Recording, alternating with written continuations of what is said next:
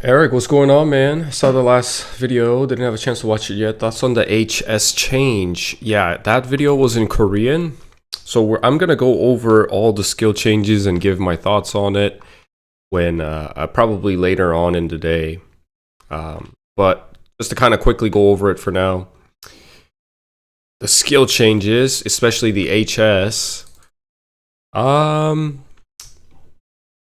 We'll have to see, my man. I think that's the best answer I can give right now. Is we'll just have to see. Clearly, Nexon wants to kind of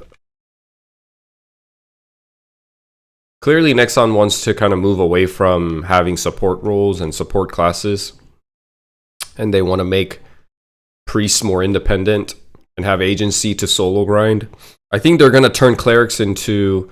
So if you look at mages in general and third job advancement, you got fire, poison, ice, lightning, and then you have the cleric. All of these magicians have a affinity, whether that's elemental or like holy and darkness. So I think they're just gonna turn clerics and priests into a different version, different like a mage, but for different set of like basically a different elemental mage. But they're going to be like holy mages or something like that with a little bit of heal in there.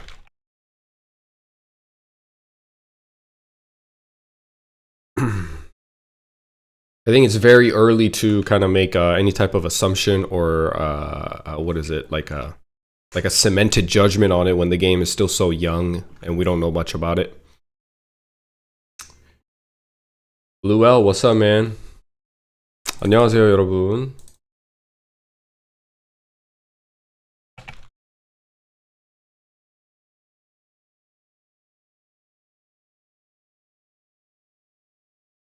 흑임자양갱님 안녕하세요.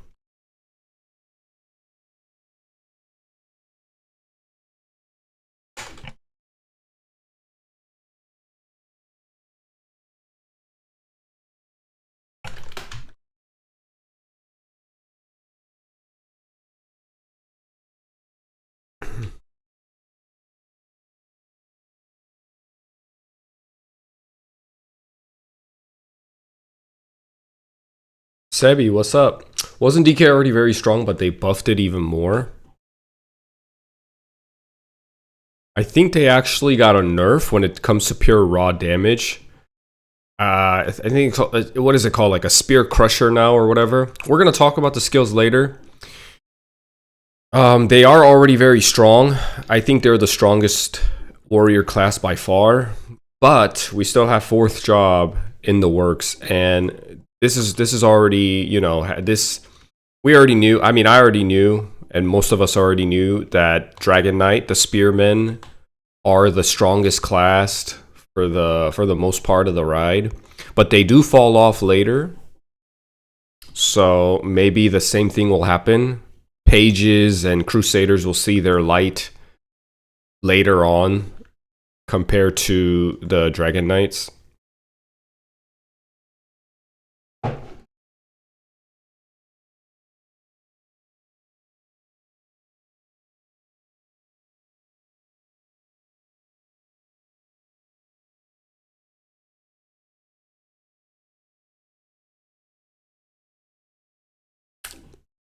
When I made the cleric purely for mess farming, thought of coolies.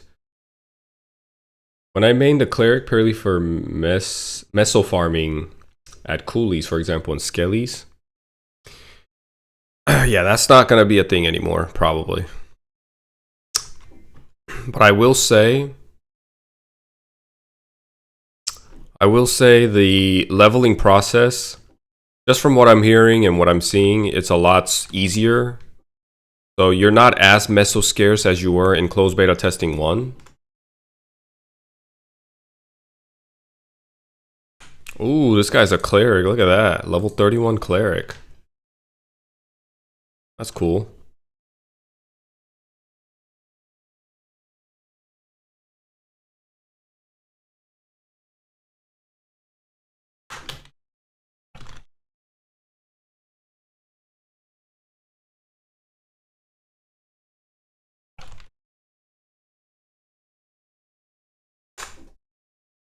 Oh, what is this guy? Level 20? He's a little ambitious, buddy. Level 20 being here.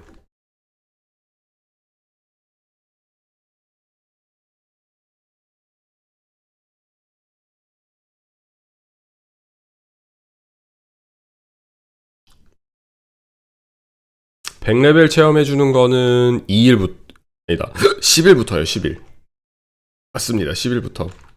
What seems to be the best class? Best class, huh? I would say best class.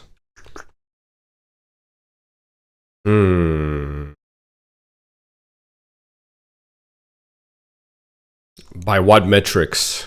By what metrics, my guy? Because there's different ways that you could. There's different metrics, and not everything is good at everything. So.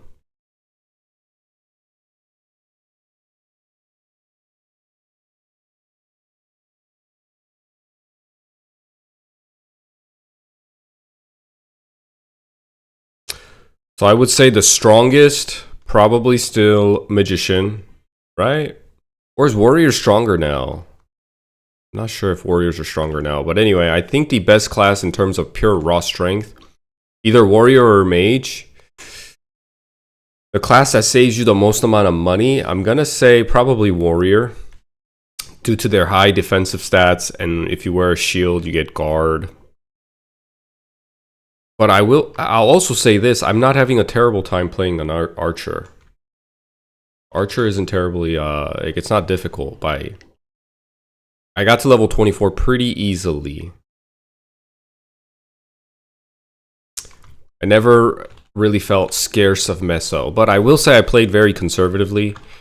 From like level 15 to 20, I was still grinding at slimes and pigs, like going to areas where I was severely over leveled. That helped a lot. I want to play DK. Oop, I fell. I want to play DK, but I don't think I can stand playing Warrior up to level 70. Feels like class is kind of unfun up to 3rd job. Well, kind of, but hold on, let me invite some people into the party. You really have to enjoy seeing big damages and swinging around big axes and big swords. You really have to like fall in love with that, or already enjoy that for that to be enjoyable. But if you're not, if you're more of a ranged person, I think the most important thing still, I know it's cliche, but the most important class you could play is to play something that's fun. Or you're just not gonna make it, man. It's one of those games, you gotta enjoy what you do. And if you can't get through the hard part of going up to level 70 as a warrior, then I just would recommend you try something else first. And maybe you could try the adventure, or you could try the warrior path later.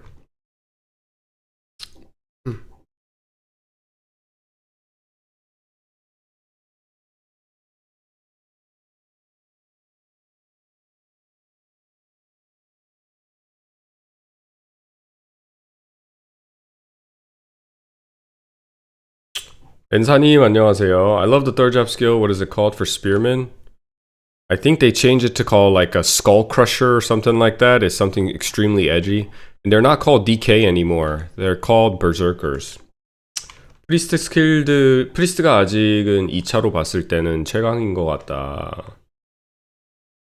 프리스트 스킬들이 다소 칼질당했다는 걸로 알고 있다. 그렇게 얘기를 하는데 뭐 홀리 심볼 바뀐 거 빼고는 뭐 그렇게 크게 바뀐 게 없기는 해요.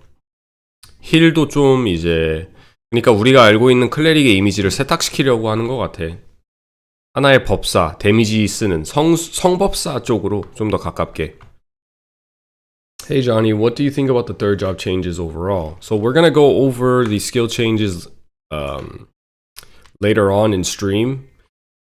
I'll give you a simple, concise answer for now, but we're gonna probably make a long video and upload it on YouTube and talk about the changes. I've already done so in Korean, but we're gonna do it in English today for my English audience and talk about the changes.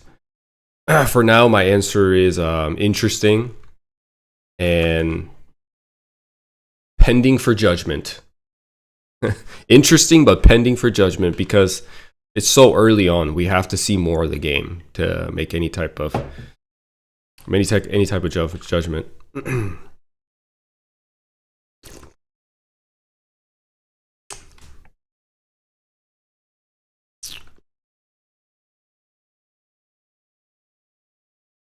I was thinking about making a bishop and a leech just to fund assassin. I don't think that's gonna happen anymore, buddy. Yeah, I don't think you're gonna be able to do that anymore.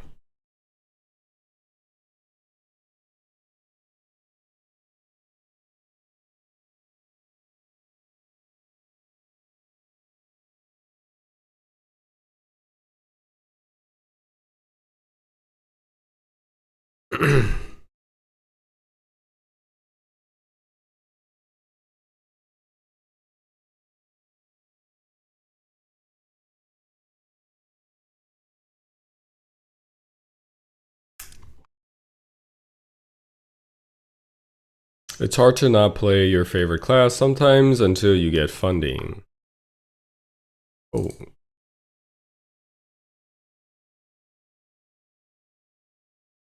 Take a magician. Here's what I'll say about also being scarce of meso, right? They say archers are the worst class. I'm not entirely sure why, where that sentiment or where that like general consensus came from. I think archers have been fine. Yeah, the bow whacking is annoying. I feel like the bow whacking, the distance at which when you bow whack has been increased, meaning like the enemy's distance can be further from you. They can be a little bit further than what I'm used to, and I'll still bow whack. Like I feel like okay, this is a good spot. I think this is just enough distance that I should be able to shoot my skill or shoot my bow, but I start bow whacking. So that's been kind of like eh. Other than that though, because I'm ranged, it hasn't been like super terrible. Oh, this guy's gonna die. Dude, what are you doing? Holy shit, dude. Oh my god.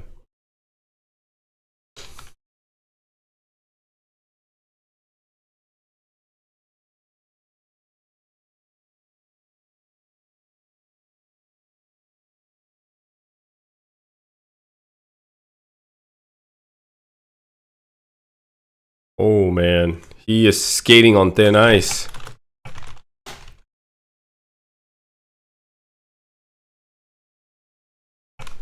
But you know, I wonder if he knows that you can just die. It doesn't really matter.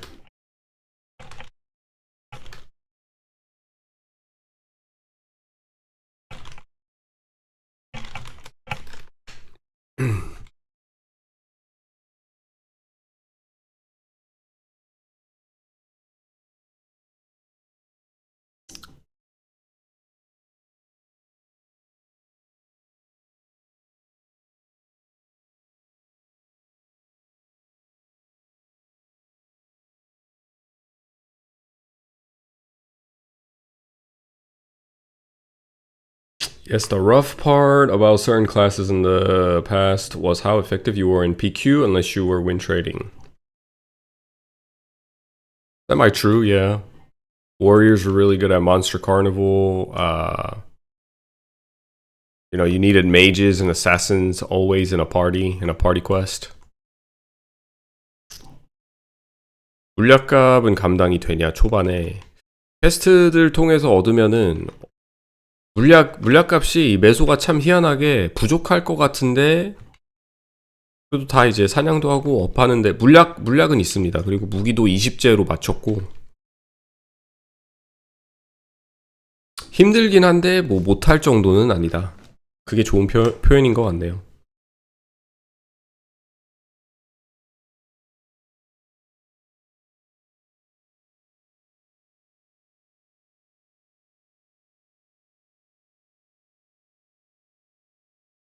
Ooh.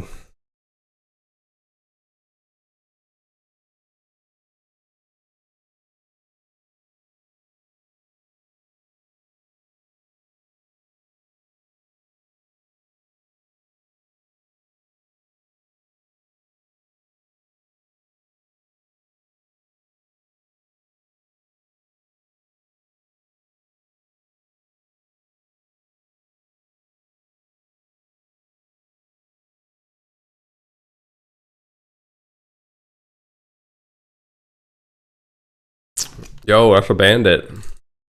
Level 34.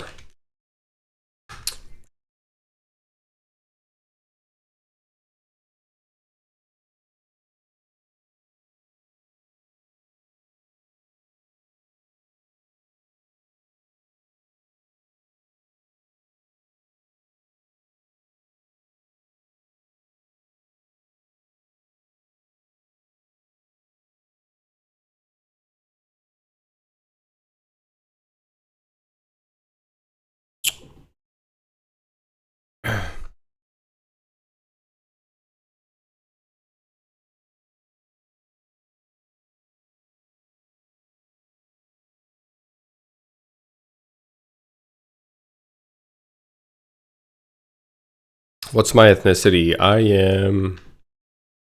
am half Korean and half English.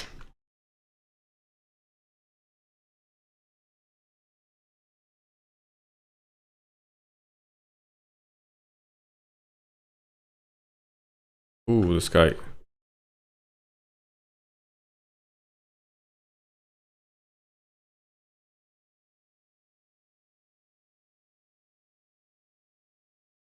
I need to be able to find a place. I guess I can stay up there. I wanted to come down to see if I can get my hands on some zombie mushrooms, but I think it's still too hard for me up there.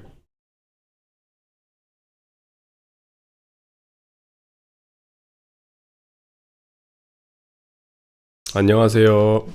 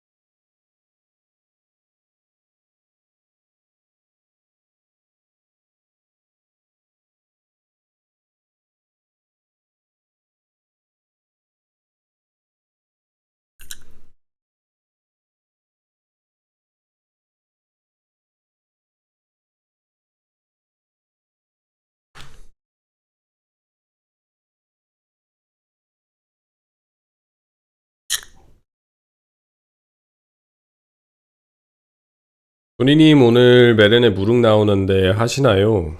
무릉 오늘 나오는 거 못하고 메이플랜드 돌아가면 한번 체험해 보도록 할게요.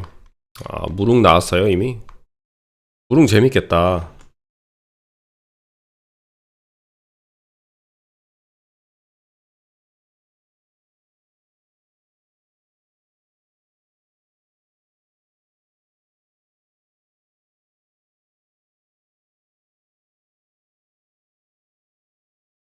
금요일에 나온다고 한다.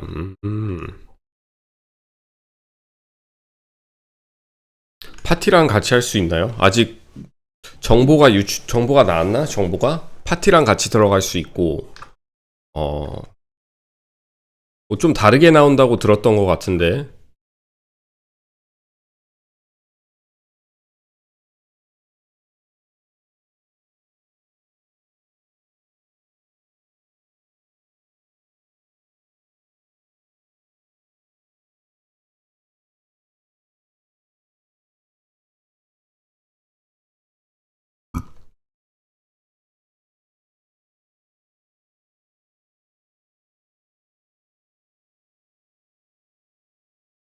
Poor guy.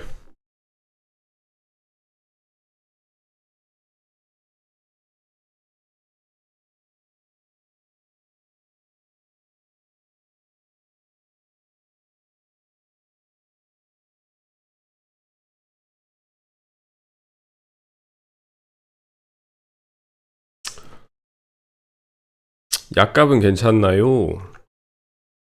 이게 부족한 것 같으면서도 부족하지가 않아요.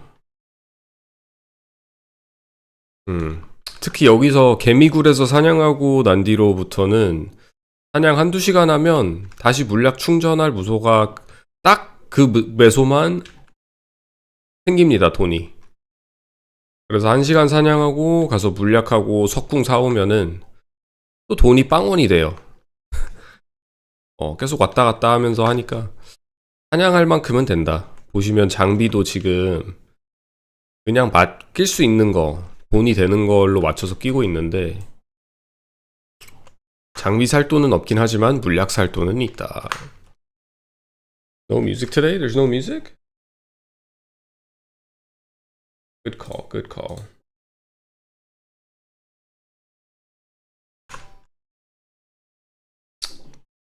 The way I have to do this is this.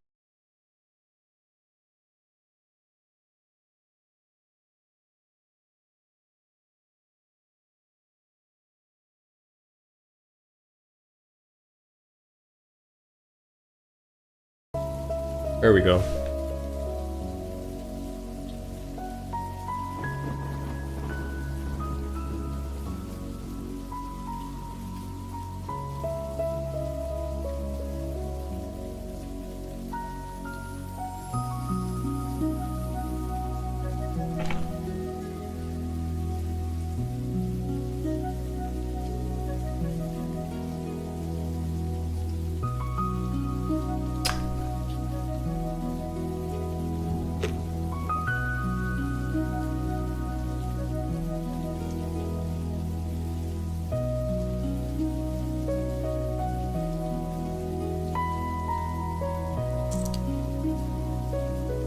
Yeah, let me turn it down just a little bit.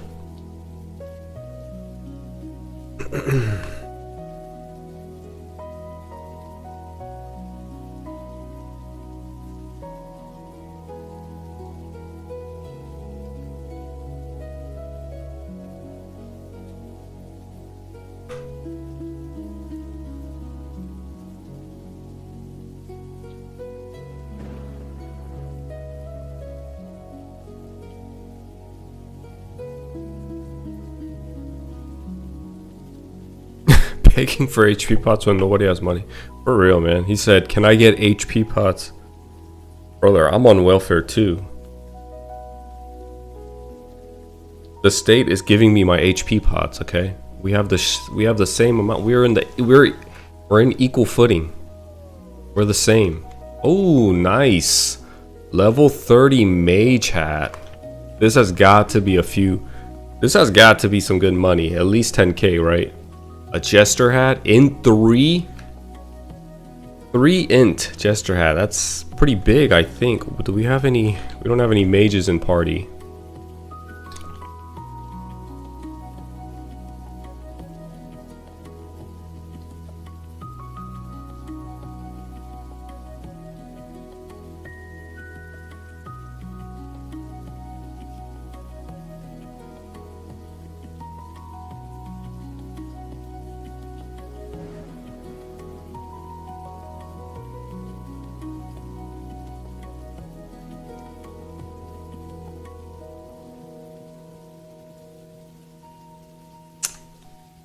Jade, what's up, man?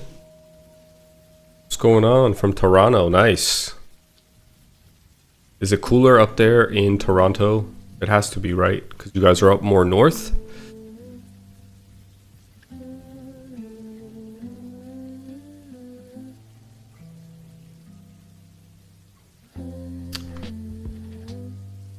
You hope Panlid gets popular again? It will.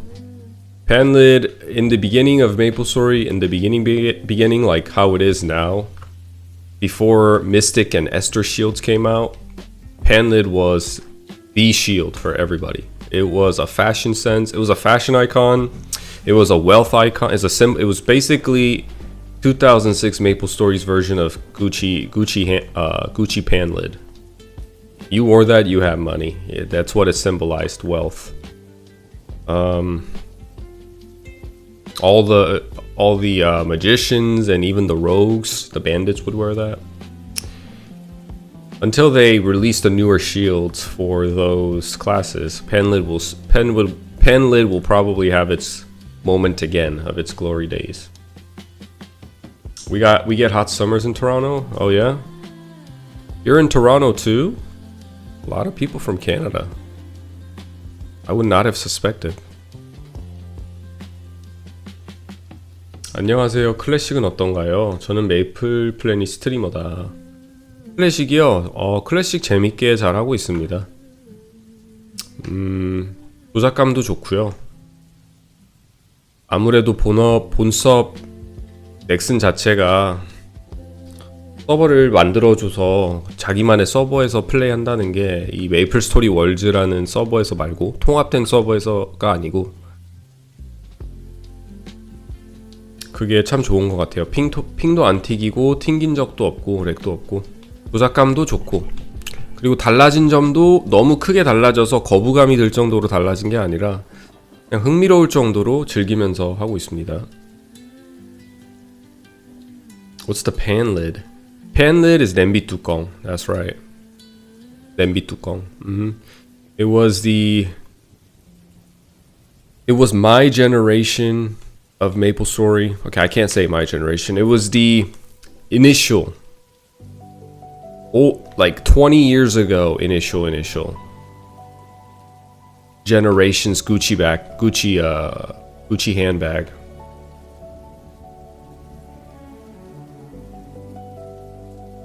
Honestly, the stats are extremely underwhelming, but it was just so cool, you know, having a Panlid as a shield. I think that's what it was. It was like that. It was the best thing you could get at the time. So even if the stats were underwhelming, there was nothing really better for you. And then it just looks super damn cool. So.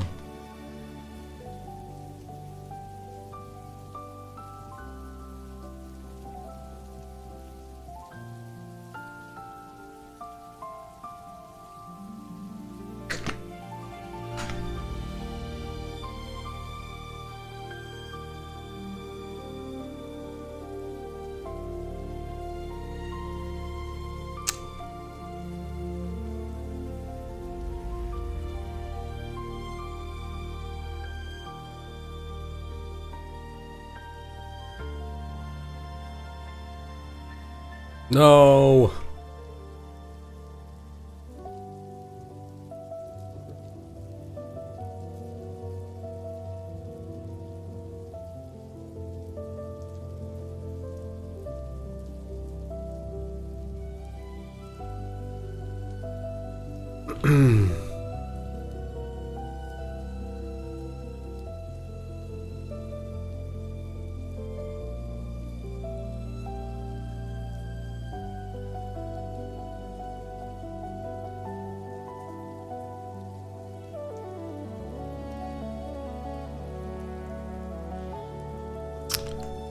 How is the Archer feeling so far? It's feeling...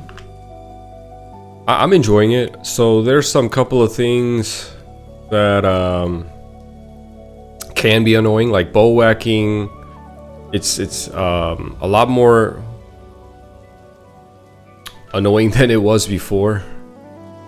So there are some, like, you know, when you trigger a bow whacking, you have to be close to the enemy, obviously, but that distance feels a lot like bigger now than compared to what I'm usually used to. So they could be like an arm's length away, and I feel like, okay, the bow should trigger, like I should shoot my bolts here, but then I end up whacking them with the crossbow. In terms of damage, I think the damage is fine too. I'm looking at the magicians, obviously, like other classes are definitely stronger. I can see that. But it's not terrible. Honestly, I think I'm getting by without thinking too much because I'm enjoying the class. So I'm not too focused on other jobs, other classes, and what damage that they're doing. I'm kind of really lost in my own world. Because there's so much stuff too in the game, new content that I've been like learning about as I'm playing. But like, for example, this magician below me, level 24, same level, she's hitting harder than me for sure. It's like a consistent 250 to 300 for her. And for me, my damage fluctuates a lot. Now the double shot got changed for those of you that obviously don't know about it yet. When I use double shot, it actually registers as 2 autos going off consecutively instead of double shot getting triggered as a one skill, like a one-time spell, 2 arrows hitting at one time. What it is now it shoots 2 arrows consecutively, and it also splits. So if there's more than one enemy in the direction that I'm using double shot, this thing splits into 2 enemies. Love and hate it. There's pros and cons to that too. But it definitely is interesting, and it's kind of been fun. Kind of manipulating it here and there.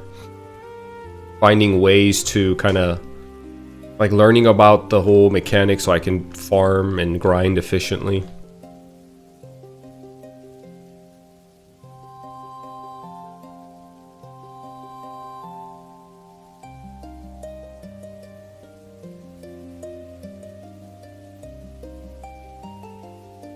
형님 생각이 많거나 외로울 때 어떻게 하시나요? 사람을 만나는 게 최고로 좋은 것 같은데, 그럴 때는 사람을 만나가지고 사람이랑 만나서 얘기도 나누고 이런저런 얘기도 나누고. 외롭거나 생각이 많으면 그걸 할 수 있고, 아니면 정말 너무 힘들다, 아는 지인이 없다면 교회 나가보시는 거 추천드립니다. 교회. Have Nexon addressed anything about HP washing? I really hope HP washing isn't a thing. I don't think HP washing is going to be a thing. You can raise your HP every time you level up, yes. But they're very aware of HP washing, and Inkwell already said that there wasn't going to be any HP washing, that was a flaw. That was not by design or none of that, so they're going to make sure that doesn't happen. I remember him saying that.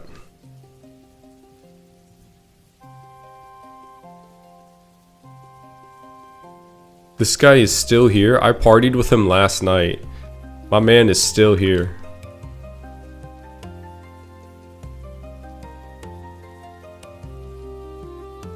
I dislike how it does less damage means less knockbacks, which archers need. Yes. That part is annoying. When it splits. So, few instances, right? When it splits, you don't knock back. You don't knock back the enemy because your damage fluctuation, your bandwidth of the damage is so high that when the arrow splits, that just means less chance of you knocking the enemy back and they walk into you and all that. Let me go up here actually.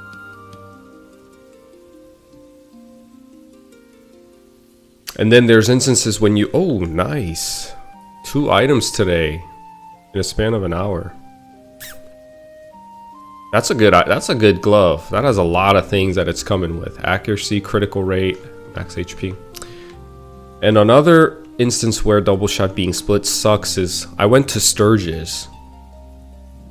one of my friends says Sturgis is a good place to grind. That's where everybody's at. So I go. I was the right level to go. A lot of people there were around my level, but I used double shot and these Sturgis just swarm me. I can't one-shot them. So basically in instances where you need to one-shot the mob and you can't, that sucks.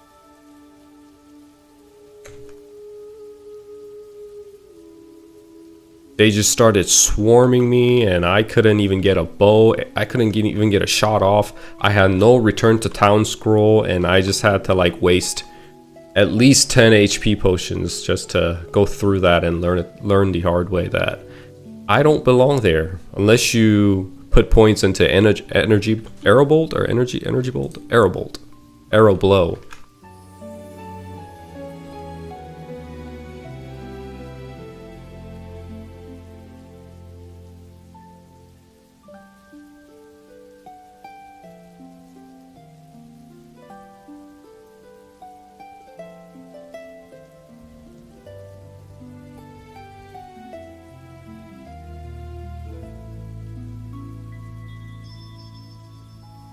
You just watched a video of a hacker in Classic World? Yeah, Arrow Blow is a single one-time hitting spell. It hits one time, one enemy, extremely hard. So it would work in instances like that where you need to just quickly one-shot and one-kill the enemy, right? I think Arrow Blow might be a better spell than Double Shot, I'll be honest. Double Shot's been fun, but I think Arrow Blow would it would be easier to farm with, because like Dexy said, when you have mobs of enemies charging at you, and sometimes, unless you go to a really like underwhelming training ground, it doesn't matter, but when you go to your level adequate training ground or even above and you're trying to be ambitious and you start trying to like mob those mobs, they don't get pushed back and they start just charging at you in groups, and you can get overwhelmed really easily. Compared to Arrow Blow, one time, one hit, one target spell, you can just kind of mow the enemies down as they come. But Arrow Blow, although it does more damage, I think, because you get 2 arrows and each arrow technically has a chance of critting. So your damage output is high, but damage kind of gets into an AoE form.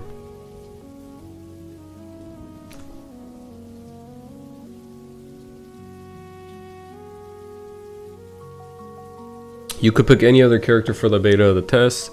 What would you go with, or would you stick with your decision? I would probably stick with my decision. That's how much fun I'm having with this class. 해외 서비 재밌어 보이는데 영어를 못해서 못하겠다.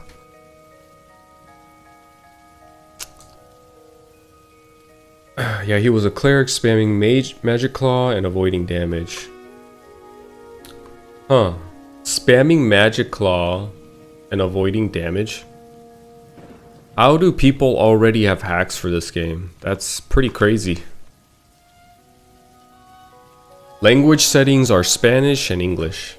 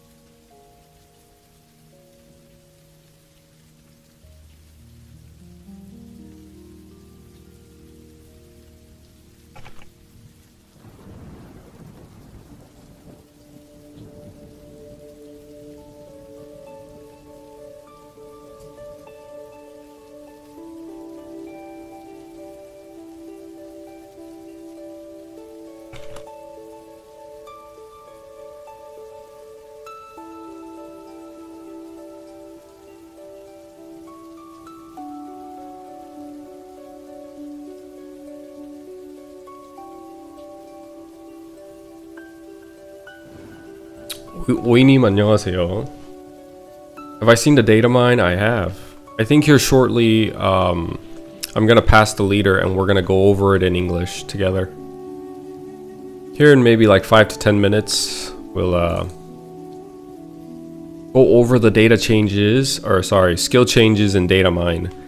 And I'm gonna give my thought, my analysis, and yeah, we'll just talk about it together. I already did it in Korean yesterday and uploaded the video, but I figured I'd do it for English as well.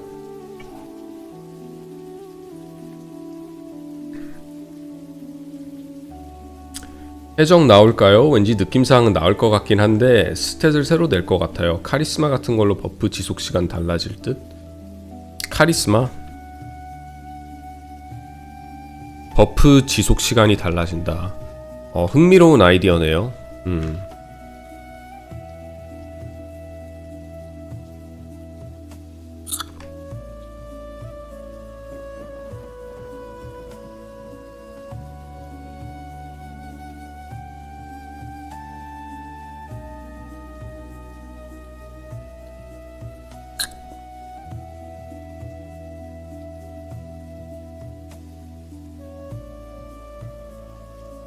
I really hope that Maple Classic find their way to South Korea and beat out Tensia. Yeah, I'm not sure if it'll release in Korea. I don't know. I think it'll release in other continents first before it goes to Korea. Maybe Europe next. I think it would go NA, Europe, then maybe Korea. If it does get released.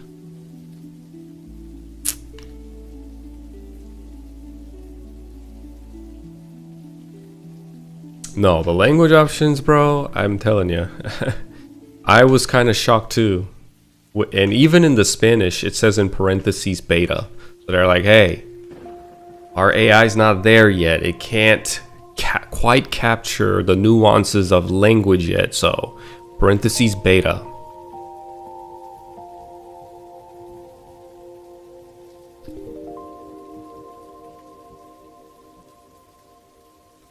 There's a little option button where you can change the language. I forgot where it's at though.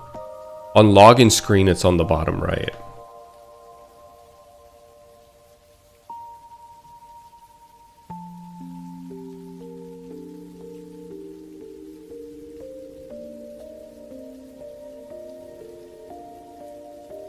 보는 맛은 전사가 제일 재밌는 것 같다. 전사가 그 큰 무기를 휘두르면서 큰 데미지 들어가는 게 재밌긴 하죠.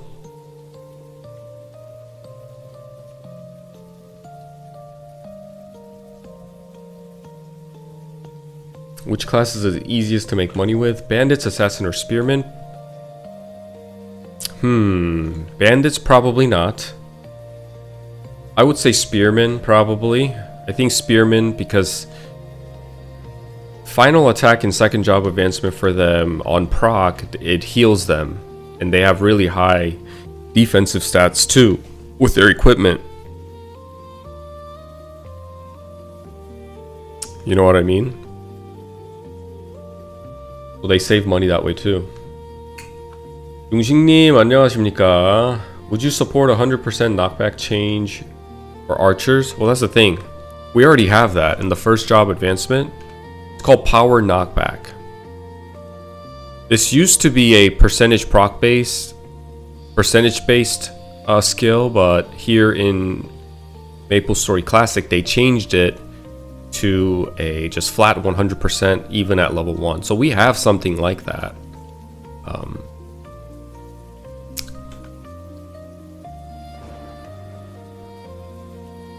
Ooh, I am out of MP.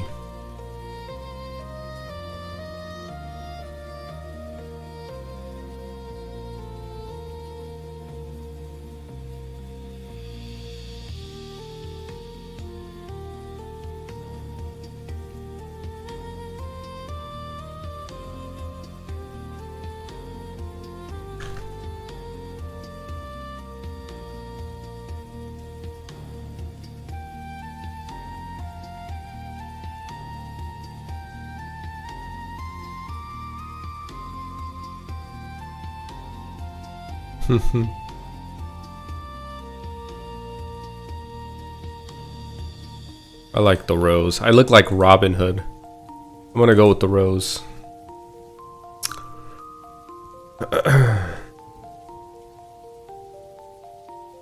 Okay, I'm gonna go past the leader and we can go over the skills.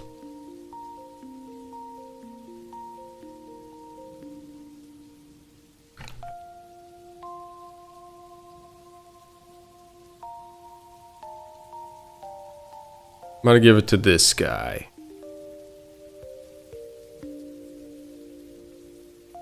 I've partied with him since last night. My man is grinding. Level 29. He's about to hit 30.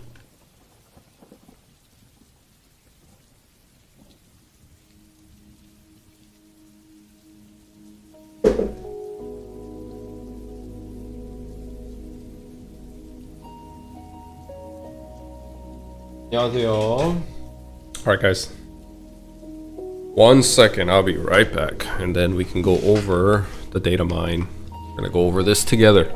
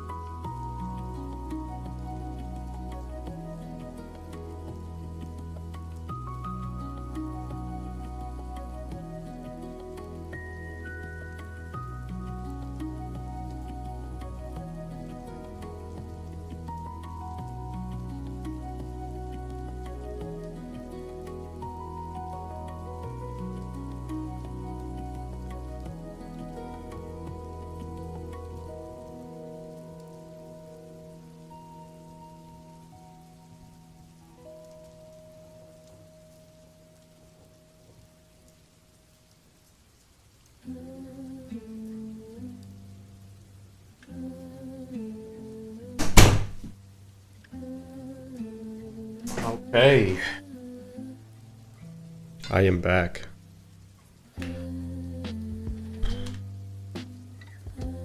Let's see here. We're gonna go over...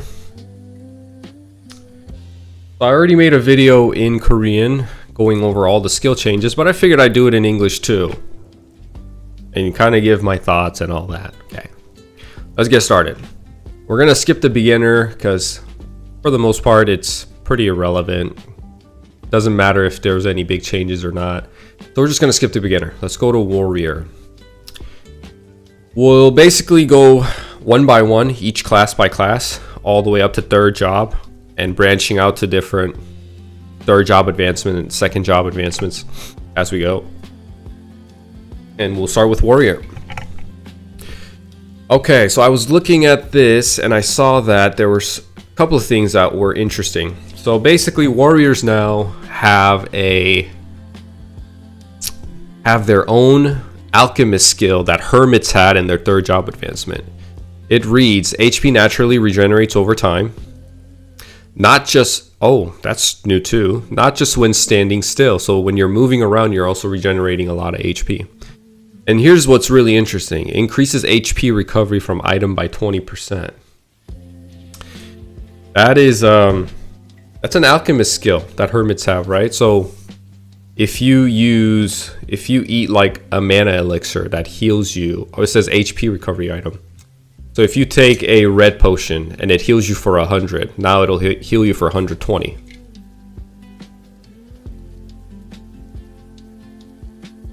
I think it's a pretty smart way that Nexon went on about kind of recovering or trying to fix up the hardships in the earlier levels. From the first closed beta testing, a lot of people said the grind was too hard in the early phase, that meso was so scarce they didn't have enough meso to even buy consumables. And it looks like they tried to make that up by adding in something like this. Pretty cool. Max HP increase. This is a change as well. So basically what it was before is you would have to put all your skill points into max HP increase. At level 10 through 20, warriors were notoriously weak, and it took them a while for them to actually pick up in the first job advancement, and it made it so hard because they had to dedicate and prioritize this skill over anything else in the first job advancement. That's how it was before, because it would give you more HP each time you leveled. Instead of a flat HP of max HP of 25%, every time you leveled, you gain more HP. So people were like, okay, well, I need to put points into this as soon as possible, because every time I'm leveling that I don't have the skill, I'm losing max HP. So that's how it was, but they changed it now where you can raise it later. You can put it lower in the priority list and go straight to like putting points into Power Strike and Slash Blast. Because how it was, like I said, you have to max this first, and by the time you put a point in Power Blast or Power Strike and Slash Blast, you're like level 15, 16, and for it to actually be somewhat decent and powerful, you're looking at late teens. And all the way up till there, you're basically just swinging your fat mace around and your dull sword and killing snails the entire time. So now you don't have to do that. It's a good improvement. Precise strikes. It gives you accuracy and critical rate. Accuracy, one of the most important stats for warriors. Now you can get it early. It used to be that you get it through mastery only in your second job advancement, and that is no longer the case. The accuracy that you would get from the mastery in the second job advancement has moved down to the first job advancement, and now is called precision strike. And precision strike also gives you some crit rate. Pretty cool. 5%, that's decent. That's half of a 10%, yes.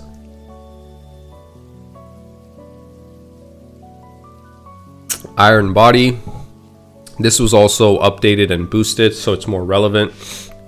It says temporarily increases your weapon defense, and it increases your weapon defense not by a flat rate, but as a percentile, which is really cool because this skill therefore means will scale really well as you level up and progress in the game. If at level 10 you had 100 weapon defense, so you get only 25 weapon defense from this.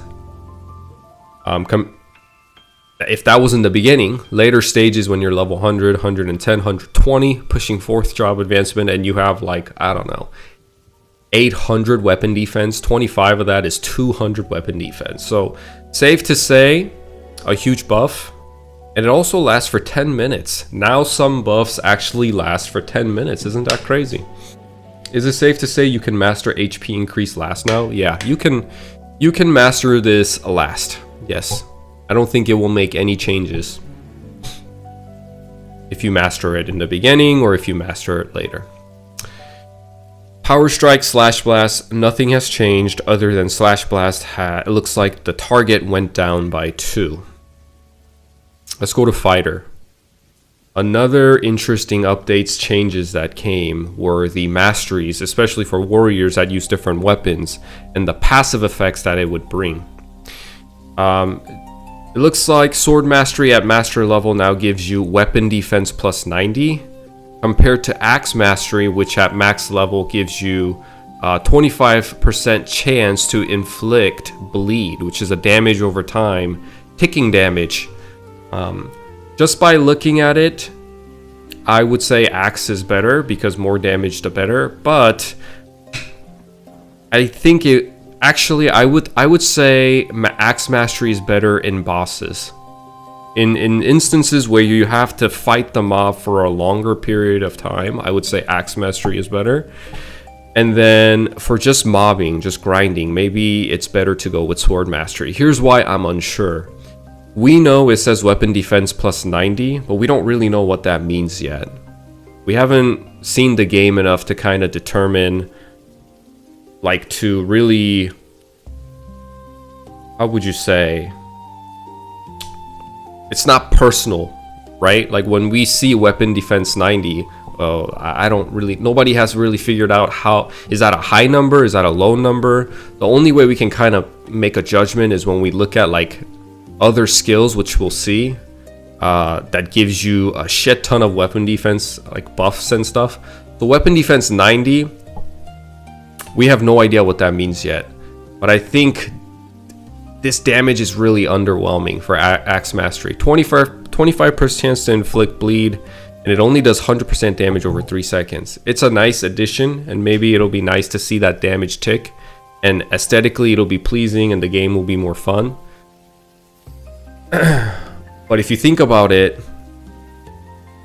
I'm going to use old school MapleStory that we know and Maple Land as a reference. If you think about it, most of the time when you grind in MapleStory, especially as a warrior in the later stages, you don't hit the monster more than 3-4 times. You're kind of pushing it, like you're gonna be using so much HP pot to kill a monster that the benefit to loss ratio just extremely way heavy in the, like, you're losing too much. It's in the loss side, you know what I mean? So most of the time the meta is, in Maple Land, you have to kill the enemies within 2 hits, especially for warriors. Because 2 hits is where the benchmark is. After you start hitting the monster for 3 to 4 times, usually it's 3 to 4 for, like, universally for all mobs, they get the chance to trigger their magic attack, which hits you for a truckload more than physical damage. So there's this thing where it's efficient and it's kind of recommended. It's like a community standard that warriors must kill within 2 to 3 hits. So think about it. You're killing the enemy in 2-3 hits anyway. Would this underwhelming damage over time, extra damage, really make a difference? I would say no. Unless you're doing, like, obviously, like I said, elongated battles, bossing and stuff. Maybe that's where this will shine a lot more. So here's Final Attack. Final Attack at max level is a 50% success rate. I think this is an increase because in OSMS this used to be 45 or 40, if I remember. 50%, pretty cool. Now the damage splits though. It does an AoE damage up to 3 enemies. And you'll see that this is for the fighters. Pages and spearmen all have different types of final attack and the effects that it has. And we'll get to that here in a second. But it's just interesting, and a quick analysis and quick side note. They're trying to give each warrior class their own flavor, their own style. And one of the ways they're doing it is by changing up final attack. So sword and axe, the same thing, 140% damage up to 3 enemies, 50% success rate. Yo, what's up, man? Sword booster, same thing, speed stage by 2 for 300 seconds. I think that's how it was back in the day too, so not much has changed there. Now let's look at Rage. Rage temporarily increases the attack power of everyone in the party, but also decreases weapon defense. Rage now gives you plus 40 attack power. At first glance, we can be like, whoa, what the hell? That's a lot of damage. Because normally in OSMS, I believe it used to give you plus 8 or plus 12. Anyway, around that number. It was not up there in the 40s, 30s, 20s. And just at first glance, it can seem a lot, but we don't really know what attack power means yet. So we'll have to keep an eye on this. For 300 seconds, 5 minutes. Now here's the big one, right? For warriors. Now at second job advancement, warriors can rush. It says, rushes forward a certain distance in the direction you are facing. If there are monsters within the rush range, you can deal damage to up to 4 of them and knock them back a certain distance. While rushing, you will not be knocked back even if attacked by monsters. That's pretty cool, right? So a lot of people have a lot of things to say about rush. I will show you why this isn't that big of a deal. First of all, the range is extremely small. This range is smaller than flash jump and other mobility skills that got added into the game. It's just like a slight momentum forward. I've seen other YouTubers use it, and it just doesn't. You can't jump and use it. Which for flash jump, most of the momentum actually comes from you being able to jump and use flash jump. So you have that aerial momentum, and there's less like drag. Because once you hit the ground, any type of platform, you experience that great drag that slows you down immediately. It's like a nice smooth slide. But because you're in the air for longer, you can't jump while you're using this. So it's like a push forward and you're immediately like halted.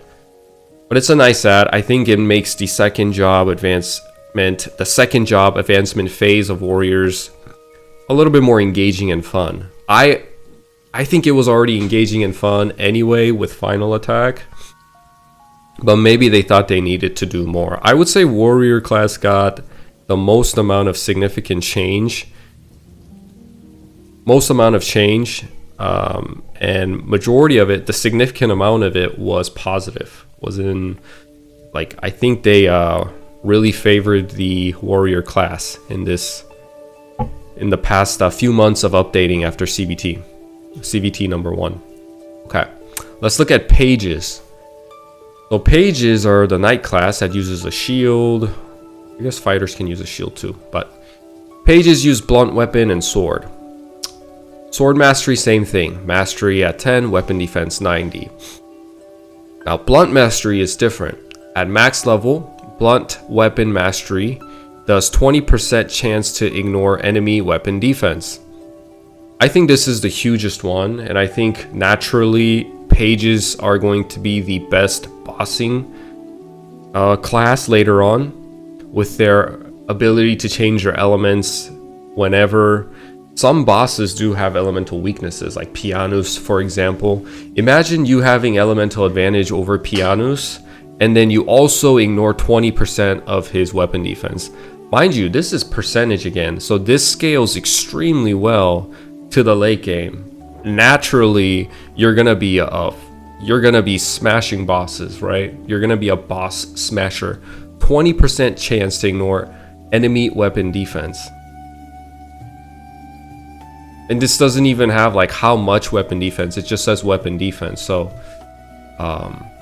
and usually when it doesn't apply to bosses, it'll say it doesn't apply to bosses, but it doesn't have that. So I'm just naturally assuming this is going to apply to all sorts of bosses. It'll be huge. Final attack, sword.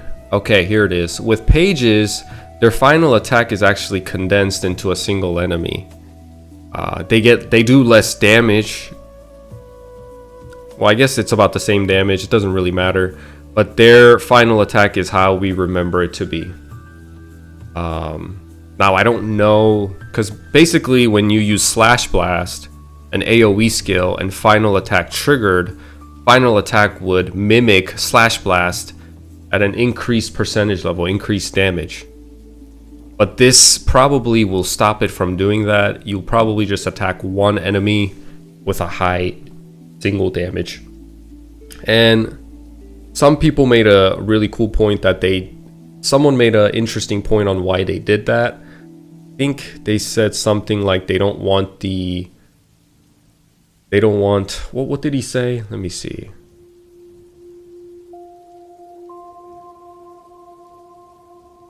He says something like they don't want the 20% chance to ignore enemy weapon defense to apply to multiple enemies or something like that. And I was like, actually that's a pretty good point, and it could be that. They don't want it to be too OP. So they just made final attack into a single enemy hitter. Okay, let's move on. Sword booster, blunt booster, same. Threaten, they need to do something with threaten. And I said this yesterday in Korean too. Nobody's going to use this. This is just a point dumper. Leftover points. There we go. Put it in threaten. Enemy speed by -35 and weapon defense by 10. It's not even 10%. It's just 10. You know who has 10 weapon defense? The red snail probably has like 10 weapon defense. So this one is just extremely underwhelming. And for 30 seconds, like I can't imagine a single instance where you would actually use this. Most bosses are stationary, so enemy speed, even if this applied to bosses, you're gonna take 10 weapon defense away from a boss and take away a speed, maybe at Papulatus, because he flies around. If it's able to slow him down, sure. There's your one case of usage, but other than that, extremely underwhelming. In Mapleland, they made it into a percentage base, and it applies to bosses. So what it does in Mapleland is it increases everybody in the raid, whoever is hitting the boss. It's a debuff on the boss, so everybody hitting the boss does more damage. That's how Threaten works in Mapleland, by a percentage. I think it's like it increases the damage intake of a boss by 7%, something like that. So when you use it on a boss, everybody hitting the boss does 7% more damage. They need to make it into something like that, because this is terrible.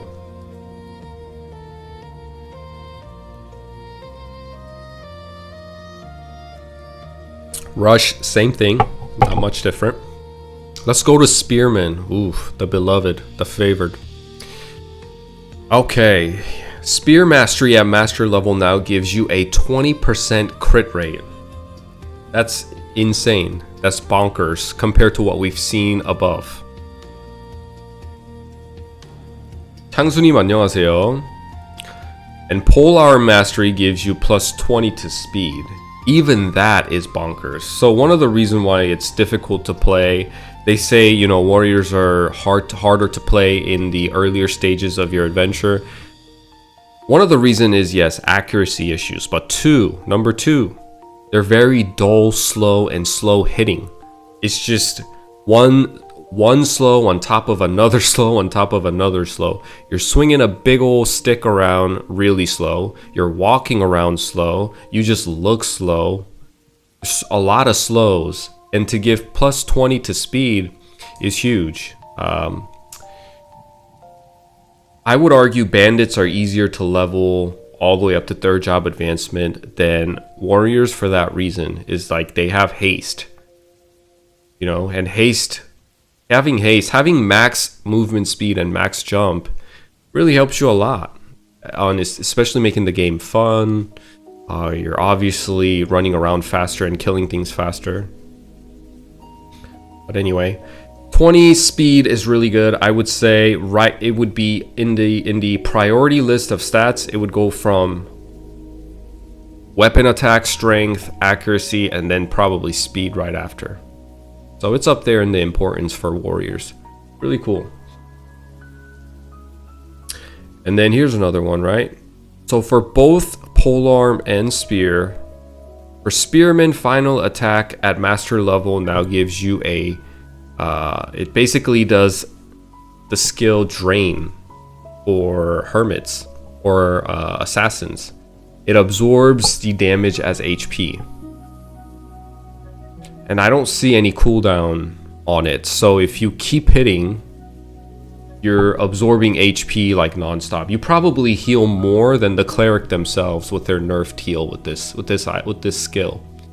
You hit like a truck, you know, like let's say you're level 40 and you crit for it and you're hitting like 1300. You just healed yourself 130 HP in a single hit.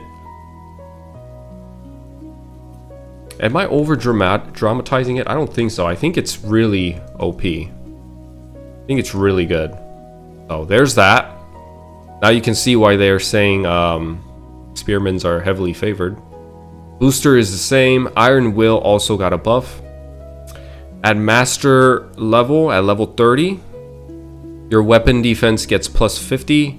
35 chance to ignore knockbacks. So essentially a stance effect for 5 minutes.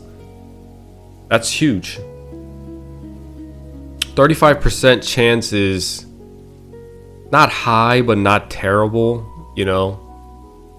You'll definitely feel it while you're playing it. 35% chance, you're gonna notice when it's like kicking off, you know, and it's working for you. And there's gonna be times when it really saves your butt, when you're on an edge of a platform and you're about to fall off, but it triggers and now you're saved, you know. I can see instances of that and like getting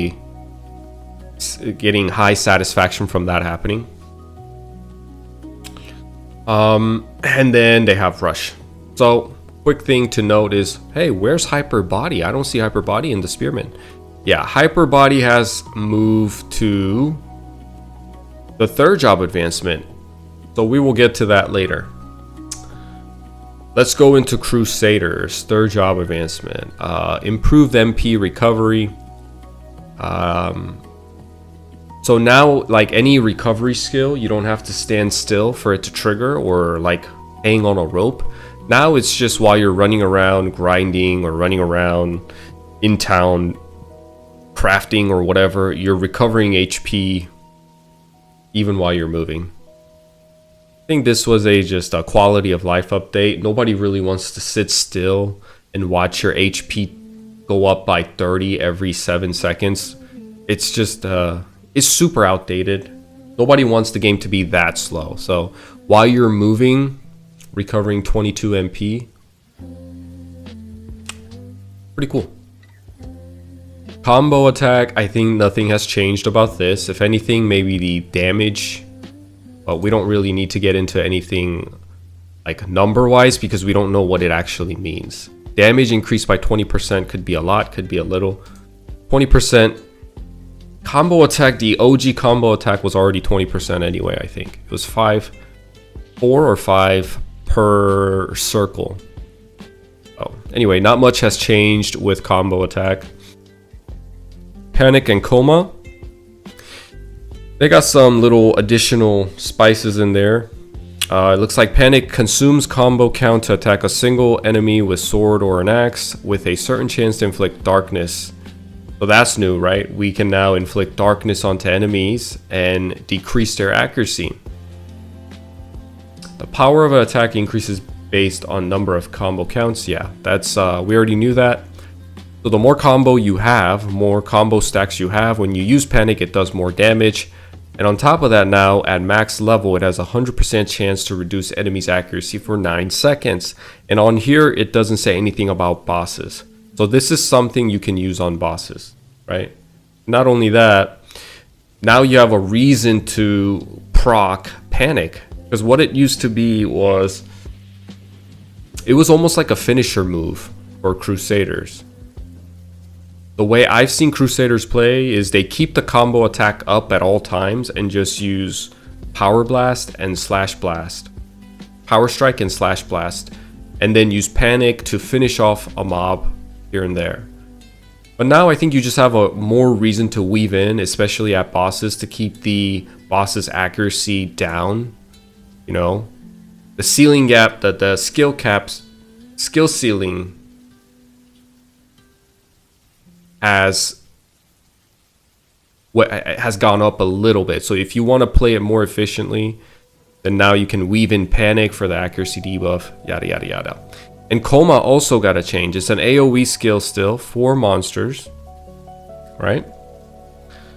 It has some range to it, and then it also inflicts a bleed at max level, dealing 100% total damage over 3 seconds. So you could technically, right, if I'm being hyper efficient, I would stack all my combo attack.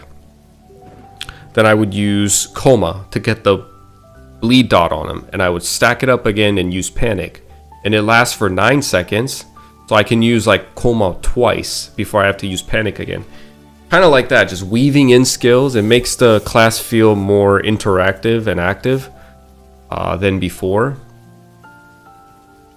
Pretty cool. Shout, not much has changed. I don't know too much about shout. It's an underwhelming AoE skill. I don't know if it had evasion for -4 to evasion though, but it does generate combos now. So if you use shout, when it hits an enemy, it grants 2 combos instead of 1. But most likely you will not use shout unless they fix because when you use shout, you're kind of animation locked for longer than you'd normally like to be. So most people don't use shout. I guess their idea was, well, we don't want people to just sit there and spam shout and not use these cool skills that we developed for the Crusader. So let's lock people. It's kind of like Dragon Roar 2 for the Dragon Knights. When you use Dragon Roar, you're animation locked for at least 2 seconds. Right? And it's just not ideal to use that as a mobbing skill. And maybe they had the same idea with shout. So my thing is, will we sit there and get animation locked to generate 2 combos?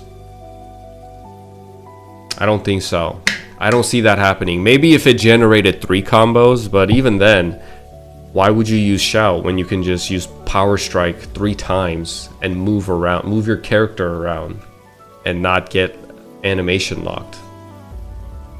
Yeah, maybe they'll have to do something more to shout, or maybe it's different. Maybe this version of shout will be different and you're not animation locked and whatever. Let's go to armor crash. At max level now, it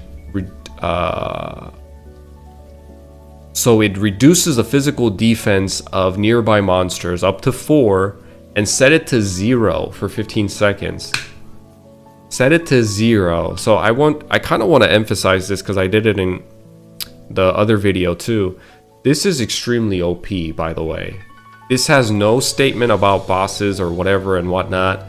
Even if you're not bossing, let me show you guys something. So right now in Maple Land, Time Temple has come out, and the monsters there, the monsters at the end of the map, right before Pink Bean, I believe they have like 1,000 something weapon defense. So right here, that's the weapon defense, and they have 1,060, right? And this is just kind of for reference. Obviously, we don't know what Classic is going to be. I would imagine the weapon defense for monsters are going to be higher because a lot of things seems to be elevated in this server. But to set the weapon defense to 0 for 15 seconds, you almost have to weave this in. Although there is a cooldown. Man, do they intend on you using this in bossing? Is that what it is? Maybe that's what it is. They want you to use this in bosses. Having a cooldown anyway, for 30 seconds, you can set the monster's weapon defense to 0. Right, that's a lot.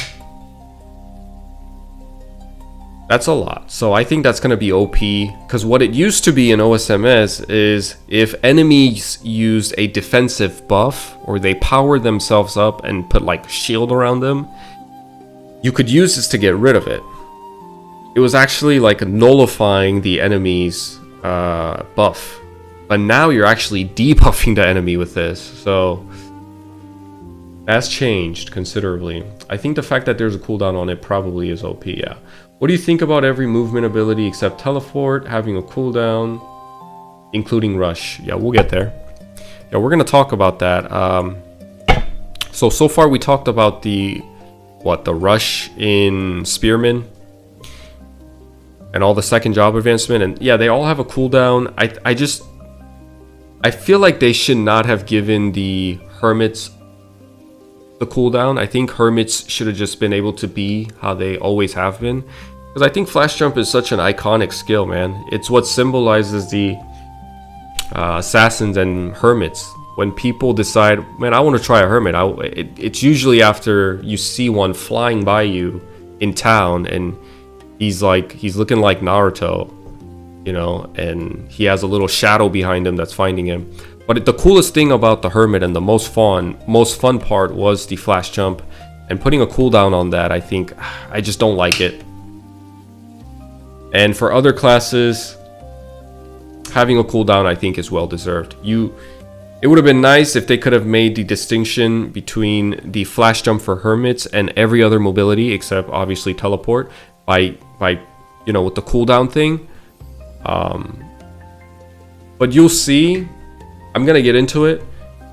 Flash jump, you can use flash jump after you jump, and it specifically notes that in the skill description. But any other mobility skill like wind leap and reverse leap and rush, it does not mention anything about double jumping. So although rush's distance here is extremely short, but when you look at flash jump and evasive leap and reverse leap, and we'll get to all that, the distance, actually the range or distance is the same, and they all have a cooldown. But the difference is evasive leap and the difference between evasive leap, wind leap, and flash jump is that the ones that the archers have, it doesn't specify that you can jump, and I think that's huge. And you know, there had to be some sort of a distinction, and I will take what I can get. It would have been nice if they did not give. It would have been nicer. It would have been better if they didn't impose or put in the cooldown for hermits. That's my opinion. I think hermits should have been able to flash jump everywhere like they always have been. But we didn't get that. But we did get slight bit of distinction. Hermits are the only ones that can use their mobility skill while they jump. Other classes, they cannot. It doesn't specify, at least in the skill description. And that aerial momentum is huge in the in-game physics. If you can double jump and you're in the air for longer, you travel more distance. As soon as you touch the platform, as soon as you like put your foot on the ground, you start feeling that drag immediately, and it slows you down. And it happens with Dawn Warriors too. They have a soul rush. You can't use it when you jump, but you can use it while you're stationary, or like when you're just on the ground. When you're planted on the ground, you can use it. You can't use it midair. And it goes about the same. It looks like if I could jump and use it, it would go the same amount as flash jump. But because I don't jump, because you can't use it while you jump, it gives you a shove forward, but you're immediately met by that gravity, and it slows you down drastically. So I think that's going to be the distinction, and that's what's going to give, at least, you know, have hermits their identity in that form. They're going to have, I guess, their own spotlight, their uniqueness. Okay, so let's go to Power Guard. Power Guard has seen a little bit of a change. It does not in here say you reduce the incoming damage, because Power Guard used to not only reflect and return damage, but it would reduce the damage that you would take from the mobs. And in here it only says you return damage, but nothing about intake, like taking reduced damage as well. So that's the change. Let's go to Dragon Knight. So Dragon Knights, instead of getting an MP recovery, they get something way nicer. They get elemental resistance by 35%. You're going to tell me this partial resistance, this skill, compared to MP recovery skill, that MP recovery skill is remotely close in terms of its like effectiveness. You recover 22 additional MP every 10 seconds, really? Like, compared to 35 increased resistance, fire, ice, and lightning element, I will take this any day. I will take this over, you know, MP recovery. I think that's just silly. They should have gave Crusaders this too. That's just, yeah, this is really OP. And then we have Piercing Crusher. This looks like a different name for Spear Buster. They called it a Spear Buster in OSMS. It's essentially the same, except you have reduced damage now. So this is the nerf. Somebody said, oh, the Spearmans are really strong, third job. You know, they seem way too OP. Yes, they are overall, like, they're very good, but they're not going to be as strong as you remember them to be. 120% is kind of low, although you're attacking 3 times. So what you're going to see is the Crusaders and Knights doing single target damage that is extremely strong, like really high damages, especially when they crit. They're hitting 4, 5, 6,000, and what you're doing is hitting enemy, like mobbing enemies. Essentially, you have the ability to hit 3 enemies. You're really like, imagine a warrior who has like a spear, and it's like a 3-headed spear, it's like a trident, and you're like a blender. You're poking, you're grinding them down, right? Because 120% 3 times, you're gonna see damages like 1,500, 1,800, 2,000, compared to your counterpart brothers in arms who's doing like 6, 7k on crit. They're gonna feel like a cannon. You're gonna feel like a little ninja grinder. And then they have Dragon Fury. You can attack up to 4 enemies. This is the Slasher or Thresher. They changed the name on some of these skills, and I'm not sure why, but a skill like this did exist in OSMS already. It has a longer x-axis of reach. It has longer reach. You can now attack up to 4 enemies.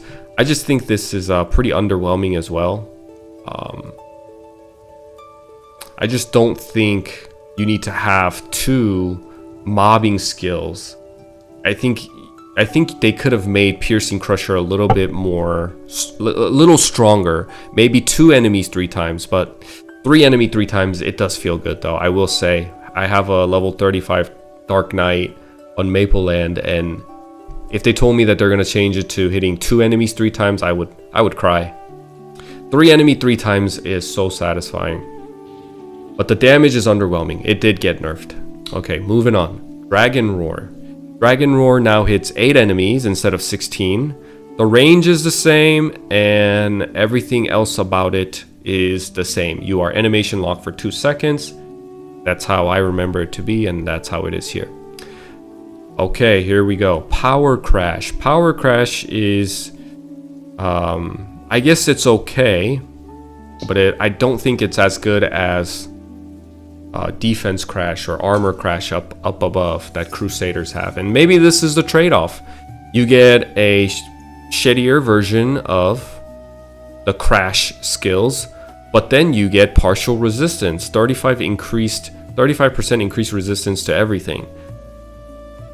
And Power Crash at max level is interesting. You decrease the attack power of 4 monsters for 25% for 15 seconds. I'm assuming you can apply this to bosses, just like you can apply power, you can apply Defense Crash into bosses. I'm assuming both of those things I think can be applied to bosses, because it doesn't specify that it can't be.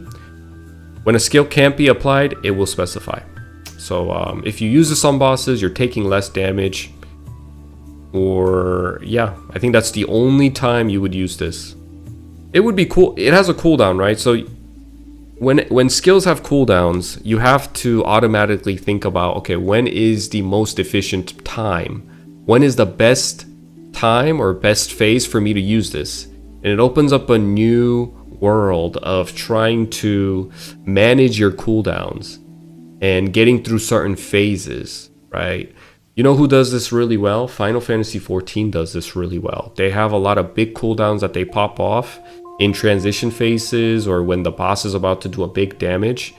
And micromanaging these CDs could be another element of gameplay that MapleStory originally did not have, but they could incorporate. Hey Johnny, I would not look only the pure damage and skill formula because the damage formula changed here. Exactly.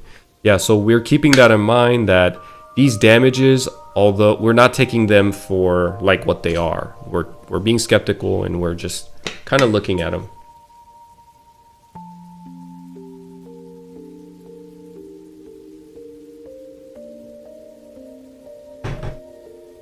Let me make this bigger for you guys.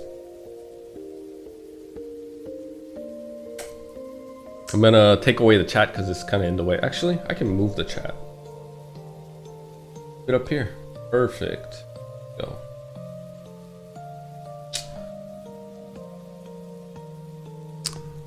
Dragon Blood. Dragon Blood now gives you 60 attack power. More attack power, but again, we don't know what this actually means. Essentially doing the same thing. It ticks your damage, but it makes you stronger. Hyper Body. For 300 seconds, now Hyper Body's in 3rd job advancement. Now you can get it in 3rd job. And I think it makes sense. Let me see what you guys are saying. How much did the 3rd job get nerfed for DK? Not much. I mean, they used to be the strongest class, and I think they still will be really strong, but they're going to be a lot better in instances where there are high concentration of mobs. Single target damage skills, I think Crusaders are gonna have it. They're gonna have the most single target damage, highest damage in that. White Knights are going to be the most flexible, diverse, and they can adapt to any situation because they have that elemental affinity that they can turn on and off, and they just do more damage now. And Dragon Knights are going to be kind of like I said, I made the reference, they're going to be like the Ninja Blade. They're going to be like the grinders, right? They're going to be really good when the boss, or like when you're in a training ground where a lot of monsters are grouped together and stacked. And if you have a Dragon Knight there, because they're hitting 3 enemies, 3 lines, you're grinding them down. So that's kind of like how I picture it in my head.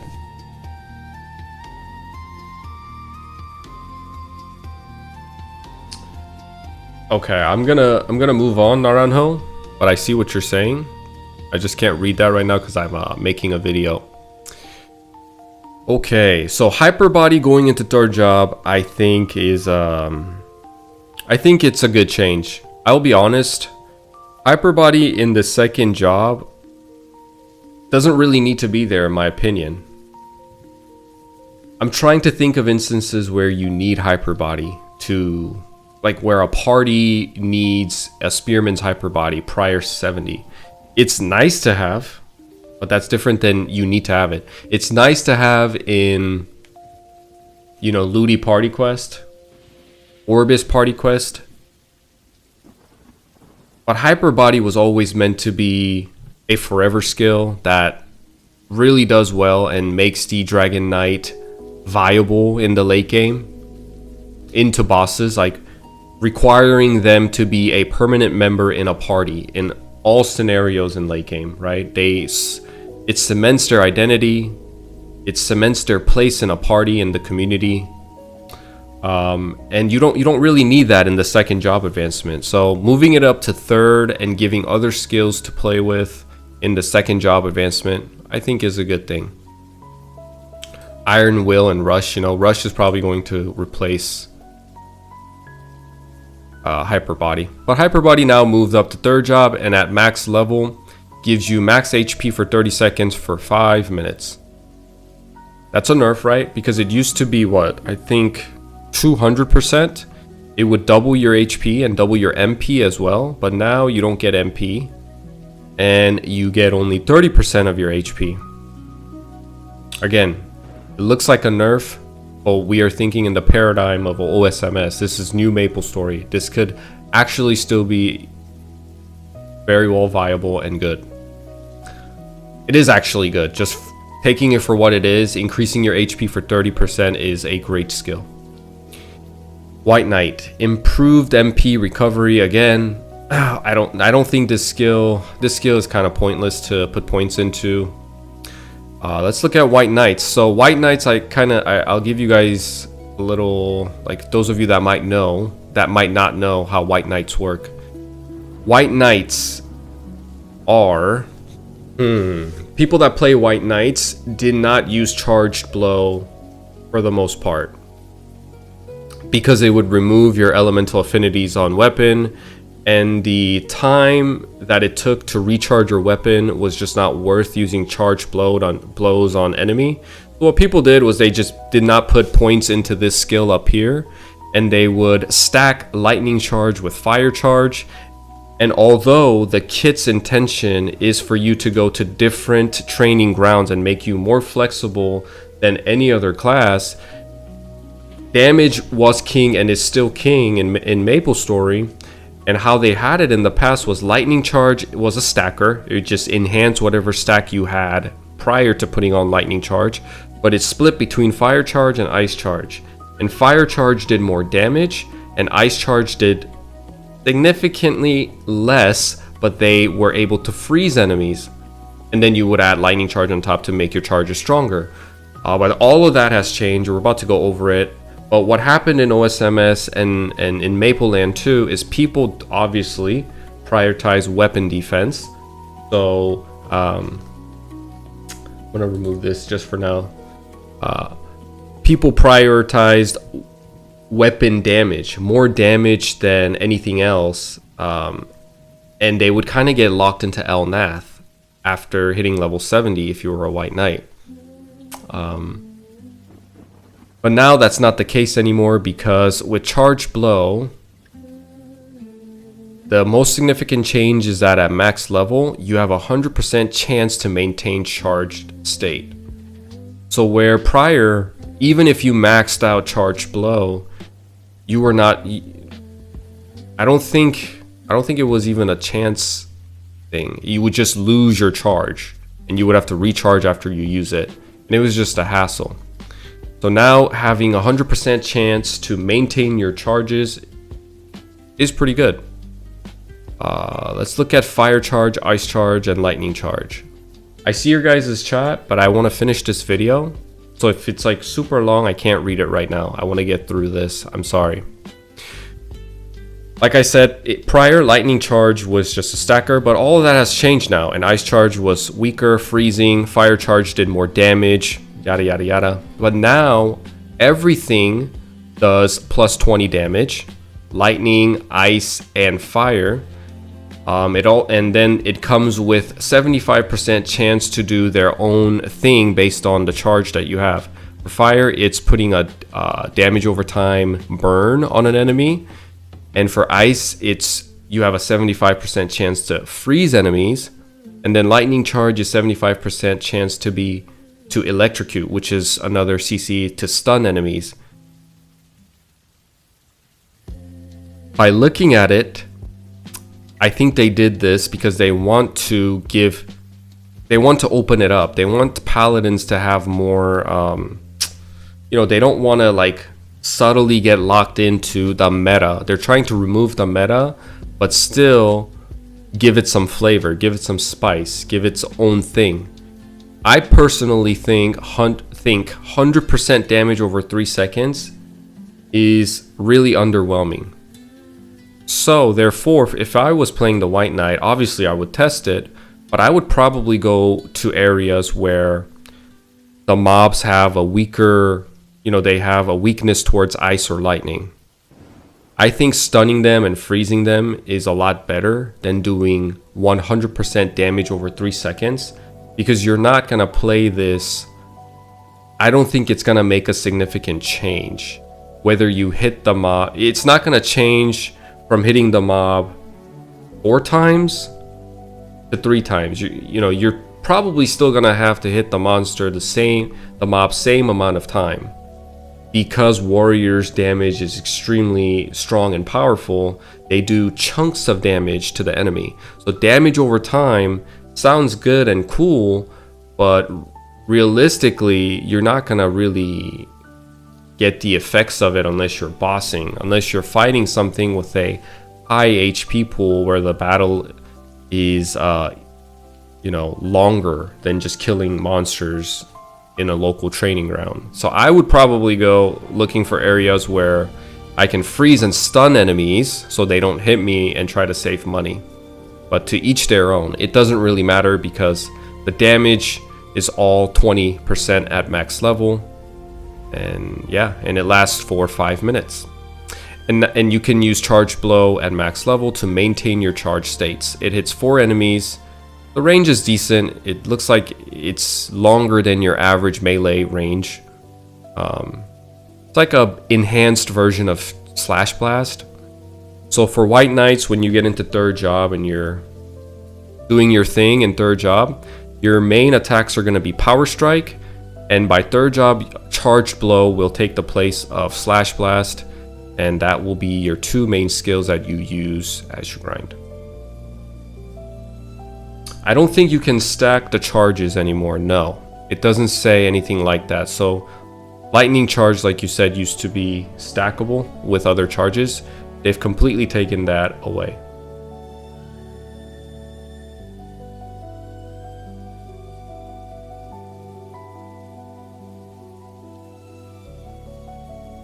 One of my chats says he's curious if burn and bleed will go into enemies and bosses that use what is it called?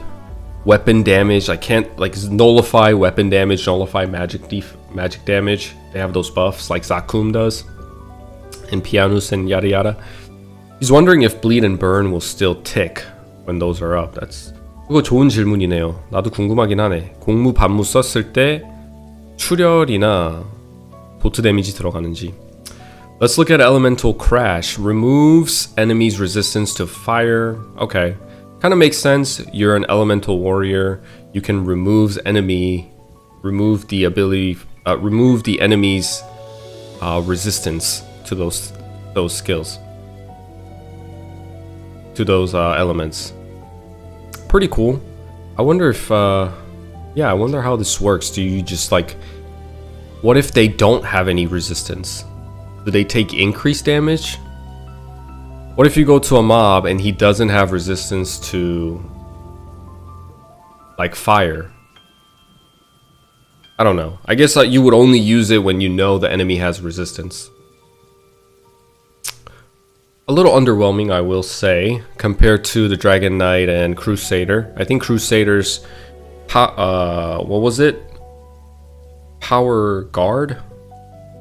No. Armor Guard, Armor Crash. I think Armor Crash was the best one. Okay, let's go over to Power Guard. Same thing as the Crusader. You return damage, but you don't reduce. Alright, those were the changes for warriors. Let's go to mages. Mage's first job, improve MP recovery. Just like the warriors, magicians now have increased MP recovery from consumables. And the max MP increase has also changed, so you don't have to prioritize anymore and swing your wooden wand like a circus freak at the snails and the slimes. You can actually use your energy bolt and magic claw early on. Great change. Magic Guard. The idea is still the same. All these numbers we don't really need to get into. We're just kind of looking for the idea, because these numbers we don't know. Replaces 80% of HP damage with MP while active. I think that's pretty much the same. And it's a toggle now. That's the main difference. Magic Armor. Magic Armor is so huge. Look at this. So just for reference, Sword Mastery for warriors in second job advancement, when you maxed it out, it gave you plus 90 weapon defense. Magic Armor, first job skill in the mage, for the mages, active for 10 minutes gives you 120 magic and weapon defense. That's why I said we have to the only way we can put these skills on a scale when it comes to numbers, the only way we can make a judgment is by comparing with other skills that give the same boost. And when you put both of these magic armor and sword mastery on a scale and you weigh it, sword mastery seems a little underwhelming, because you can see magic armor gives 120 to not only weapon defense, it gives 120 to magic defense. Now you put sword mastery and spear mastery on a scale and you weigh it. Now you can kind of see why people are saying spearmen are extremely like OP. You would always take 10% HP absorb over plus 90 weapon defense. I think almost everybody would prefer that. Okay, energy bolt. But that's fine. I mean, we don't need to make everything fair. Dragon Knights have their shine later on. They can be compensated later on. And swords, I don't know. They'll make a comeback somehow. You know what? The compensation can be, they've had their run for 20 plus years. Now let's make blunt weapons and pole arms and spears and axes mainstream now. Let's move on. Energy bolt. Energy bolt's same. Just a simple one target monster bolt of energy that does damage. Magic claw. It hits a single enemy twice. Okay. The higher the mastery, the lower the damage variation. Okay. Basically the same thing, right? Nothing really has changed. It hits the enemy twice for a certain amount of damage. All right. That's the magician. Now let's move on to the second job advancements. Warriors have 3, so this is going to take a while. Okay. Sit tight. MP Eater. So this, I believe, is a nerf than what we are used to. 50% success rate to absorb 50% of enemies' max MP. Right, at max level. I believe the success rate and absorption of the max MP was higher in OSMS. But here in Classic, it looks like people, or even Nexon, acknowledged that it's way too OP. And mages were essentially like, there was no... Mages just did not lose money, okay? They were like money bags walking around. And a huge portion of the reason why is due to this skill, MP Eater. So they nerfed it a little bit. Meditation, party buff. At max level, increases the party magic attack for 25 or 300 seconds. They are really giving us longer buff windows now. You see that? It used to be a lot of skills. The longest one, most of the time, were up to 3 minutes, 2.5 minutes. The short one, like a power guard, I believe at max level was 1.5 minutes. But now majority of these skills are lasting for 5 minutes to 10 minutes. So they're giving us more time with these skills. Cleric might be the move with that new magic armor. Save so much pots. First few levels use one-hand mace and shield. And put magic guard early. Yeah, you need some strength in there, buddy. But I like the idea. It sounds fun. Teleport is the same. Slow. Again, or not again, I guess. I talked about this yesterday. Slow, pretty underwhelming. Reduces the enemy speed by 30 and evasion for 20 seconds. Probably gonna be like just to have fun with, just so people can have it. I don't see people using this skill in place of other skills, like a damage skill. But pretty underwhelming. Probably just gonna be a point dumper towards the end of the game, because Fire Arrow and Poison Breath are both, they both got significant changes, and they kind of work off one another. So you don't choose one or the other. It looks like they want you to use both, and I'll show you why. Fire Arrow. Fires a fire arrow created with magic power at a single enemy, dealing fire elemental damage and putting a dot on them. Deals increased damage to obviously fire weak enemies, and vice versa. So Fire Arrow is back to single target damage, and it does a lot of damage and put a damage over time on them. And this is the new skill, Poison Breath, area that it makes contact and it contaminates every monster in the vicinity. what you want to do is you want to keep lobbing these poison breath grenades and then mow them down with fire arrow while these poison breath poison damage, or it's actually basic damage, while the dot is ticking. It's kind of weird. It's basic attack. I've never knew what basic attack even means in this game. There's weapon attack and magic attack. What is deals 40 basic attack? Anyway, that's how it's gonna work. So you're gonna weave in fire arrow and poison breath. It looks like that's their intention. Ice lightning wizard. Let's go to the different parts. So cold beam. Let's look at cold beam. Cold beam. It's a single target high hitting damage, and enemies are briefly frozen. So they're still frozen, but soon after. So it says briefly frozen, slowing their actions, not freezing or stopping their actions, right? This is pretty important here. The word frozen might have a different meaning in MapleStory Classic. Okay, because they also have, I believe, this or later on, there's Ice Strike. Ice Strike. This Ice Strike doesn't say freezing enemies. There's no word of freeze in the Ice Strike. They only have slow, right? All monsters except those strong against ice will be briefly slowed, but nowhere in here does it say freeze. So that's the difference that I picked up when I read this the first time. That Ice Strike has the word freeze, but it says slowing their actions. It doesn't say stopping their actions. So I'm like, wait, what does that mean? Does that mean they're still going to be able to move while they're frozen? But what's difference from that and just saying slow, like, you know, what was the Ice Strike terminology? What was the word they used? Basically slow. Why did they put briefly frozen in there instead of just saying enemies hit are slowed? Maybe it's just I'm overthinking it and overanalyzing. But it does say they're going to be frozen, and then maybe shortly after they'll get slowed. But it's a single target damage. Duration says 2 to 3 seconds, so maybe they're slowed for 2 to 3 seconds. Oh, it says right here, slowed for 3 seconds. Thunderbolt has a change as well.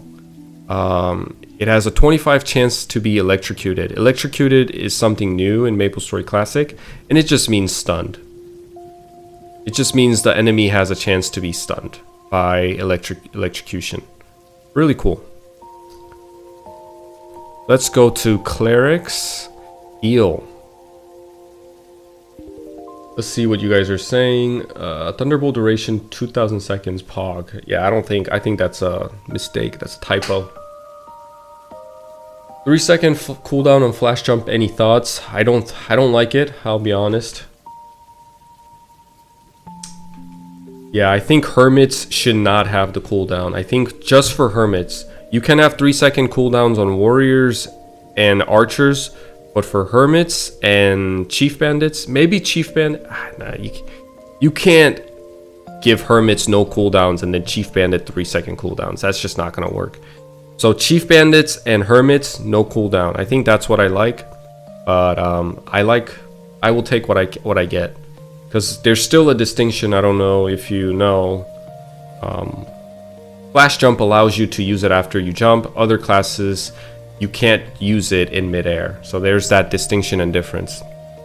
Anyways, let's talk about heal. Heal has changed a lot. Recovery rate has dropped significantly, and now it is shared. That recovery is shared to the entire party member. So if you're healing 100% for yourself, and you're in a party of 6 now, and you guys are in Ludi Party Quest, killing Alishar, or Zakum and doing the raid, everybody's getting healed for 16.6 or 17%, because 100 is getting divided into 6 people. And that's what the number comes out to be. And here's the thing. Here's what I talked about yesterday too. I think this is gonna be one of those things where now we really consider clerics, and we want clerics to start taking the class a lot more seriously, and stop looking at them as a way to make meso only. Like, they're trying to wash that image off and turn them into holy magicians instead of like, okay, support utility class that people can leech from, or that they can sell leech with. They're money makers, so I can make my Night Lord. They're trying to, I think, cleanse that image. If you're healing each member at 16% compared to 200% before, that's a drastic difference. So when I go to Zakum raid now in OSMS and in Mapleland, you'll see some clerics still rolling in with their yellow umbrella or orange umbrella with their Zakum helm and sauna robe to a raid, because the heal amount is just insane. Whether you're geared bishop or not, or geared priest or not, you're still going to heal your party members' HP almost instantaneously. And you're not doing any damage, so what's the point of speccing and getting good gear for your character? Unless you're going to sell leech later on. There was really no point. There was no incentive to spec your bishop. But now, when you take a priest or a bishop to a raid and their gear is bottom tier, in the gutters bad, like down bad, you're gonna take a second to reconsider if you want to risk taking that bishop or priest now. And there's a responsibility for bishops to keep your party alive. And in order to do that, you have to meet certain thresholds now. You have to be somewhat geared so your recovery rate of 17% is sufficient enough for the raid.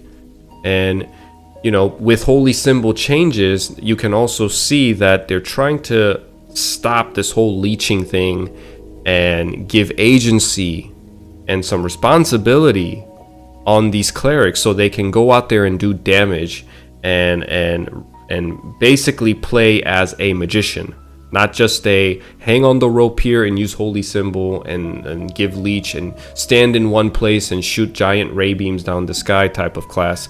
They want them to be more involved, right? Invincible. I don't think this has changed much. I'm not entirely sure. It doesn't look too different. And deals non-elemental magic damage to any monster that takes contact damage from the caster. Okay, so it kind of reflects damage too. Okay, so invincible used to reduce damage, that's still there. And it also now reflects damage. I guess that's pretty cool. Bless is a party buff. A lot of it has stayed pretty much the same except for this last bit. HP recovery from the heal skill is increased by 10% for 300 seconds. Accuracy 20, evasion 30, 20, huge boost. These are all going to help you in the long run in elongated fights. And keeping Bless up is going to help you out now too. It's going to help you. It's going to be on you to keep the Bless up for your party so they don't die without... just making the game more active, you know, more involved. Not just like a hold down one button and fall asleep type of game anymore. You have to manage these buffs and stack these buffs and weave in skills. A lot more engaging. Holy Arrow. This is probably going to be the main damage skill for the clerics. You do a lot of damage against undead and devil-based monsters. It attacks 3 enemies, and these arrows split. These arrows split, just like how double shot splits into multiple enemies that are in front of you. And it's probably going to be your main source of attack. So obviously you can see just from the clerics, because we already knew about Ice Lightning Mage and Fire Poison Mages. They go into their own world looking for elemental weaknesses where they can grind. And now they're doing the same thing with the cleric. They have their own play style. They're still a utility class because they offer a lot of buff, but now they have some agency. So they go to devil-based or undead, demon-based monsters, and you go there and you grind. Fire Poison Mages will probably go to like icy areas, I'm guessing Elnath or whatever, and then you'll see Ice Lightning Mages looking for areas where there's a weakness to them. So elements are playing a huge role in MapleStory Classic right now, starting with the White Knights, and now with all the magicians. Okay, let's go to the third job now. Fire Poison Mage. Elemental resistance, pretty good. They're gonna be pretty tanky. 40% increased fire, ice, lightning, and poison. Element amplification. Use additional MP to increase the damage dealt by all magic attacks. So it's a toggle. And you can turn this on to do more damage. Consume 150% MP for that skill, and you increase the damage by 135%. That's pretty cool. Heal Divide was always a mechanic on heal. It still is today, and it doesn't count for self. The other targets with heal. Oh, is that so? I did not know that. Really? I don't know if that's true, actually, because in Maple Land, I don't think the heals get split.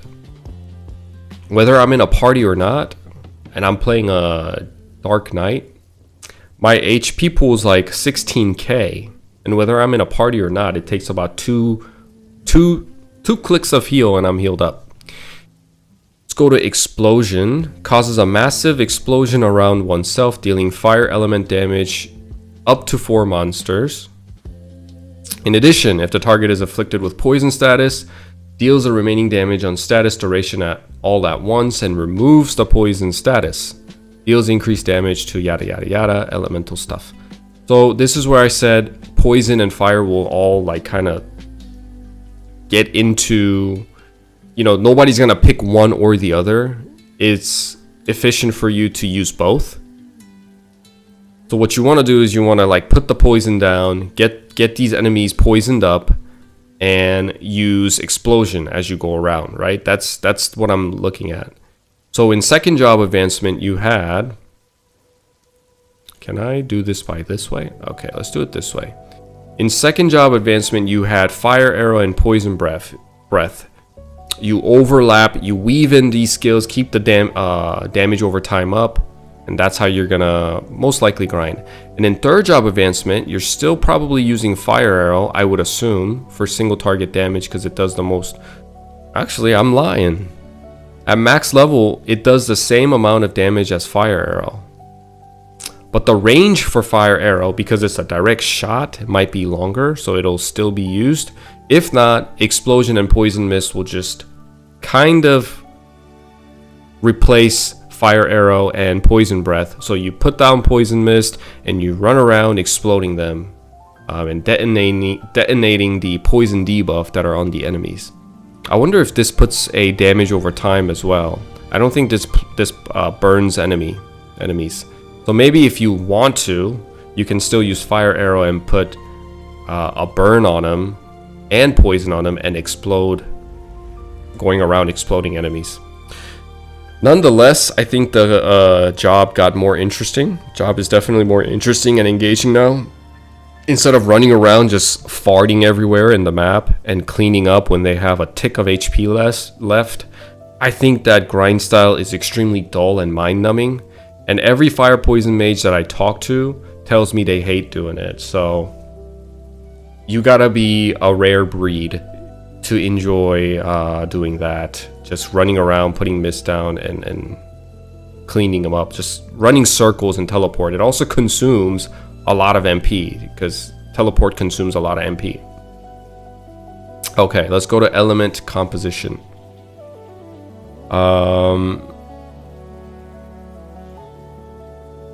So this one was interesting. It basically fuses your fire and poison into a single arrow, and you can do a lot of damage if the enemy is weak to both elements, fire and poison. I can't think of a single monster that has a weakness to fire and poison at the same time. Can you guys? So that's going to be a challenge to find enemies. And elemental composition is not only in fire poison mage, but we'll see that it's also in ice lightning mage. And to find enemies that are weak to both elements, it's gonna be really rare. But we don't know what MapleStory Classic has planned, or what they have in mind. You know, maybe they will release monsters that kind of fit nicely into this skill. Seal, don't see people using this too much. So as you can see, it says does not work against boss level monsters, and you'll see this once or twice more. Some skills will say this, because if you can seal a boss, I mean, it's completely broken. Of course, they're not going to allow that on the boss. And they have to kind of put that on here.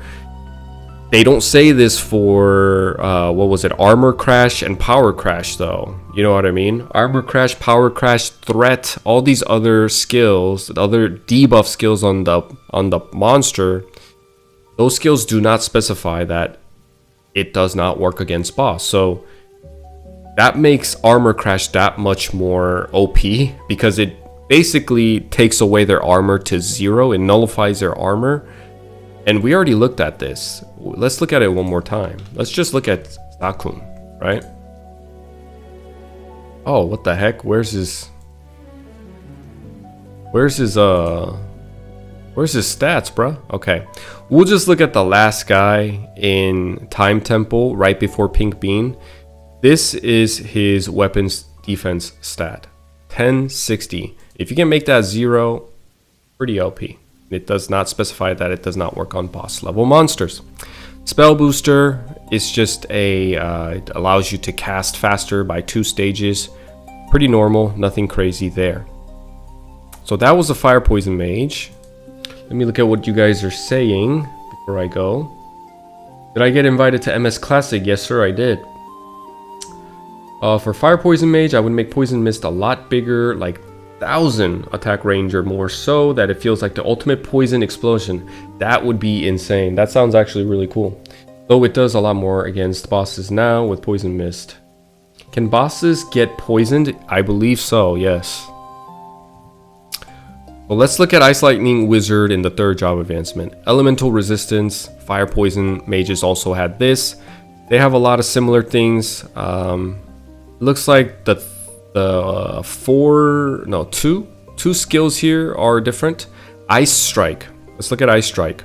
Summons a sharp ice fragment above the head of multiple nearby enemies, dealing ice elemental damage.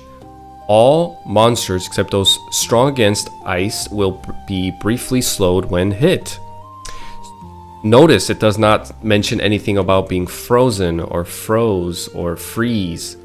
Deals increased damage to ice weak enemies. Yes, elemental stuff. At level 30, it hits 40 monsters and it slows them for 2 to 3 seconds. Attack range is 200%. Attack range is pretty huge. That's the same. That's essentially Dragon Roar is 400%, and it's probably like this big. If you are like right here, Dragon Roar is like this big. So Ice Strike is going to be like that big. I think it's still going to be bigger than what we remember it to be. Attack range 200% is pretty big. It's bigger than most people would probably assume. Thunder Spear. This is something new. I think this used to be in 4th job advancement. I haven't seen this. Gathers the power of lightning to create a spear, throwing it at up to 2 enemies in front to deal lightning elemental damage. Deals increased damage to lightning weak enemies. And yep.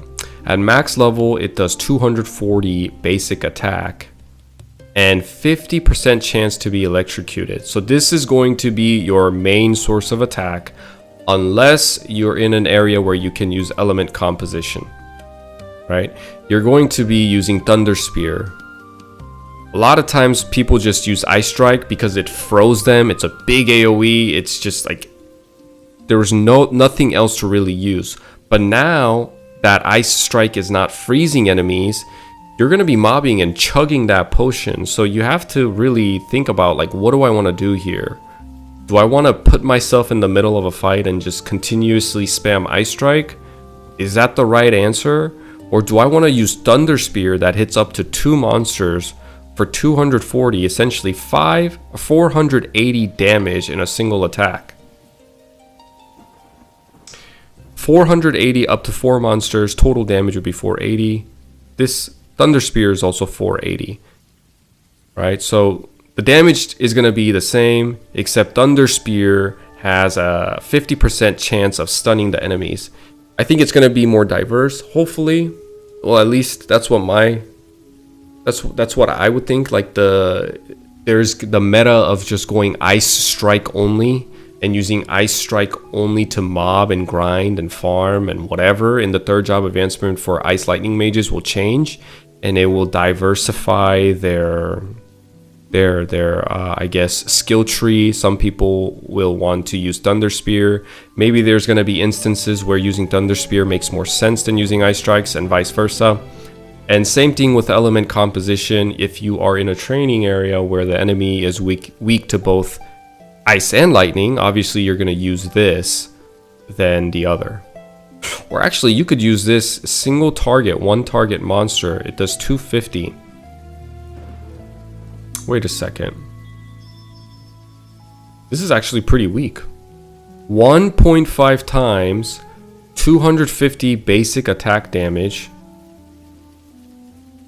Right? What is that? That's like 475? 425? So I'm trying to figure out why I would use this over Thunder Spear.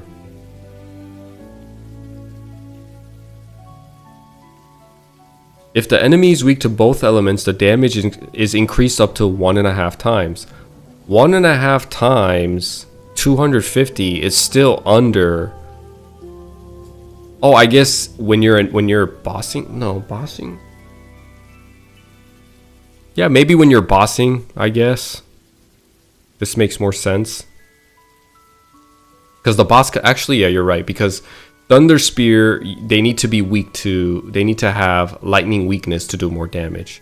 But elemental composition, it does more damage to a single target, first of all. And then if the boss has lightning weakness but not ice weakness, you're still doing more damage. And vice versa, if it has a ice weakness and not a lightning weakness. So I guess in bossing I can see people using element composition. Alright, let's move on and go to clerics now. Oof, this one was a interesting one, right guys? Let's look at priest. This spell, the same thing, it cures debuffs. It's a party buff. Mystic Door, my chat told me that the timer, 3 minutes, this is a debuff that at max level, I think it used to be 5 minutes or so. But now it's only 3 minutes. And yeah, but it still does the same thing. It allows your party member to travel back and forth to town and wherever you're at in the moment that you use the Mystic Door. Holy Symbol, huge change, right? Holy Symbol used to give a bonus experience to the entire party. So when you're grinding together, your entire party would get extra EXP if you had a priest that had Holy Symbol in the party. And the idea of priest was very different back in the day in old school MapleStory. They wanted to cement the clerics as a utility support class. And now they realize that brings on its own set of troubles and flaws, and people manipulate the game. People take advantage of it and like sell leech and stuff. And I think they want to get rid of that and turn this class give this class more agency, less dependent on parties, less OP if you are selling that benefit for money. So now instead of giving bonus EXP, you protect yourself with Holy Symbol for 30 minutes, and if you die within that 30-minute window, you resurrect with 35% HP recovered. It has a 45-minute cooldown. Duration at max level lasts for 30 minutes, so you have 15 minutes of window where you can still die. But honestly, I think it's pretty fitting. They're trying to make a holy magician, like a holy mage. It's not a cleric. It's not a healer anymore. They're like holy magicians, holy magic wielders. They're like what would you call them? I feel like crusaders, more crusader, like, or a holy knight. Holy Magician. What is a more fitting name? Anyway, they're trying to give him more independence, right? We'll have to see. You know, this is one of those things where judgment is still pending, because you don't know. In other ways, they might still encourage party play, and they have. When you're in a party and you're grinding, you get more EXP. So they already implemented that, so Holy Symbol didn't need to be the way, so people aren't as dependent on Holy Symbol anymore, you know? So I'm on the side of, let's kind of give it a try and see where this takes us, because I'm open-minded to stuff like this. I think I do want to get rid of the leeching culture, the leech culture, and taking a new approach to clerics and changing them in this manner. Instead of being so hasty with judgment and saying this is shit, reverse it. I'm on the boat of let's wait and see how it plays out. You know, they might not do as much damage as the Ice Lightning Mage and Fire Poison Mage, but I think it cements their identity pretty well. They have a lot of buffs, they have a lot of utility still, although the big ones are gone and the ones they had has been nerfed a little bit. But they have been buffed in terms of doing more damage and having more agency. And this right here, I think it's a pretty cool addition to the new identity of clerics. They just have more security, you know? They have more security with heal, with Holy Symbol. They're always covered. It's beginner friendly, maybe. That's a great word. I think it's nice. Heal invincible equals percentage reduction damage, auto revive.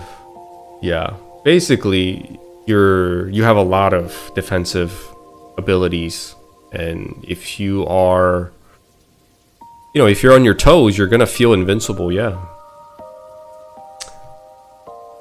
Let's look at Shining Ray. Deals holy attribute damage up to 4 enemies. So it used to be 6, but now it's 4. And it obviously does more damage to undead and demon targets.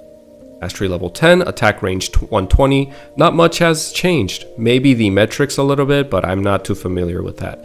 Doom, you turn enemies into snails. Again, this clearly states, you know, it cannot be used against boss monster. Obviously, you're not going to turn Zakum and Horntail into a little green snail and squish it. It would be breaking the game. But what I want to emphasize is that there's skills there's descriptions in these skills that specify that it cannot be used against boss monsters. Well, they specify when it's not allowed for boss monsters. So there's some skills that are extremely OP that if it goes through, like nullifying defense to 0, that's gonna be extremely OP. I mean, Zakum probably has like 20-30k weapon defense, I would assume. He has a lot of weapon defense, and to make it to 0, maybe they should specify that it cannot be used against boss monsters, because I don't think that is going to be the case. But anyway, Doom morphs the enemies into snails, changes their appearance and everything else. We already knew this. Not much has changed for this. It's a cool, cute little skill, but you're not going to use this much when you're just playing every day. When you're hanging out and being a heneho and you're hanging out with your buddies and you're like, hey, come here, I can turn a red snail into a green snail. Watch this. Show a noob, you know. Make them freak out like, how'd you do that? Summon dragon, not much has changed. Again, you summon a little dragon. It's the same thing as always. Summon a dragon and it does damage next to you. Let's go to Bowman. Alright, second job advancement, Hunter. Bow Mastery. When you level up Bow Mastery now, it gives you evasion. Really cool. It used to give you accuracy. No longer is that the case. Give us more evasion. That is so cool. Because bow wielders and archers already prioritize dex as a stat, your accuracy was never lacking. And for Bow Mastery to give you more accuracy on top of it, it just made no sense. Clear error. They fixed it and now they're giving us evasion. Big win. Amazon's Judgment. This is something new. And at max level, basically, when you crit, 100% chance to reduce enemy speed for 5 seconds. So this is where I'm going to talk a little bit about archers. This is where I was like, okay, why would they give archers a flash jump, quote unquote flash jump? That's what people are calling it. Why would they give them such a mobility when they know in the same release they're going to give us Amazon's Judgment, which basically cements your identity as a stationary artillery, like ranged damage dealer. Clearly they understand that if they give Amazon's Judgment and you're slowing enemies, right? You have power knockback in the first job, which pushes enemies away. You keep your ground. You have your little area, right? You have your little radius where you don't want enemies you want to keep the enemies away from you. You use power knockback, push the enemies away. You use Amazon's Judgment. When they're getting close, you crit, you slow them from charging at you. All of these skills tells me and shows us that Inkwell and Nexon NA understand the identity of an archer. And it was perfect because it basically was a contradiction. It was basically a contrast of what the assassins were, what the hermits were. Hermits use flash jump all over the place. They create their own space. They run away from the enemy. They kite enemies. Archers, on the other hand, create space by pushing the enemies away from them. They're more stationary. They're not as nimble. They're not as fast as assassins. And you can see that they understand that as well. And what's another one? You know, like arrow bomb. You use arrow bomb, you stun enemies. They have CC. They have agency. They have a closet full of skills that can keep the enemies at bay and not allow them to get close to you. What's another one? There's one more. You have puppet. Enemies are distracted by a puppet far away from you. You have ice shot. This one's Inferno, but range snipers had ice shot. You can freeze and slow enemies that way too. So all of these, Silver Hawk, another one, you stun enemies. 100% chance to stun enemies 1.5 seconds. And then you add in this skill called Wind Step, which basically covers the same distance as Flash Jump. So I already looked into this. The distance covered by Flash Jump is the same as Wind Step, and it leaps you a certain distance in the direction you are facing. And I looked at this at first and I was like, why would they do that? Why would they add Wind Step when they clearly understand and they haven't changed anything to make the playstyle any different? Like, they get that archers are supposed to be more stationary. But then I came to the realization that Hermit's Flash Jump in the skill description says you're allowed to double jump. But here you don't see that. And you'll see when I get to the Thieves part, it says in the skill description that Flash Jump acts as a double jump. You can use it immediately or slightly after you jump. Wind Step, you cannot do that. And I think in also having 3-second cooldown, I think it's just the oh shit button. Oh shit, I gotta get out of here. Oh shit, I gotta create space. Oh shit, they're charging at me. Oh shit, let me move. 3-second cooldown. It's just like oh shit, help me button. That's it. You're not supposed to be using this. Maybe you'll use it as a mobility once you kind of get comfortable, whatever. And I think to defend that as well, it's 2026. I can see why they want to create a skill like this to appeal to the new audience of players that want to try out MapleStory. Because here's the thing, guys, like, there's a core audience, the core player base of MapleStory Classic are playing due to nostalgia. And no matter what you do to the game, these guys are going to come back and dump hours into the game. The real big challenge Nexon has is how can we incorporate, how can we appeal to the younger audience? How can we make them like get through the earlier levels and really see the charm of the game later on? How can we make it a little bit more fun? And I think they're just trying to do a balancing act there. Make sure they don't lose the nostalgia, but at the same time, they don't keep it too pure that the newer audience and the younger generation comes in and they're like, you know, they just been like flying across the sky in Minecraft and falling out of the sky building like 10-foot stories in mid-sky in Fortnite, and they come to a game like MapleStory and they're like, what the hell, man? I'm like crawling here. I need some stimulation. I need something more, you know? That's my thought process when it comes to the flash jump. I got ahead of myself, so let's go back to final attack because there's definitely some changes here. With the bow, when you trigger final attack, now it does split damage to 3 enemies instead of a single concentrated high damage to 1 enemy. Now it splits into 3, damaging each enemy by 90%. So you can imagine if this crits.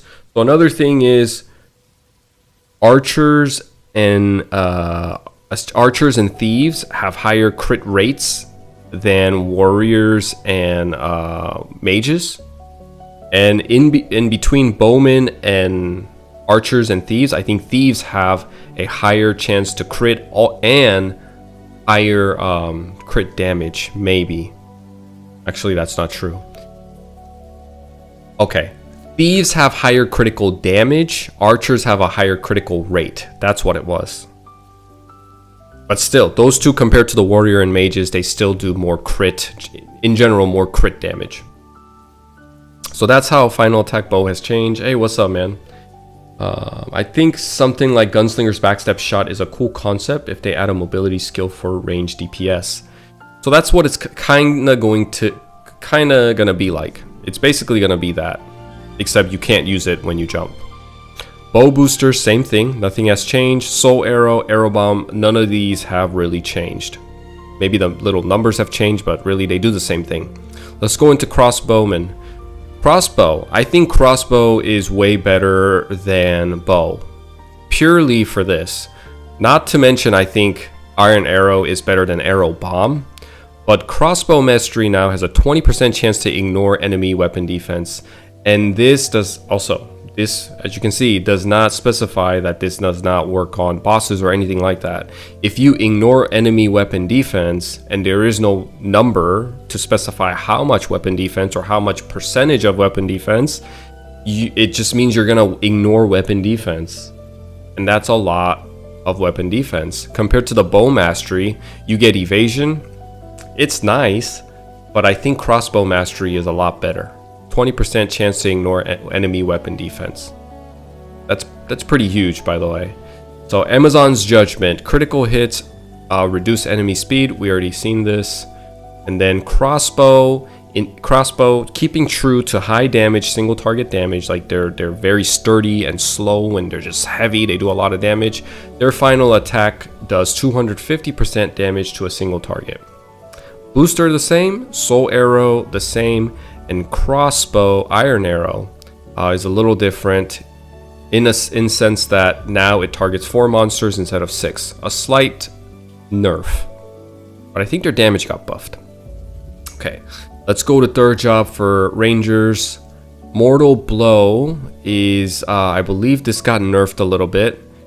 Basically what it does is if you're in range where you're about to bow whack, if the enemy is below 50% HP, instead of bow whacking, you have 90% success rate to immediately kill that. Or wait, you have a 90% success rate to trigger mortal blow, which does 200 damage instead of bow whacking. And if they are lower than 50% HP, you have a 20% success rate to just immediately kill them. And this does not work with bosses. Again, it specifies here. Puppets have not changed. You summon a puppet and distract enemies, creating more space around you and keeping the enemies at bay. Inferno, not much has changed. Again, not much has changed for this, except that it now does a damage over time thing. It has a dot damage. Arrow Rain. Arrow Rain has a cooldown now. So no longer are you a bow mage. Congratulations. We have conquered. We have done it. We have no longer made the bowman into a mage now. Snipers and rangers cannot spam Arrow Rain and Arrow Eruption anymore. No longer is that the case. You have to use it smart because it has a cooldown, and you have to kind of weave it in here and there, and it forces you. The game and the developers are now forcing you to play the game in a more diverse way, in a more fun and diverse way. Some people are not going to like that, but I think it's a good change. Strafe, same thing, attacks 4 times, damage is 100%. I think the damage got a slight bit of a boost. Silver Hawk. Use a summoning rock, summons a Silver Hawk for 300 seconds, so 5 minutes, and it stuns enemies that are closest to you. If an enemy is charging at you, the Silver Hawk will attack it and stun it, and keep the enemy away from you so it doesn't come and kill you. Wind Step. Wind Step, we talked about this. They're calling this the Archer's Flash Jump. It allows you to leap forward and get out of sticky situations. Has a 3-second cooldown, and it is not a flash jump because you can't use it after you jump. And that's the distinction between flash jump and wind step for rangers and hermits now, archers and thieves. Wind step has to be used while your foot is planted on the ground. Flash jump, you can use it in midair, which that difference alone is going to keep the hermits hopefully relevant and cool and not upset the hermit users too much. Let's go to snipers. Same thing all up here with Mortal Blow and Puppet. Blizzard now, basically I don't think it freezes enemies. It shoots an ice arrow that freezes the surrounding area on an impact, and it's an AoE damage that explodes, right? So you shoot an arrow, it hits the enemy, and the 4 enemies near that enemy will take additional damage. And they do not freeze, but they suffer from a slow. I think they're really trying to keep the freezing thing out of the equation. And now anything in terms of ice damage briefly freezes them if it does, and most of them just kind of become slowed. But yeah, 75% chance to inflict slow even at master level. This has no cooldown, you can spam it if you want to, but the damage is pretty underwhelming compared to your main damage, which is, where is it? Strafe. You basically want to use Blizzard to slow them from approaching you, Puppet, whatever, and you just want to mow them down with Strafe. That's what they want you to do. And Arrow Eruption is probably going to be situation dependent. Depending on what situation you're in, you can weave it in, and if not, you don't. A lot of Rangers are going to be using Strafe, which I love to see. I love Strafe. I think Strafe is one of the coolest and the most satisfying skill in the game. The way it shoots out 4 arrows, especially if you play a crossbowman, the sound effect of 4 bolts going off consecutively is like music to my ears. And it's just sad that you had skill like Arrow Eruption and Arrow Rain, and most people just wanted to spam that all the way up to level 120 because it's an AoE skill. So I welcome this change. I think I am excited to see archers using Strafe more. Really cool skill. Golden Eagle, same thing as Silver Hawk. Stun enemies when they get close, yada yada yada. I think the Golden Eagle looks cooler. I think Arrow Eruption looks cooler. Blizzard is definitely better, in my opinion, than Fire Arrow. But Fire Arrow having DOT, damage over time, maybe it's kind of like balanced out now, but I would still prefer the Blizzard over the Fire Arrow. And Evasion Step, this one I definitely think is better than the Wind Step. Evasion Step, if Wind Step is propelling you forward, it's like giving you a push forward. Evasion Step is a push backwards. It's kind of like the Gunslinger's backstep shot. I think this is more fitting for an archer. You never want to jump in, you want to always evade out, because think about it, you're stationary, you're keeping enemies at bay, but oh shit, they're charging at me, I wasn't ready for this, let me leave. You're stepping backwards. It makes more sense. I think it fits in more. But maybe they just wanted to have that little distinction between crossbowmen, between a sniper and a ranger. Give rangers a front leap, snipers a back leap. Doesn't really matter anyway because it's a simple click on the keyboard to turn the direction and you go whichever way. But I think it's pretty cool. So lastly, let's go to thieves now. Crossbowmen seems kind of better, I feel like. I think so too. Yeah, I think crossbowmen's... like I said, I am biased though because I'm playing a crossbowman. I think crossbows are cool. But just even looking at the skills itself, I think the kit itself, crossbowmen have better kits. Okay, let's look at assassins. Claw mastery. So now when you level up claw mastery, you get attack power. Congratulations. You are favored within the mastery realm of all classes. Attack power, obviously good. Attack power 20 registers in my brain as a lot, but we don't know the numbers yet and what that means. But it's definitely better than, what was the really crappy one? There was a really crappy one. Damn it, I gotta look because it's gonna bother me. Oh, weapon defense 90. Right? Weapon defense 90 is pure boo-boo, I think. And even bleed, 25% chance to bleed over 100%, you know, dealing 100% total damage over 3 times. Like I said, if you're not going bossing, that's boo-boo too. The best one was the spear, obviously. Crit rate 20% is insane. But for thieves, they get attack power 20. And you also get 25% chance to retrieve the used throwing stars. Really cool. Really cool. So you don't have to go to town and get your stars filled every 10 minutes because you're only rich enough for 2 steelies. Critical throw. There is some difference here. This critical throw and archer's critical shot are different. They're not the same skill. Critical throw gives you less of a rate, so assassins have less critical rate but more critical damage once it procs.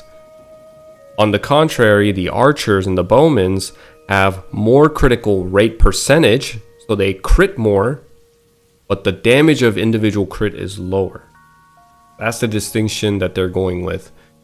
Maybe they still want to keep the assassins the king when it comes to pure raw damage output. As you can see, that's probably what they have in mind when the mastery gives you attack power. Aside from everything else, in place of, it could have been anything else, but they give attack power. Critical throw does more damage. And here we have critical recovery for assassins. When you, at max level, when you land a critical hit, you recover 10 HP and 10 MP with a 30-second cooldown. 30-second cooldown is pretty big for 10% and for 10% HP and MP. I think you're just going to not even realize that it. I think you're just not even gonna realize that it procced, and you're gonna go on about your grinding. But in the end, after 2-3 hours of grinding, you know, you won't feel it, but you definitely have saved Meso because of this skill. I think you're going to want to master critical recovery when you can. I wouldn't forego it. It's not benign. Claw booster, same thing for all booster skills. Haste, same thing, plus 30 jump, plus 10 jump. So I'll talk about haste real quick. Haste, I believe the change they made. So I believe the changes they made with MapleStory Classic when it comes to speed and jump is that although at max level haste is now giving 10 less speed and 10 less jump, the end point, when you receive level 20 haste and get plus 30 and plus 10 jump, you're still going to reach the same speed, velocity, and jump, same speed and jump as you would have in OSMS. I think that 10 extra speed and 10 extra jump was just given to players. Because as I'm running around in MapleStory Classic, I do feel like I'm running around a lot quicker and my jump seems to be a little higher. I can kind of feel that as someone who plays Maple Land. So it's not really a nerf. I think it's just going to all end up being the same later on. Drain. We know drain. It absorbs the damage you dished out as HP. The most you can absorb is 25% of character's max HP. Can't absorb more than max HP of the enemy. This has no cooldown, but it has a 12% chance to proc a 15% damage as HP, and you're hitting about 240. So it's just kind of compare, just to kind of compare, Lucky 7 at master level does 140 damage. So 280 for Lucky 7, Drain does 240. So the damage is not too different. It's only 40% damage difference. So I think you won't have a huge loss of damage if you're throwing this, because 12% chance is kind of low. Sometimes you're going to have to throw for at least 5-6 stars to just proc it one time. But the damage loss on that to gain 15% HP, I mean, if you wanted to be an efficient Andy, right, you would consider and think about all that. But I think it's pretty cool. 240%, gain HP 15%. That with the critical recovery, you can kind of like form an idea on what they're going for. They want to save some money, maybe. They want to help the assassins out when it comes to saving money for pots and just saving money in general. 호호님 주얼 감사합니다. 아 감사합니다. 낭만님도 좋은 말 해주셔서 감사합니다. 감사합니다. Let's look at Bandit's second job. Daggers now give you 20% crit rate. And now they have this passive of 20% chance to ignore knockbacks. Really cool. I think Iron Will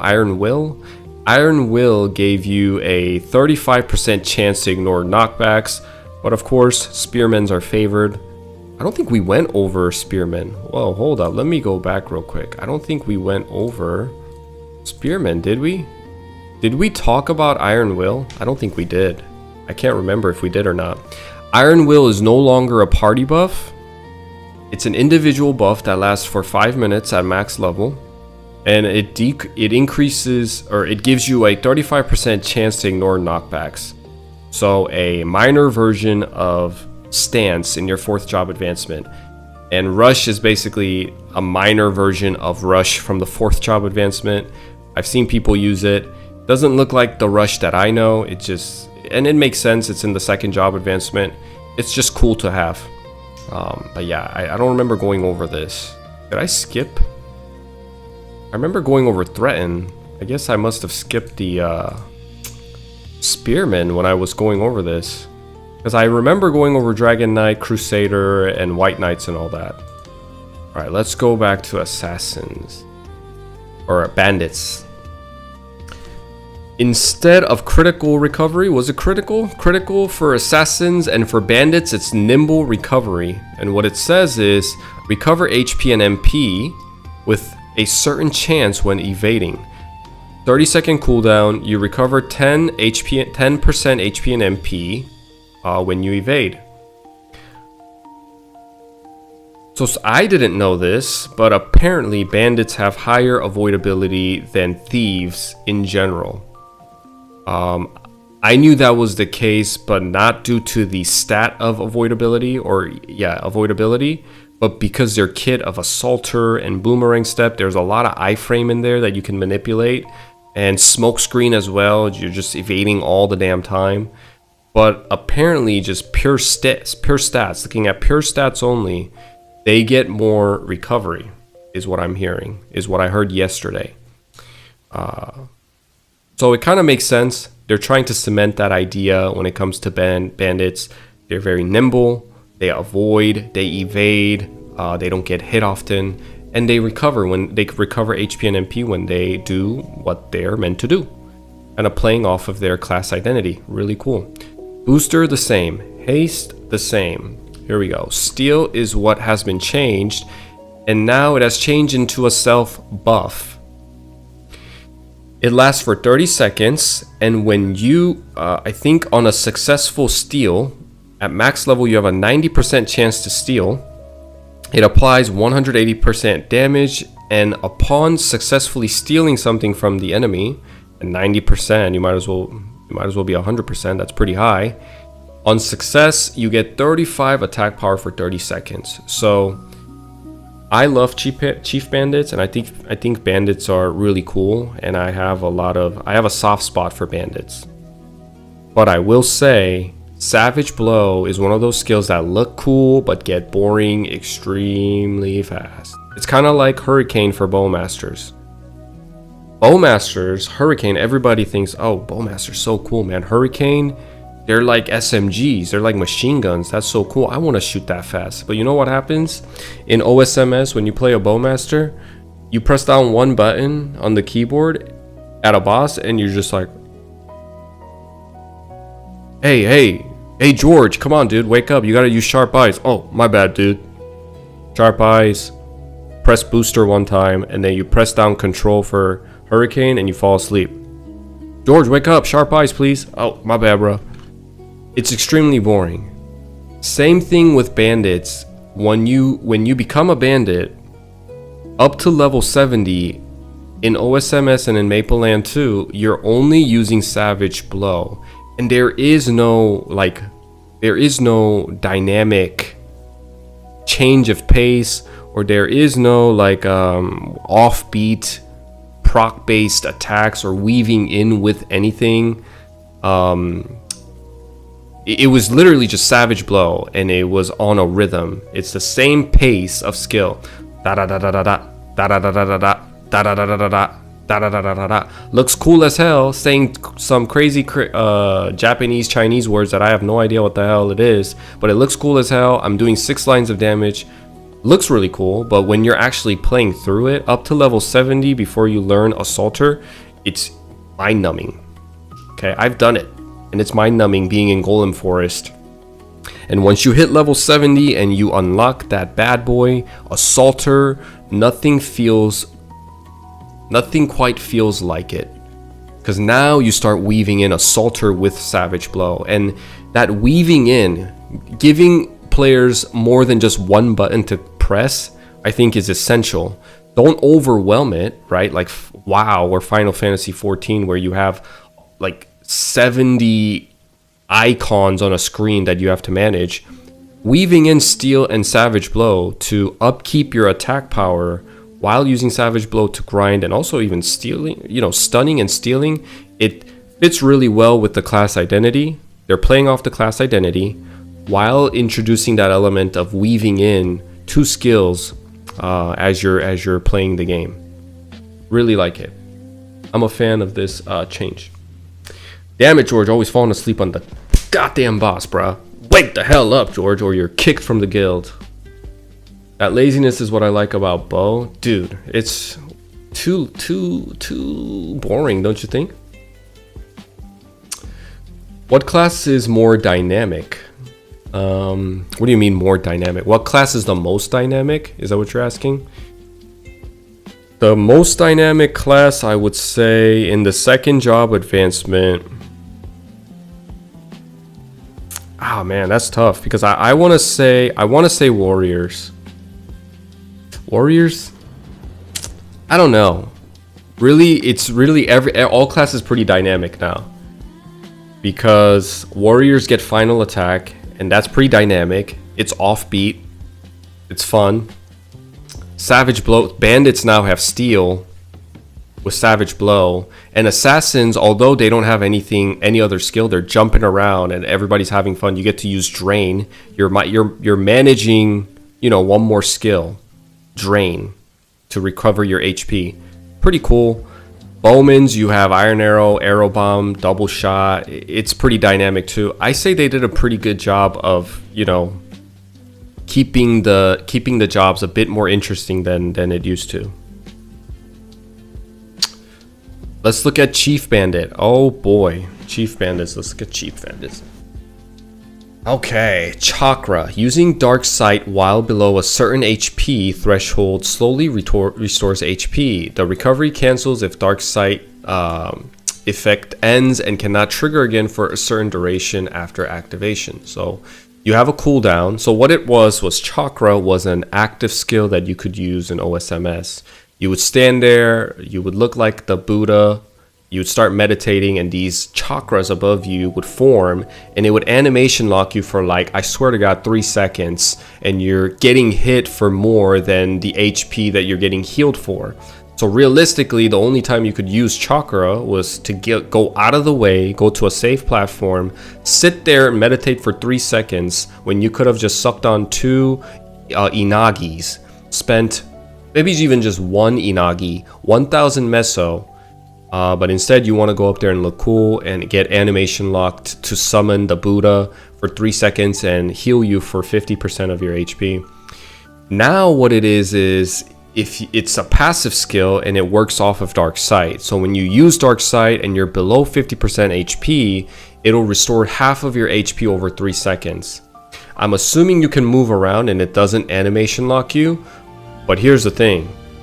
Here's the thing about Dark Sight, and by the time you're in 3rd job advancement and you're learning chakra, almost all enemies post 70, heck, post maybe 40 even, start using magic attack. And when enemies use magic attack, Dark Sight, even if you use Dark Sight, you got hit. So are they gonna fix that? Are they gonna fix that issue of not getting hit, not only physical damage, but magic damage as well when you use Dark Sight? So maybe they'll do that, and this will be more worth it, because now this can be like a oh shit button. It does have a cooldown, but let's say your pet ran out of potions to munch on.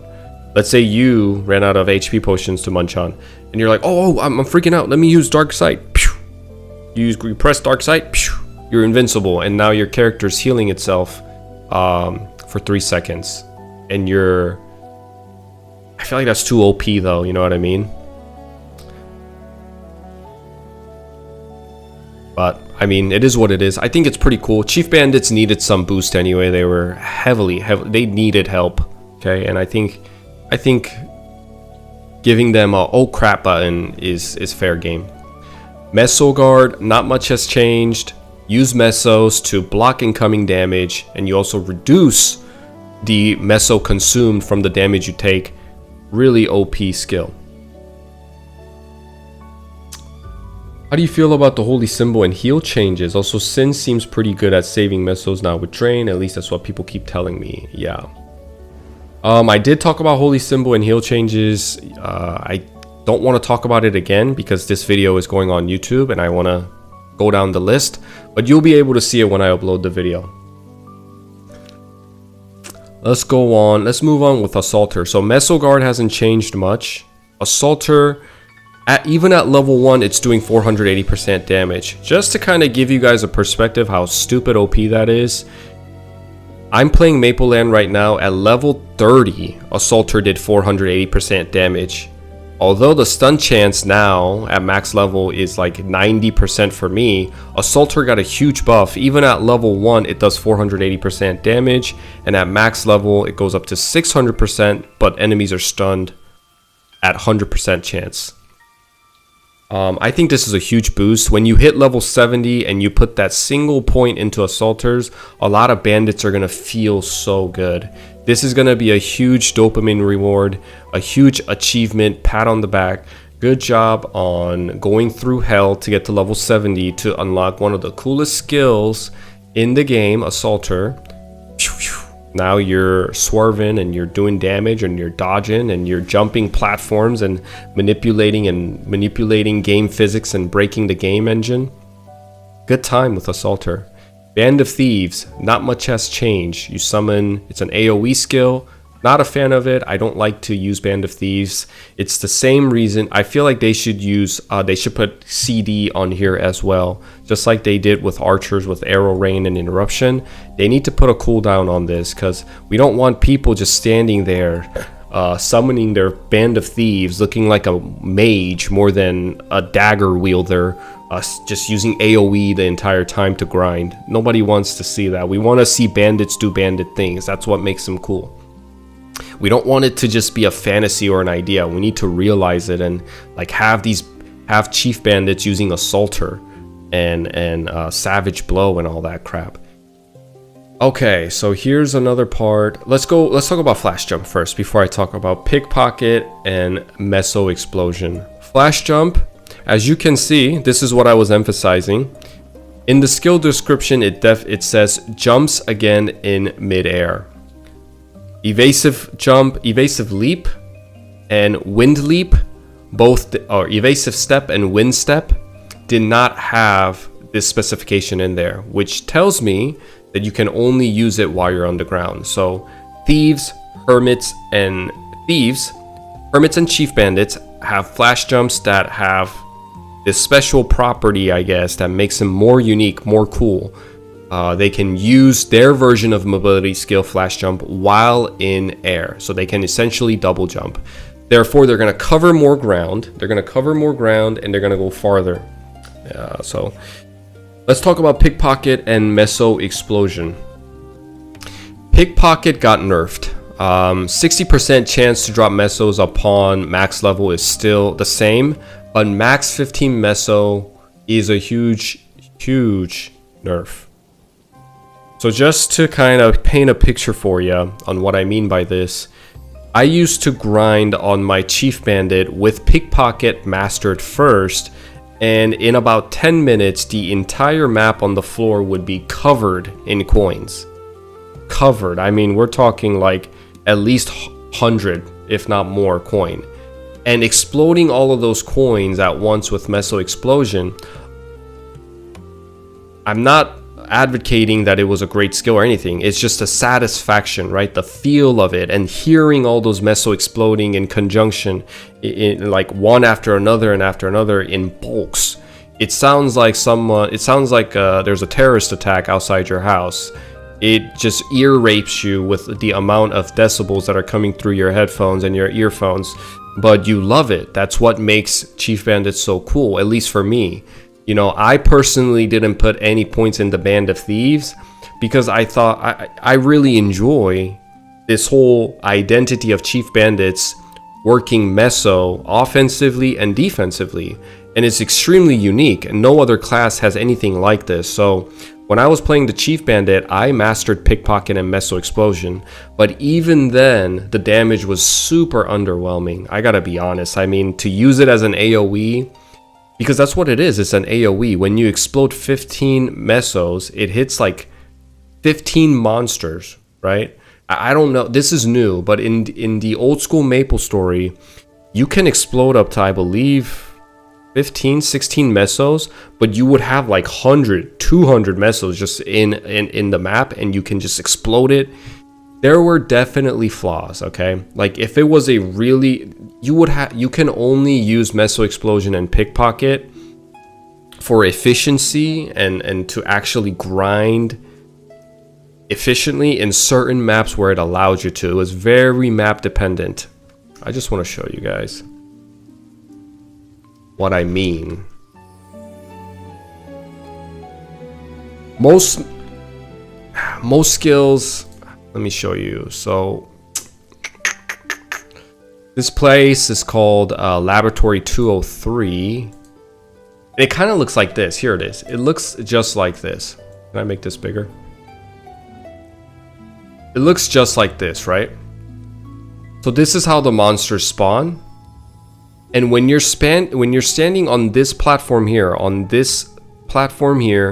these guys could walk over to you and they would not touch you. So what you do is you go around the map and you gather the map, and you would make sure to leave behind little trickles of mesos here, and you explode it, and you use Savage Blow along the way. You're jumping around using Savage Blow, leaving trails of little coins, and you drag them all over here, and you start spamming Savage Blow.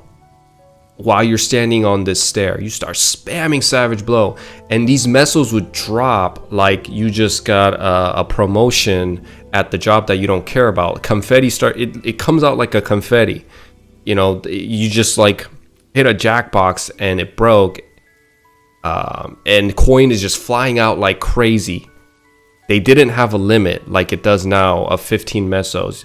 So at some point, you really have like hundreds of mesos just sitting on this small platform. And what you do is you take the first wave, you grind him down with Savage Blow and collect the mesos, and you clean up these little mobs here, and they all respawn, and you drag them all back all here using Meso Explosion with those little trinklings of coin that you left, and you bring them back to a fixed location here, and you stand right there and you spam that fucking Meso Explosion button, and they melt like cheese on a hot summer day. And it was so satisfying. But that type of grinding, that type of training was so dependent on where you grind that you couldn't do that like everywhere, you know what I mean? And there was definitely flaws. It wasn't, you have to make it work in your own way. And a lot of people didn't want to do that extra amount of homework or work to figure out, hey, where can I use this? And to be honest, aside from that area, I haven't been able to find anywhere else where I can grind like that.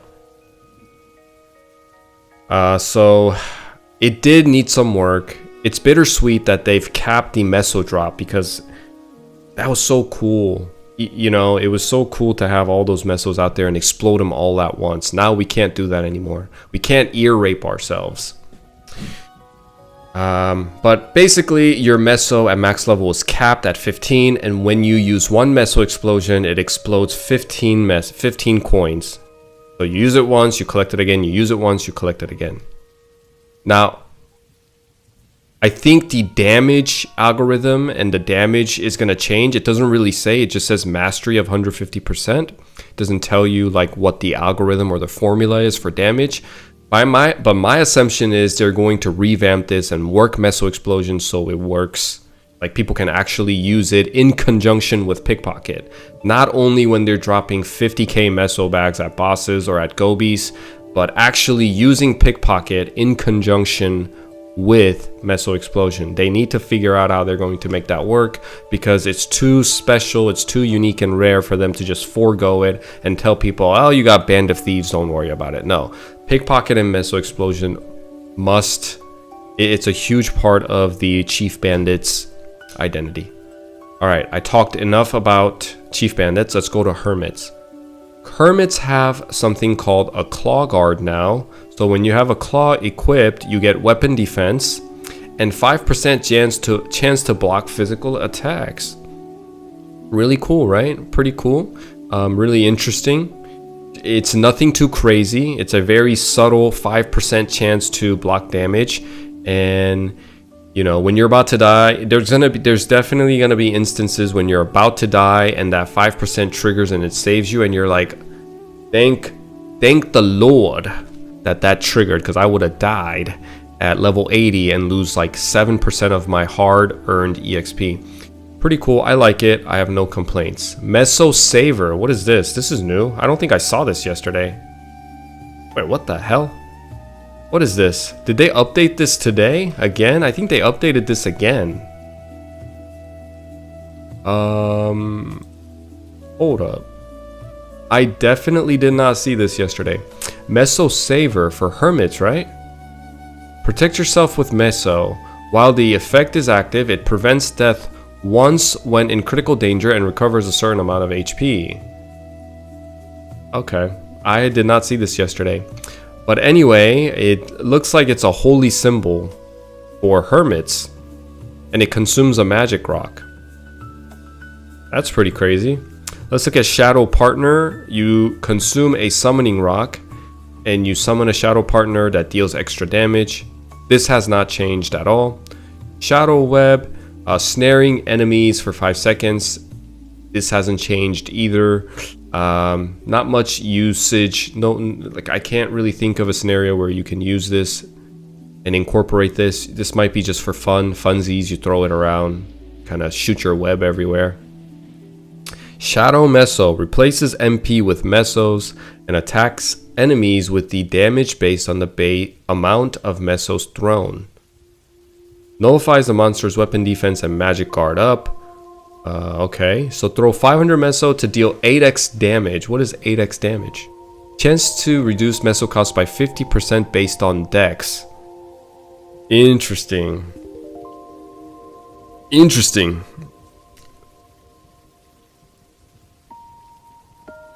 Replaces MP with mesos and attacks enemies with the damage based on the amount of mesos thrown. But it looks like the amount of meso you can throw is fixed. But that's cool. I mean, you can kind of use this in those phases when the boss use weapon defense up or magic guard up and they don't take any damage. Or you can ask one of your warriors to use armor crash or power crash or elemental crash and get it taken off anyway. So I don't really see people putting 30 points into Shadow Meso, but it's a cool skill nonetheless. Avenger, pretty much the same, but the ammo you use has changed, right? The ammo per use has changed, and this is kind of the case for other projectile throwing classes as well, like the archers. It's not always just using one ammo now. It uses a whole variety of ammos depending on a spectrum of arrow depending on what skill it is. I think arrow eruption and arrow rain use like 5, and now Avenger's using 4. Again, flash jump, you can use it again in midair. Pretty cool. So that basically wraps up all the skill changes in MapleStory Classic. What is my overall opinion? I'm welcoming the change. I'm trying to be open-minded and welcome the change, and more on the boat of before we make a judgment, let's kind of try it out, because we don't even know what new things are coming when the game actually launches, or when Orbis and Ludi comes out here in a few days in the closed beta and people see how things are. You know, there's so many things that could be different that it's kind of silly to use our prior experiences and knowledge and compare it to the skin changes that have been made. We'll see how things are when the 4th drop comes out. I'm welcoming the change. I think it's great. I think everything looks cool. Even the warriors, mages, the priest with the holy symbol and everything. I'm all for it, up for it. I want to give it a go and I want to give it a try. Anyways, that's the video for the skill changes in MapleStory Classic. Flash jump now has 3-second cooldown. Yes, they do. Yes, they do. I wish they took the 3-second cooldown away for thieves, specifically just thieves, but I don't see that happening really. Anyways, right, that's the end of the YouTube video. Sweet, we did it. We went over it. Now we can get back to grinding. Let me take a quick break here. I've been sitting down for like 3 hours. I'll be right back to get some water and stuff.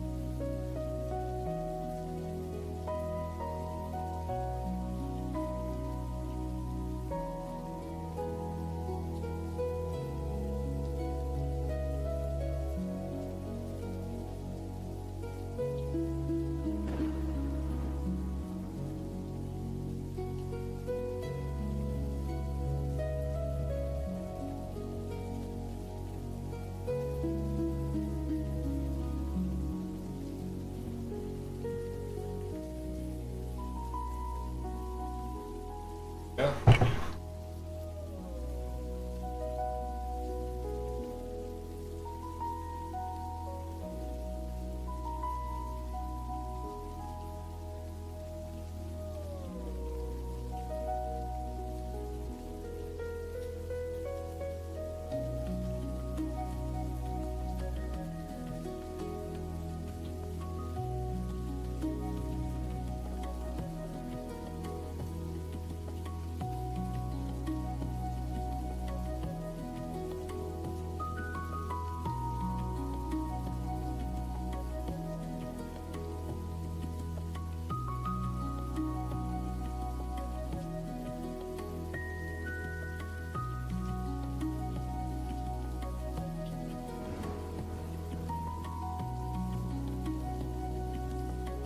Oh, okay. Okay.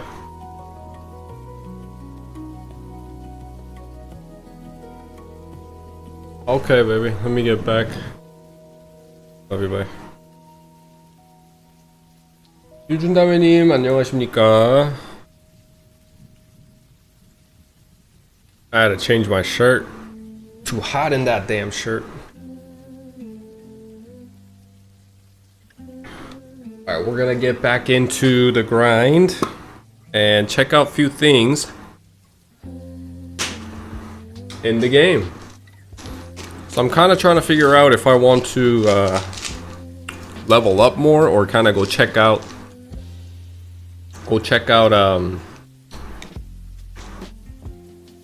like the different content that the game has to offer.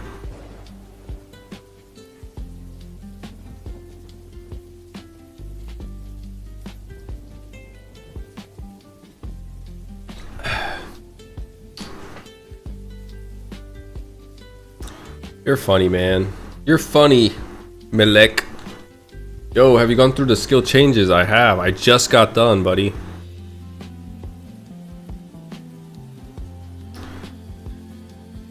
We're gonna switch it up, actually. I've been here for too long. We got some money in the bank. Let me see if anybody wants to buy this jester hat. You guys want to buy my jester hat? Where's the magicians at?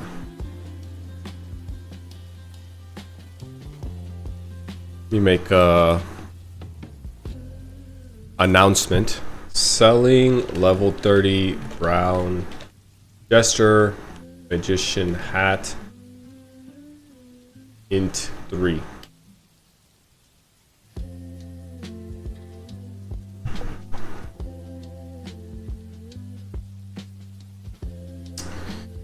Well, let's look at our quest and see what we can finish. I think I'm gonna do some questing. We need to find garnet ore and 30 dark stumps. I think dark stumps are easy to find, actually. They're somewhere around here. Here we go. We could probably find some garnet ores. Oh, they bought them all. Oh, this guy's rich. This guy has a lot.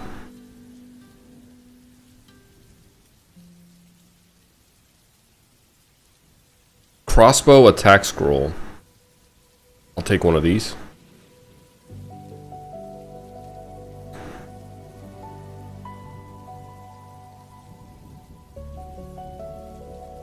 Cheaper than taxi. Is it really? It's pretty expensive.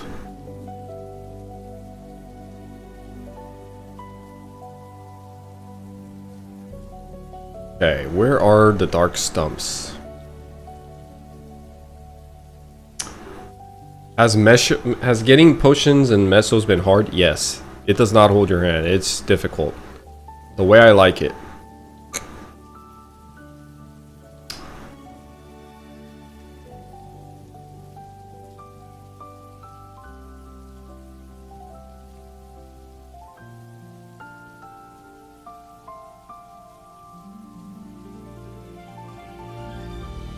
Ooh, I gotta get my my panda out if I don't die here.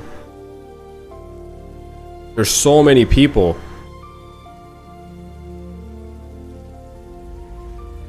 Look at all these people, man.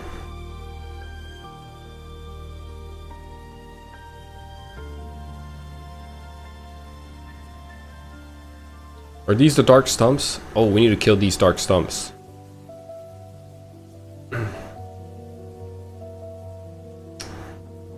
처음 빅토리아 시절 보는 것 같다. 낭만이죠. 이렇게 많이 돌아다니는 거 보면.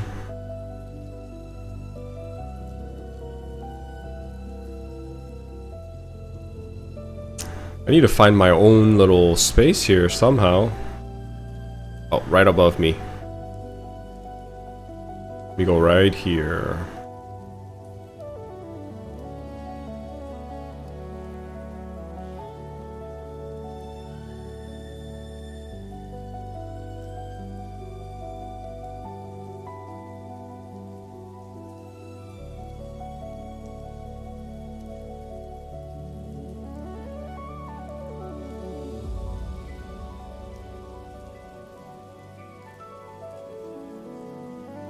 한국말도 하냐? 네, 한국말도 잘합니다. The crafting, smithing, leveling is so expensive. I agree. It is. It's very expensive. That's... You know, and I talked about this too. I think it's just not worth it to level it, especially in the beta. Because, you know, this time is so valuable. But to level up these crafting stuff, it requires like 100 mesos just to make one thing. Even just to make like a... Well, actually, it requires a lot more meso to make anything relevant, right? It requires 2,500 meso to make a level 10 crossbow. So, level 3 crossbow, 3,500 meso. And the leveling progression is pretty slow too. I'm level 24, and I worked hard on crafting early on. I tried to prioritize it because I was like, well, it'd be good if I can craft my own stuff because I don't have to spend money to buy it from an NPC, right? And next thing I know, it actually probably would have been better to just grind and save up meso instead of like using meso to go around town and, you know, spending money on crafting the material. All of that just for me to be behind. Like right now, I can craft a level 15 crossbow, that's it. I'm not even there to craft a level 40 crossbow yet.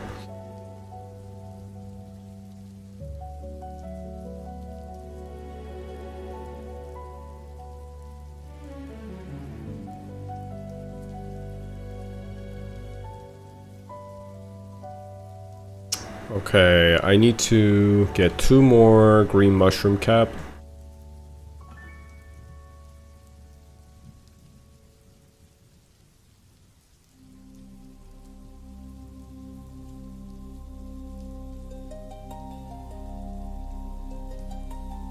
Why did I think you were level 30? Just peeped, you are 24. How difficult is it to level up? It's just time consuming, you know. Difficult, is it difficult, like, am I stressed or anything? No. It just takes a little bit of time, you know.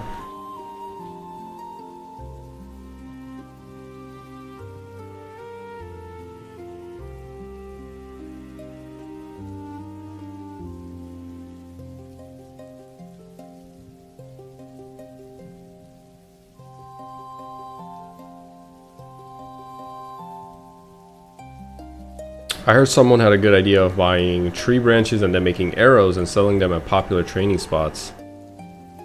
Ah, that's pretty smart. Like this guy's doing over here. The guy down there, he's doing the same thing. He put arrows up for sale. That's cheaper than what the NPC sells you. So he sells a bulk of 1,000 for 600 meso. It's, you know, it's on discount.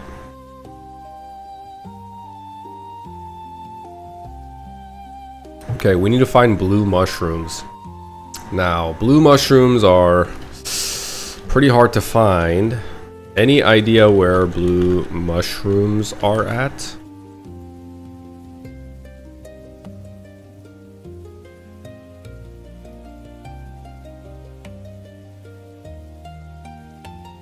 Okay, I got ignored. Hey, but that's what this game is about.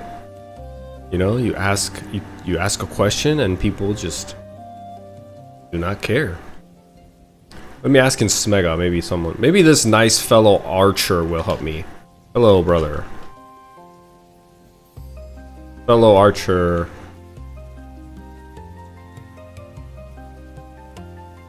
Ooh, I am out of arrow.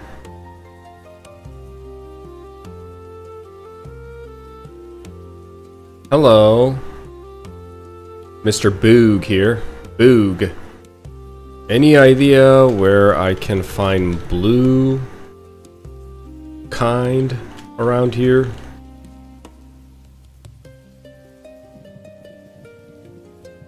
The blue mushrooms? You know, the stinky ones? Not the horny ones.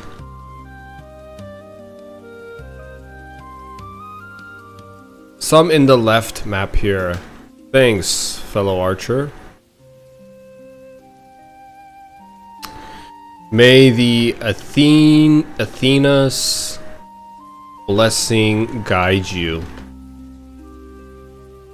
This dude is decked out. He's level 19 and he's fully geared out. What the hell? How did he get all these items? Did he just curse at me? Did this guy just curse at me?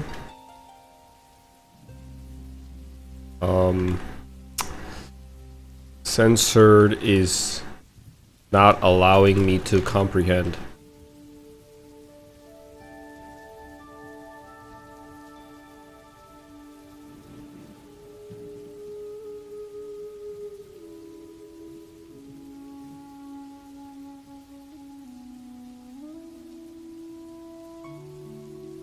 Trying to bless. Bless you too. Oh, bless you as well, yes. First I need arrows, so I shall be back.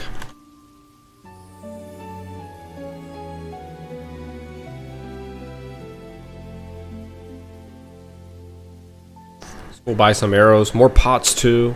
Extremely poor, we're on welfare. We need to recharge our EBT here. Let's go here.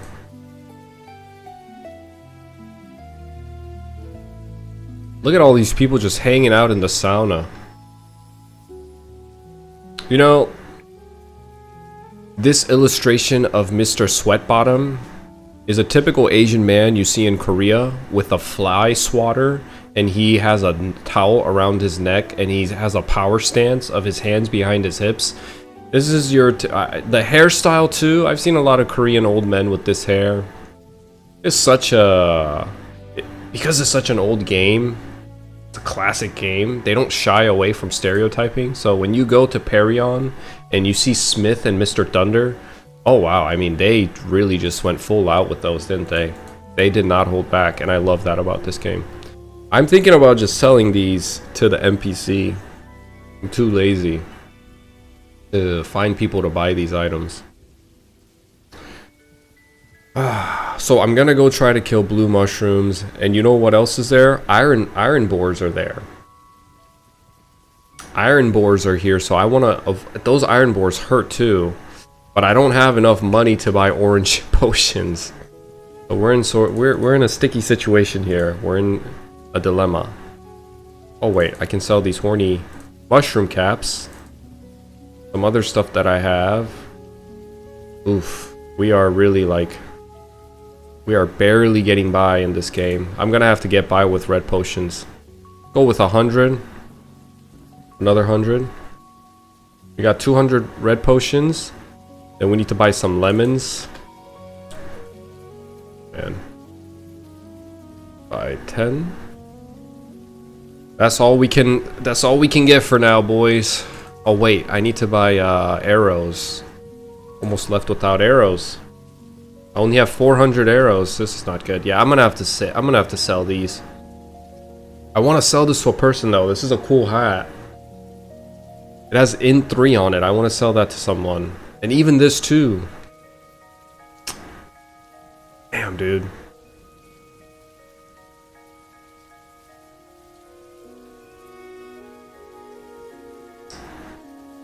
Whatever. This is momentary anyway. We live for the day, boys. We live for the day. That's the mindset you gotta have when you're playing this game.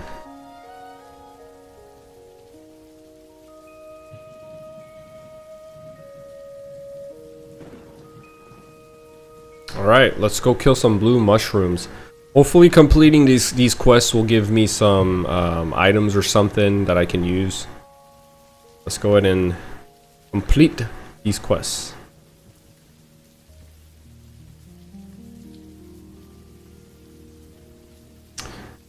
Is it true warriors got buffed? Warriors indeed got buffed. They got changed. A lot of classes got changed. Whether it's a buff or a nerf, only time will tell. But from the looks of it, they do look pretty good. It looks like they're in a good state right now. Accuracy is no longer a huge issue like it used to be. And their playstyle have been, I guess, modernized.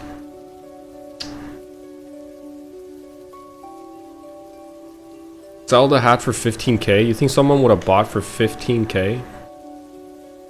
I would have loved to, but it's okay. We'll run into more. Oh my, look at all these shops.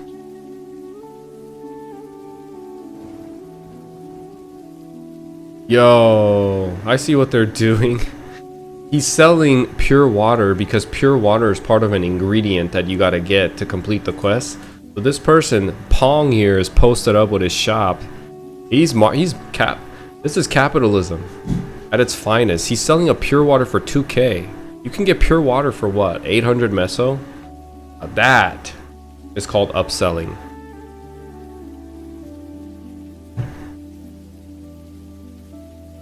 Sure.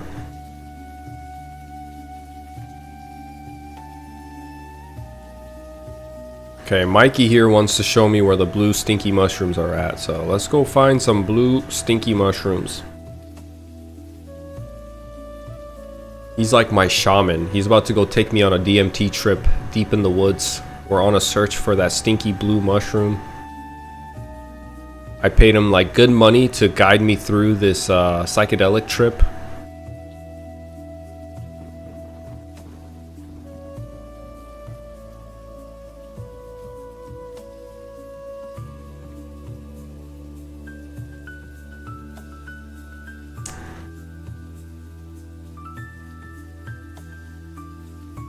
See, this is oh, here's one. I need these guys.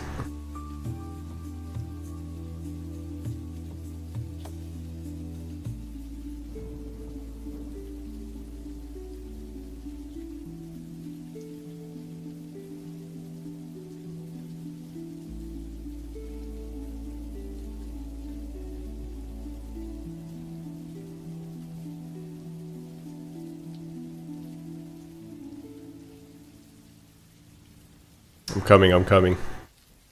Coming, Mike.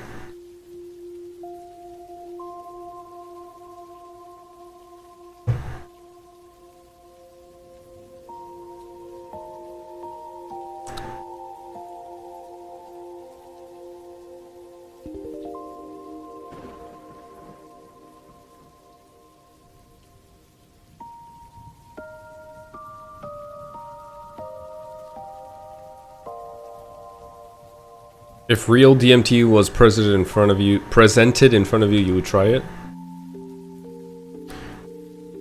Oh man, that would be scary, dude. If Joe Rogan came up to you with DMT, you would try it? Big balls. Respect, man. Those things scare me, I'm not gonna lie. So I do have a story. I actually have tried DMT. My buddy, he was back in the day a huge rave goer, concert goer, and he... Ooh, what is this, dude? He has a hidden map here? Dude, nice. You know your way around here. So he's a huge EDM like concert goer and stuff. And my buddies and I, after I got out of the military, we were like, hey, we're out of the military, let's go smoke some J, let's go smoke some flower and go to Colorado and go hike. Nice, man. You get a fame from me. And you know, we just had some flower, some bud in Colorado. Oh, never mind, I can't raise it today. And this guy brings up fucking bag full of, not full of, but like a little powder thing and says, hey, this is DMT, I brought it for us to try. And nobody knew, nobody had experience with DMT. Not even he himself had the experience with DMT. He said he was like, I tried it one time and I did it a little bit. Oh, did he give me some arrow? I appreciate it, Mikey. And he whips it out. He says this should be enough for like all of us to try at least once, you know. And I think the first person that tried it was him. The guy who brought it. He went through a little trip. He was like, oh yeah, whatever. And then it was the other buddies. It was like a group of 6.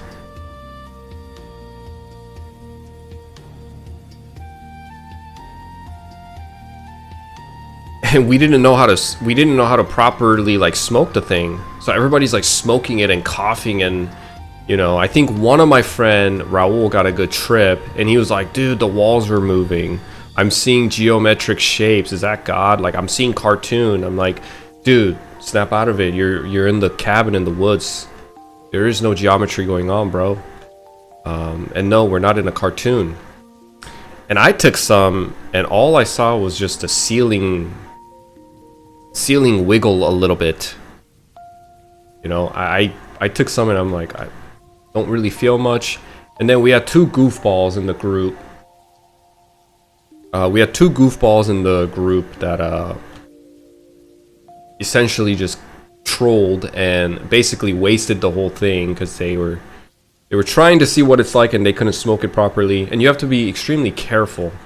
I don't know too much. This is what I heard. They burnt everything, and that was our experience with DMT. This was like 7 years ago. Wow. But I wouldn't try again. I definitely would not try again.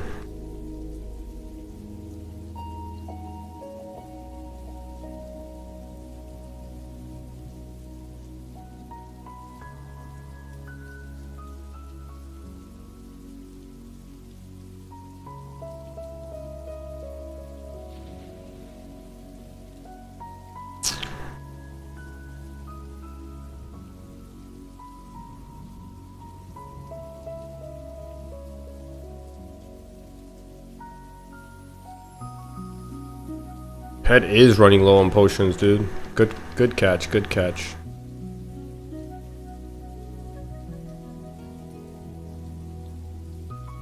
thing we stacked up with 200 red pots.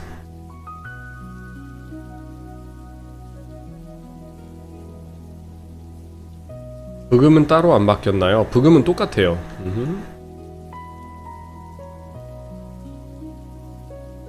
오.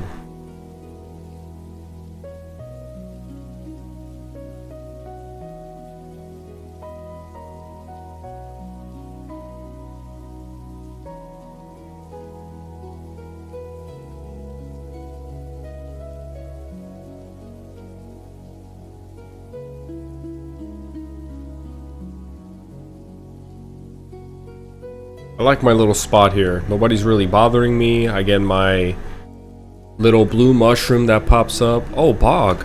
Boog.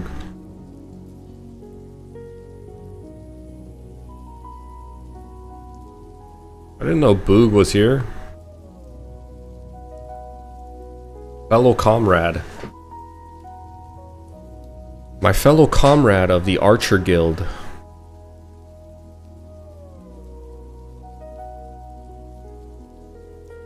We archers have to, you know, stick together. It's a tough world out there. A lot of classists out there, you know. They talk crap about us archers. Let me stick next to my buddy here. My man is geared it out. I still can't get over how he managed to get enough money to, like, equip fully, except for the pants, in level 15 gear. Like, that's insane.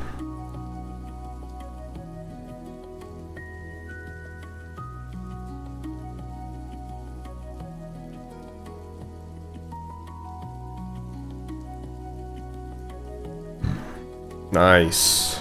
This is a good training ground, I think.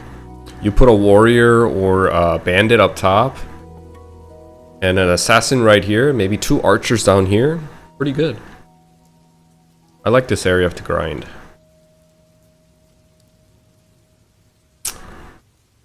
Although, I think blue mushrooms kind of got weak. Blue mushrooms, from what I remember, were level, what, 30 something in OSMS, but in here they're level 19. Interesting change.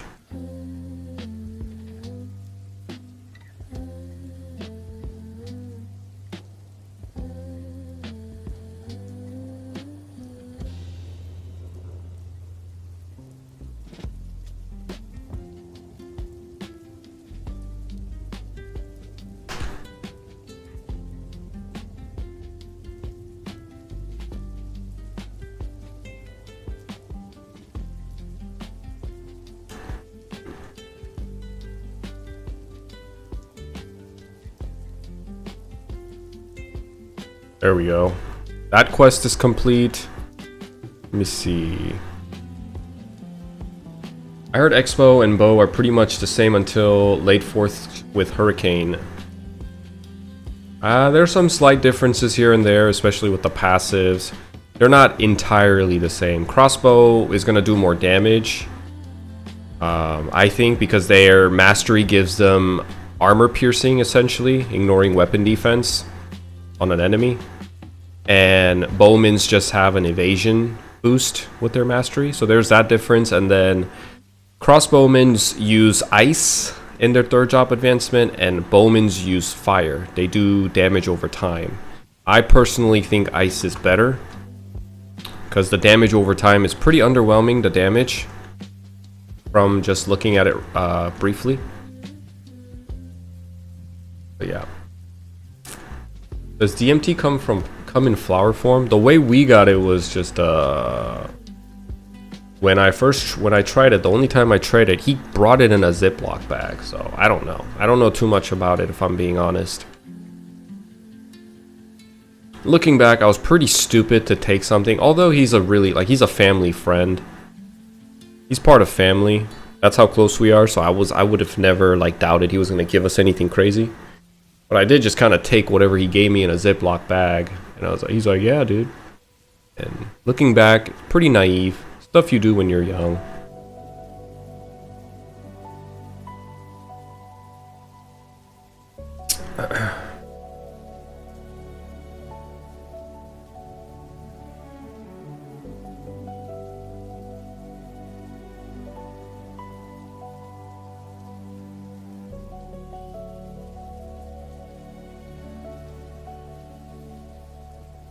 Oh man.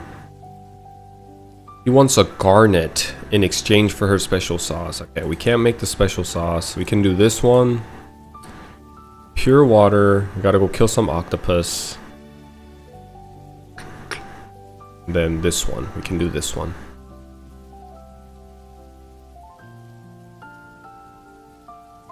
Who gives garnet? I'm trying to figure out who gives garnet. I see why people are selling garnet for so much now.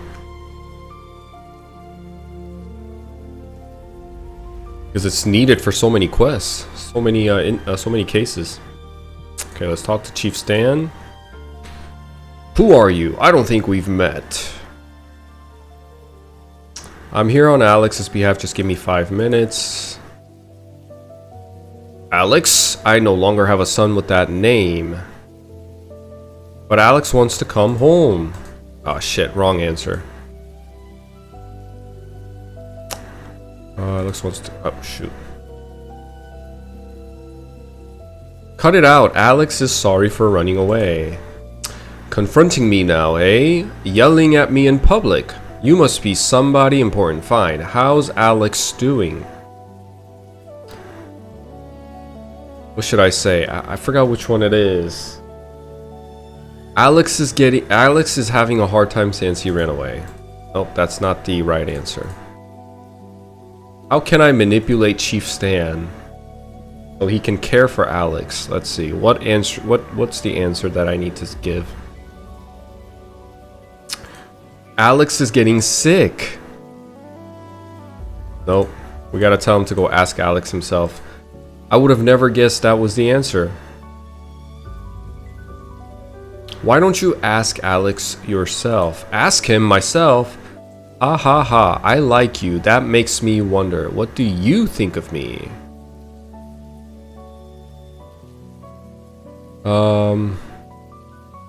I think you're a great chief. Should I stroke his ego? I think you hide the fact that you're actually a warm person.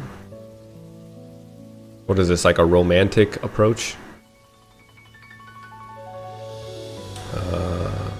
Let's just stroke his ego. I think you're a great chief. Okay, that worked. Yes, like you said, I'm a chief, but ever since Alex left, I've been losing face. Oh my god, what are these script? What are these choices, man? They're too long. Alex knows he made poor decision, but he's asking for forgiveness. What he needs right now is a compassionate father. Guilt trip his ass. What do you care about your image in this town than your son? You've got to be kidding me. Insult his ass. Alex has been unsettled since his mother passed away. Your strict nature hasn't helped him any. How about forgiving him? Gaslight his ass.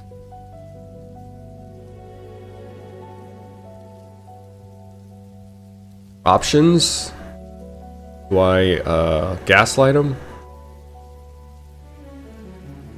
Ah, fuck, who cares? Do you care about your image more than your son? You gotta be kidding me. Okay, yes, he does care about his image to the town more. That was clearly the wrong answer. So you're telling me DMT didn't teach you a new meaning to life? I didn't get that deep. So my experience is really, like, I've done it, but like I said, I just saw the walls moving. That's it. It wasn't profound. It wasn't anything scary or revealing. And I'm glad. I don't think I can handle that stuff. I don't want to go there. You know? All power to you if you want to. God dang it. Okay. Let's guilt trip him and say you need to be a compassionate father. Okay. He doesn't want to be a compassionate father.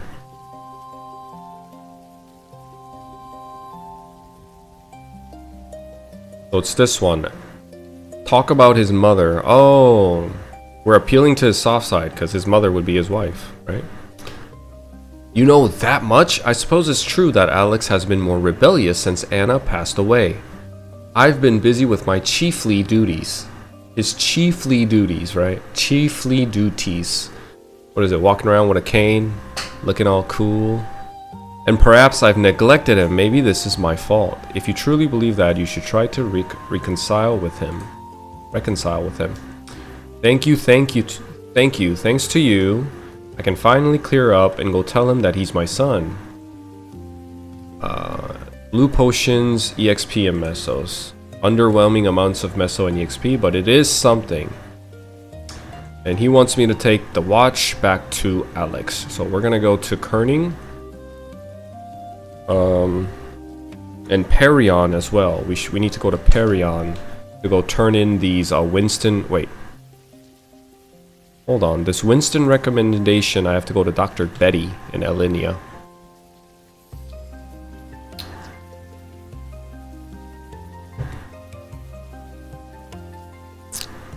That's pretty dark. Defame me or you die tomorrow. Oh, people are just vulgar, man. Vulgar. I think he wants some else stroked. You are inappropriate, sir. I don't know much about DMT either, but I've heard it can be spiritual experience.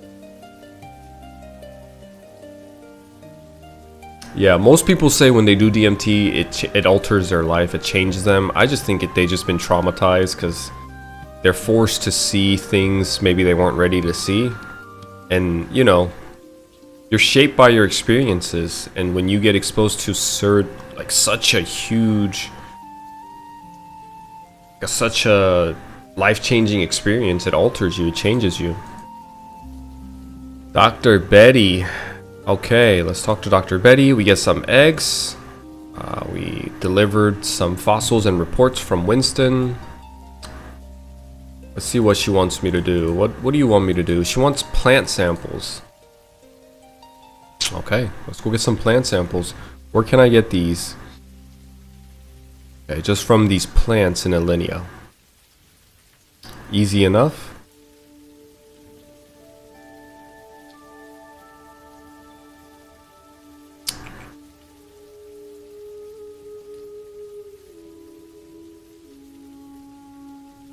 Ooh.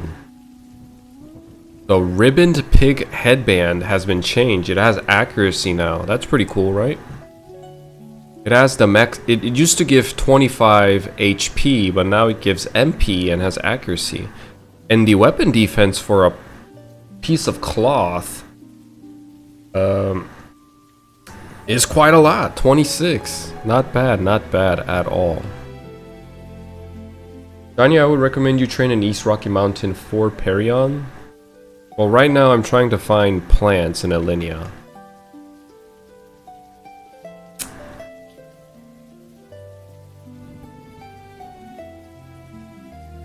I'm not seeing any.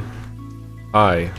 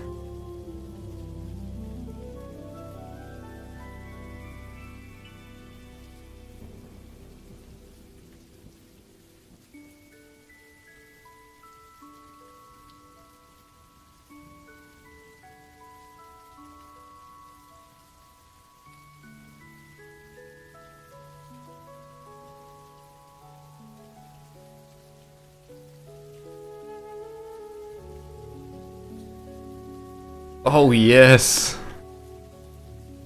Now, the real question. Where are these god dang plants to get samples for my wife, Dr. Betty?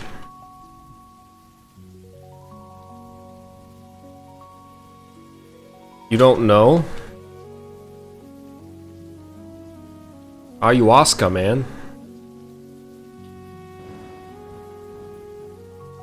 The trypamine?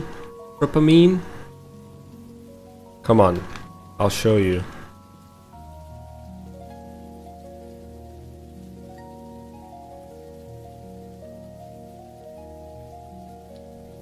Denial is the first symptom. I'm probably not high enough level for it yet. Yeah, I'm just trolling. Sorry, bro. Wasting your time. Good luck.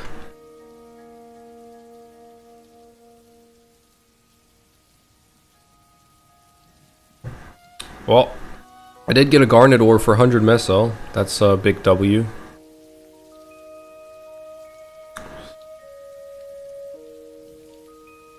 You know when you play like a WoW Classic and the NPCs in town are like, hey there, you there.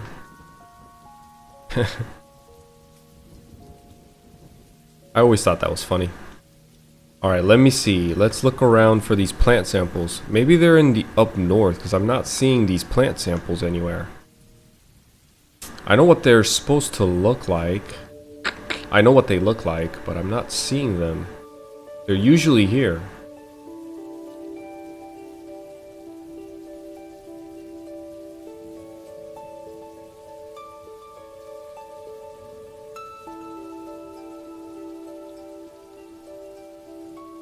You there.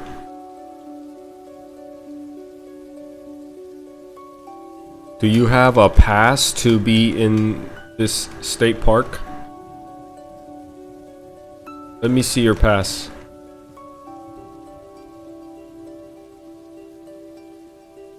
Drop it, please.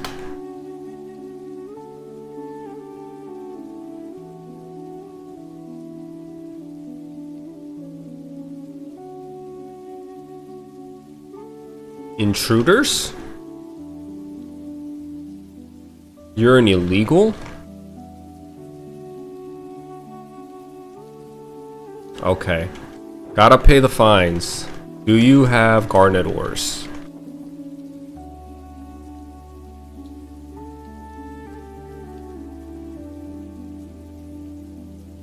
Okay, you must show me your pass as well, sir. Keep the change. Yo, your fee is 1,000 meso, not 10. Wow. This state park is just full of these illegals without their pass. Let me see your pass, sir.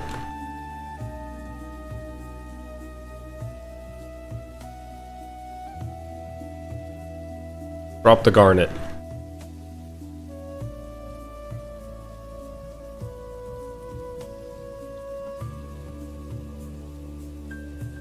You're coming with me. We're taking you to ICE detention center. Come now.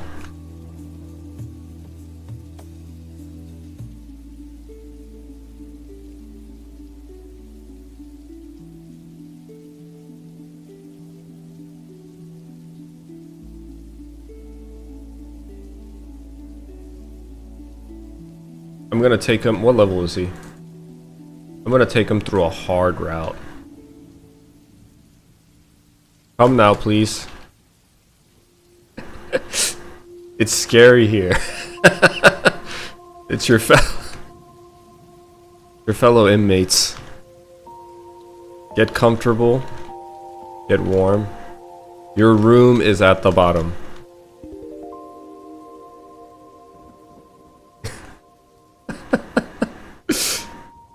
Come over here. Come here, sir.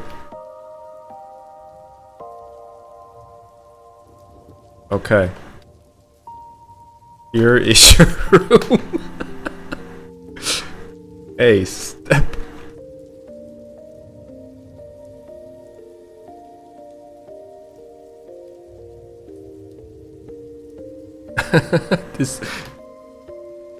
This is your cell.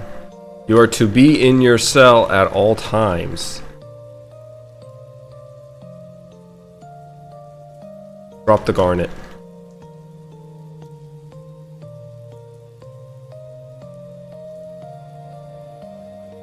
Okay, how much, dude?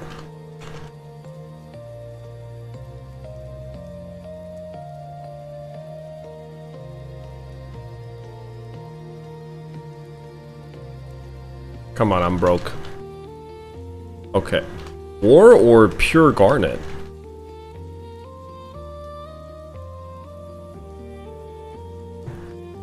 Okay, deal.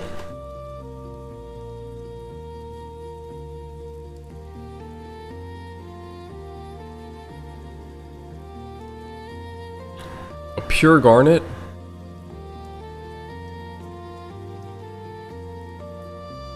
Your fee of 300 meso will be what? What? Come on, man.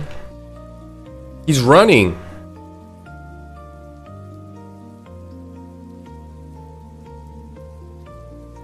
Where'd you go, you little rat? Oh, we lost an illegal. He bamboozled me.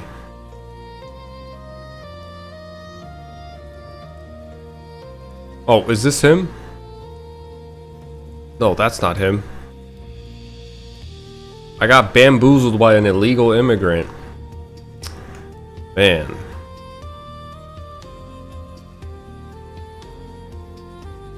I should have just took that garnet for 1300. I actually need that garnet.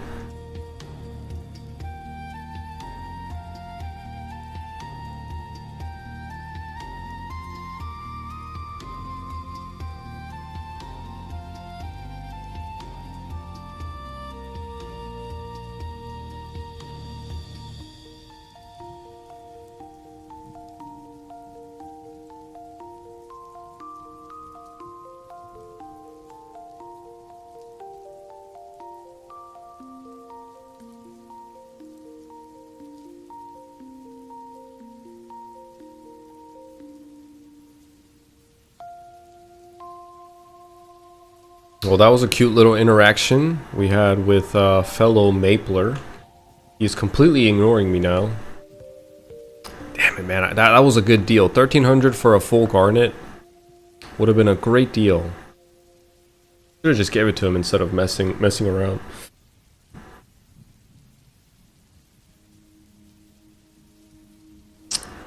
Okay, so it's not over there. Let me check one more place. I have an idea where it could be.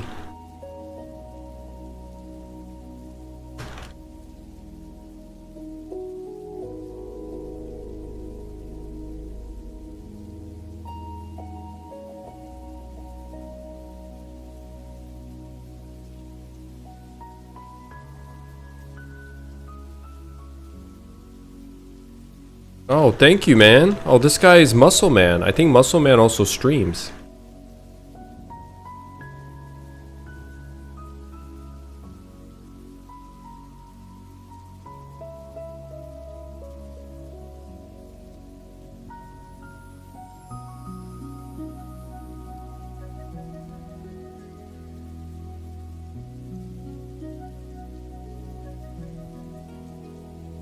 Any idea where plant samples are?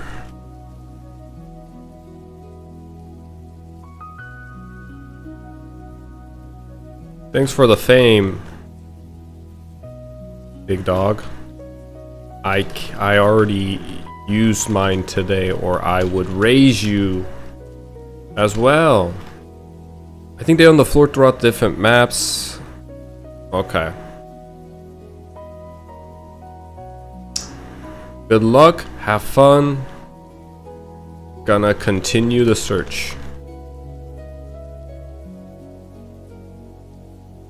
Okay, let's see if we can find some of these plant samples. Where am I from? I was born in South Korea, raised in United States. Well, attended high school in United States.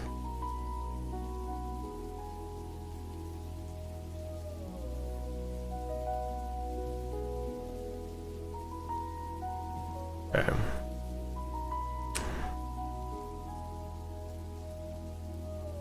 Are we grinding here? Am I grinding here? Is this what's going on? Okay, I guess we'll just sit here and grind. I thought that was a friend request. I didn't know that was a party request. Party's fine too. We'll grind here for a little bit.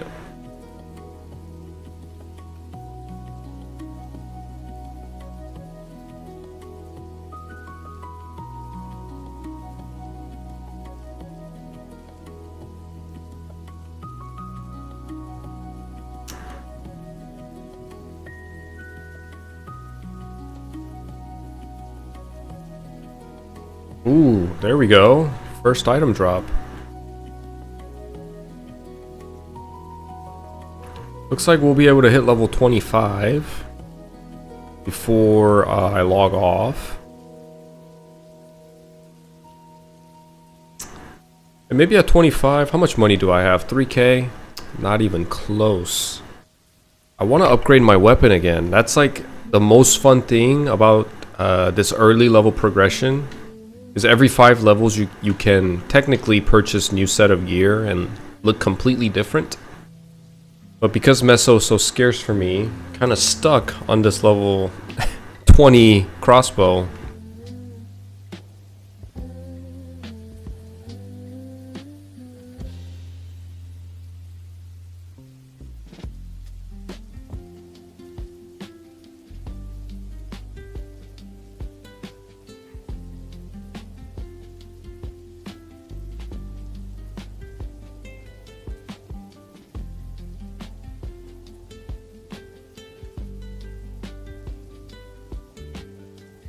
Am I doing a daily quest? I'm not. Kerning City has daily quests, right? I need to go check that out too.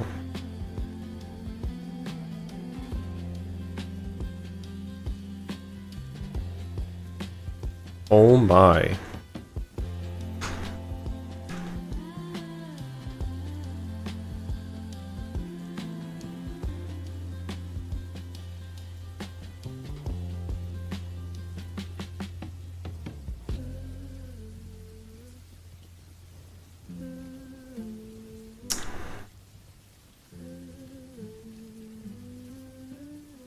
Ooh.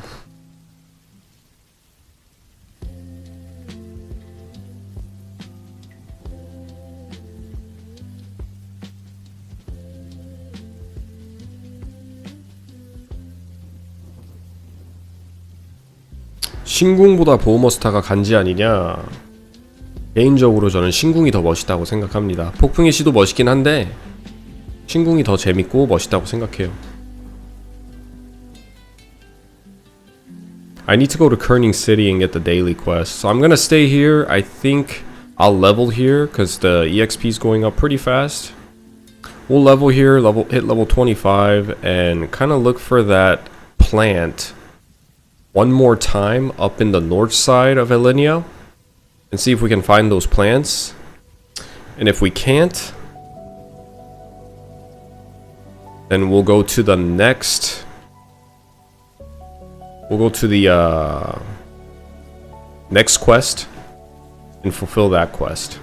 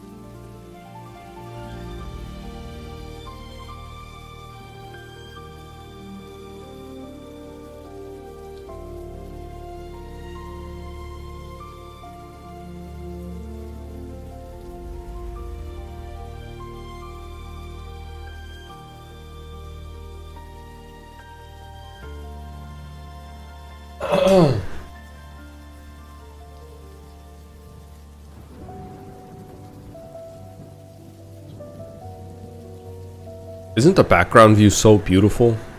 They upscaled the background, right? You guys can tell too, right? I mean, the resolution is crazy.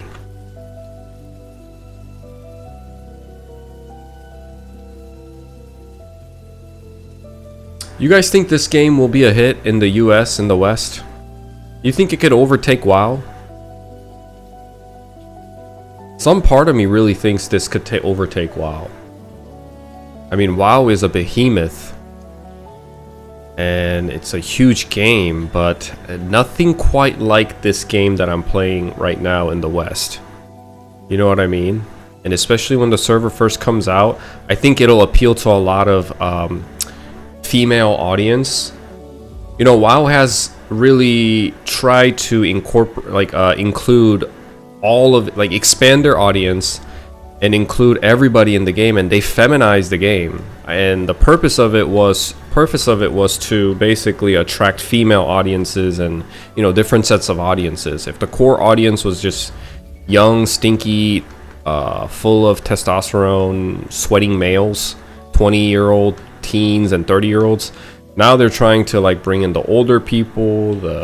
It's trying to diversify, and it lost its touch, I would say. But a game like this, I think automatically it's going to appeal to the female audience because it's so simple and cute, and you know, it's not overwhelming at all. It's easy to get into.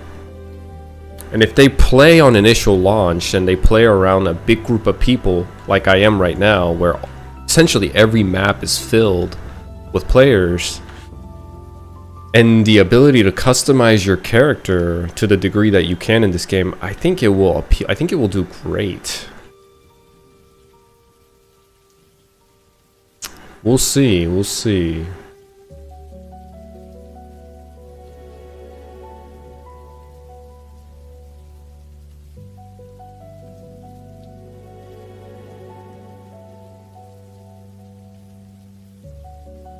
This is actually a really good spot to train.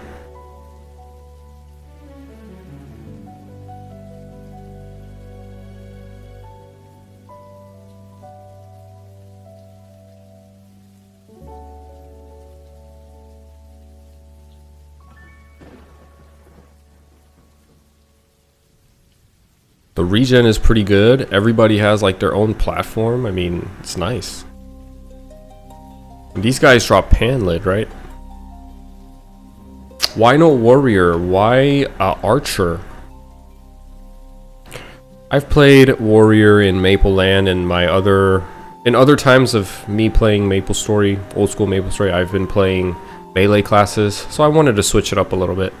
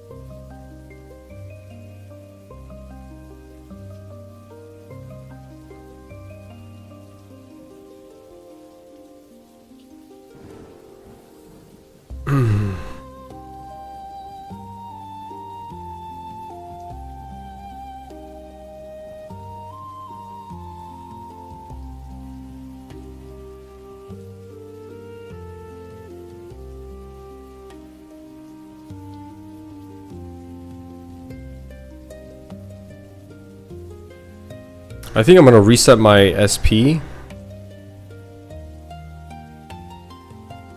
and put points into Energy Bolt. I think Energy Bolt is better. I'm not gonna lie, I think Energy Bolt is better. Let's go to Utility, SP, Reset. Let's do this. Oops, I forgot to bring it with me.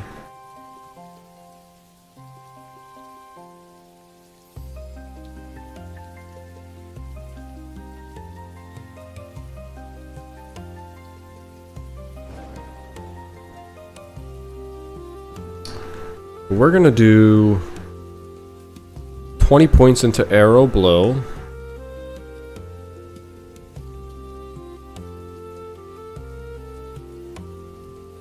And probably do Critical Shot Master and then Eye of the Amazon the rest. Just like how...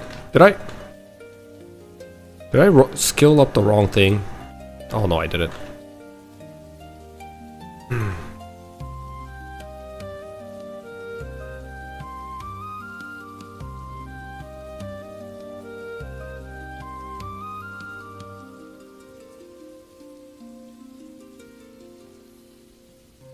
There we go. This is how we want to do it. One-shotting them like this. Well, I think double arrow's good too, but I kind of wanted to switch it up. I think next on nerfing the drop rates will make this game not be popular. Like, imagine hunting for scrolls or doing an area bossing. I get what you're saying, but I'm kind of on the other aisle where I like the drop rate, although I do think this server, compared to what I'm used to in Maple Land and even OSMS, actually, no, never mind. The drop rate I think is decent. I'm personally okay with the drop rate. What will be a S tier job in Classic? Ooh, already thinking of tiers, huh? I think up till now, Warriors definitely seem to be in the upper tier.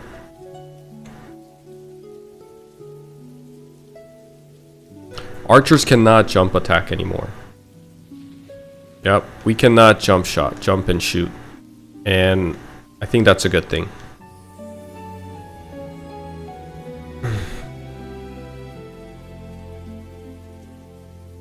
Area bosses should guarantee quick drop. Yeah, those are like details and stuff. I'm sure they'll figure it out.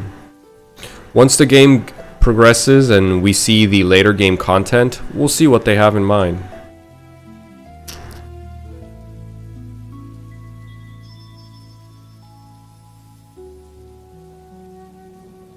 You need a tier list with skill changes?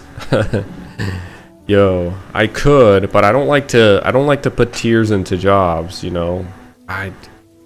Because honestly, everything is subjective to my experience and my thoughts, and to make a graph and analyze it, that, you know, what's really at the end of the day, maybe I can preface the video saying at the end of the day, you got to play what you enjoy. but here's my like tier list, I guess, if I had to give it one. But you know, you gotta really determine the metrics when you do tier lists like that. Are you talking about damage tier list? Are you talking about saving money tier list? In what sense are we creating a tier? You know, those are all like things that I have to consider and make. I can't just be like, oh yeah, archers were super fun to play, so they're in the S tier. Blop. Can't do that.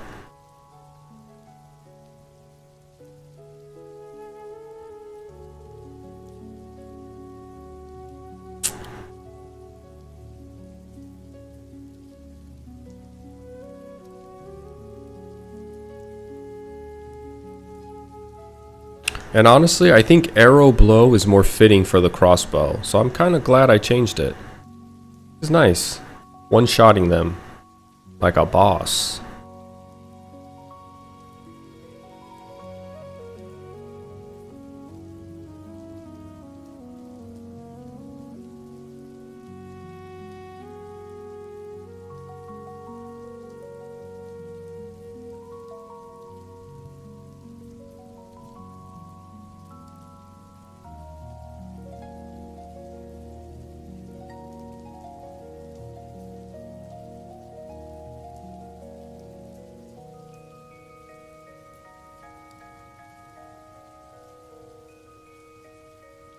Yeah, tier list probably gonna have to wait until the game actually comes out and we get our hands on and get more time on the game. Because stuff like that, it's objectifying and you know, you're talking things as if it's, you have to like do an analysis and somewhat be accurate, unless I'm making it for just for shits and giggles and just to laugh and joke with people.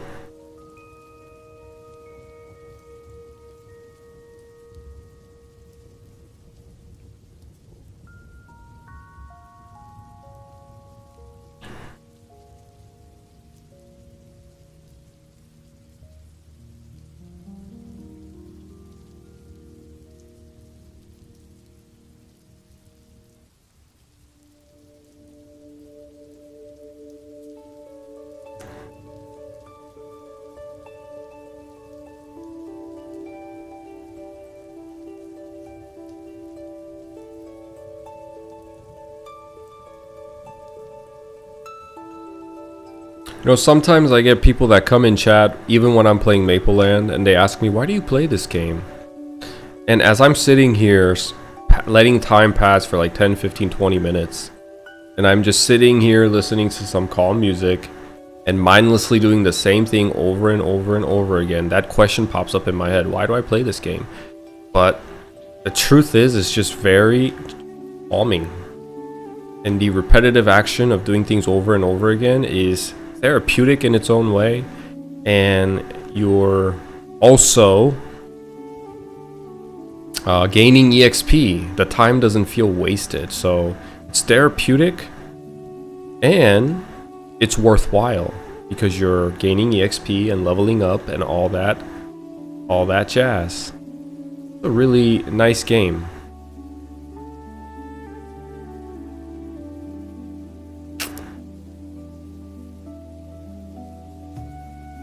Is the energy ball the best in this game? What is energy ball? I'm not exactly sure what you're asking me.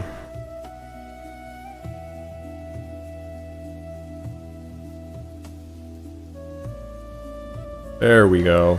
Level up. Alright, boys. I'm out.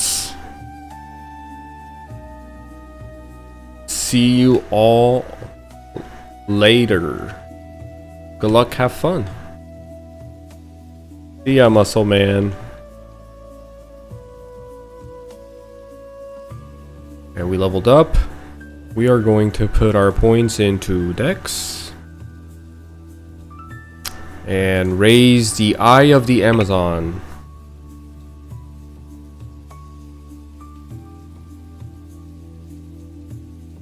Where? Oh yeah, we were gonna go look for the plants, right?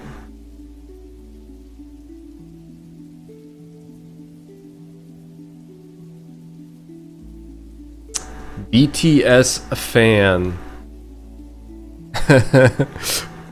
Oh, that's a rare name. Capcom, a rare name. Nice. But I've seen a lot of rare names in here. Okay, we need to kill these dark stumps real quick. Let's do that while we're here.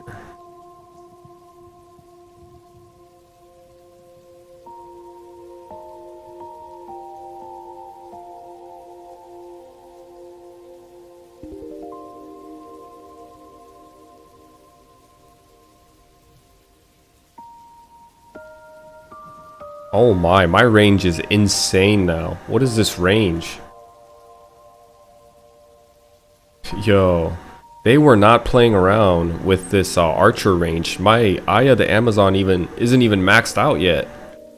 I'm like hitting across the screen. I still have 4 more points that I can put into. Pretty insane. Yo, thanks, dude.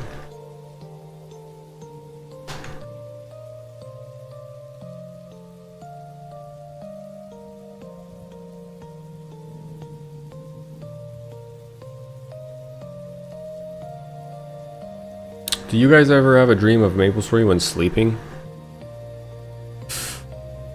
I'm sure there's been an instance where that has definitely happened.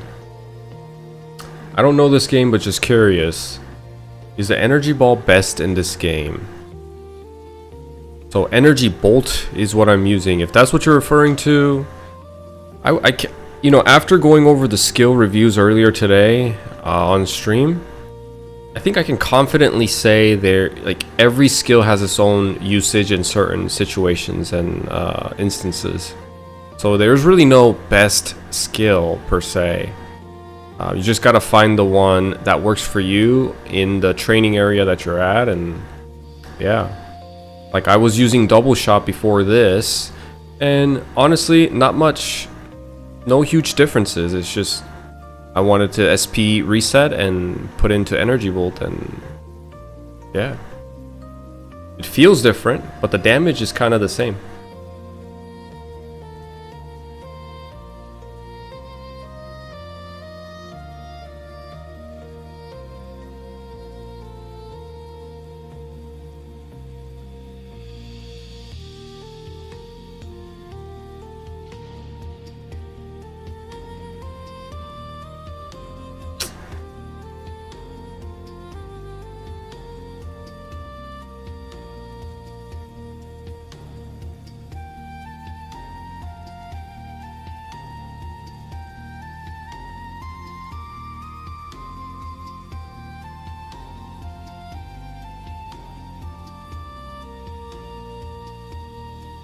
Should respec be free and easy? No, it should not be like this. It's only like this because it's a beta testing, but in the official server, it shouldn't be like this. I don't want it to be like this, if I'm being honest. I think there should be some consequences for you not deliberately thinking about how you want to spec your character.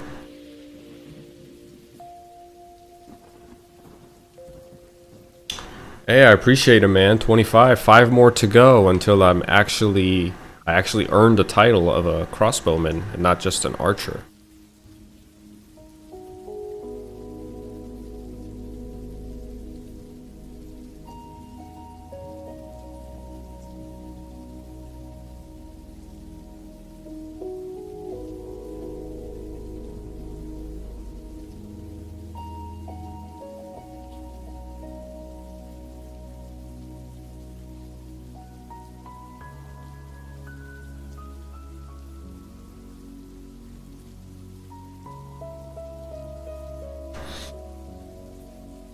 I'll be right back.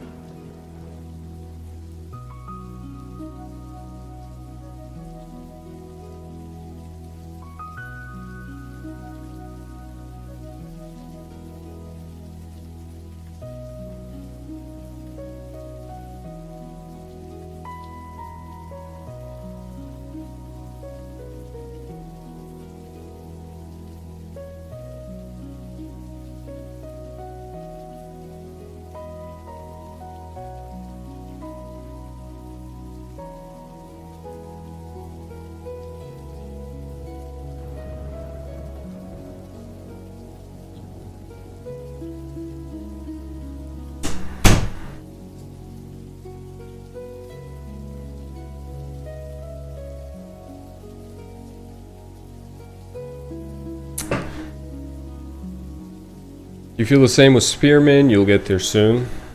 What level are you?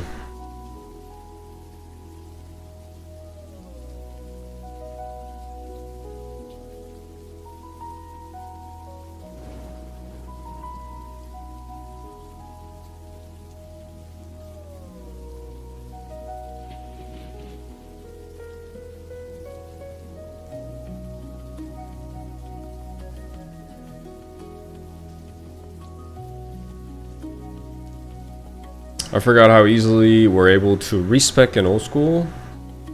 Oh, you forgot. You had to spend at least $2-3 from what I remember. Maybe even $5. It wasn't cheap. It was costly. It was something you had to kind of think about and plan ahead. There was some weight to it. It wasn't just flimsy. Oh, let me go try this. Respec. Let me try that. No, you had to do some pre-planning, do some little bit of algebra, do some damage calculation. Where should I go? Where should I grind? How much damage will I get hit by this monster? So is it worth it for me to go train there? Yada yada yada. There was some weight to it.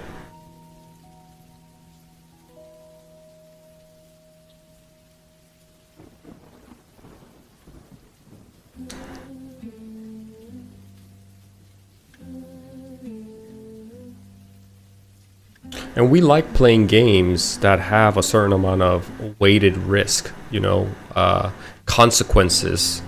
I personally do. I know a lot of people do as well. When the game feels too forgiving, then it just feels light. You know, you don't get attached as well.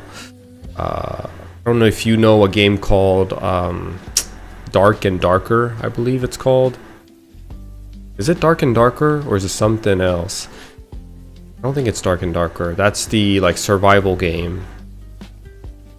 Or actually you're like going through a maze, following mobs and other characters. That's Dark and Darker. There's another game, but do I have it on my... I wonder if I have it on my desktop. But anyway, you like ride in a caravan and you have 3 characters that you can control and you have limited resource in it, and each encounter is extremely, you have to be very calculated. The consequences and the risk are all high. I forgot what it's called, but there's a game like that and people love it. You know, people love that element of things having consequences. 네, 맞습니다. 창수님. 베타 테스트라서 기존 방송하는 것보다 더 오래 하고 있어요.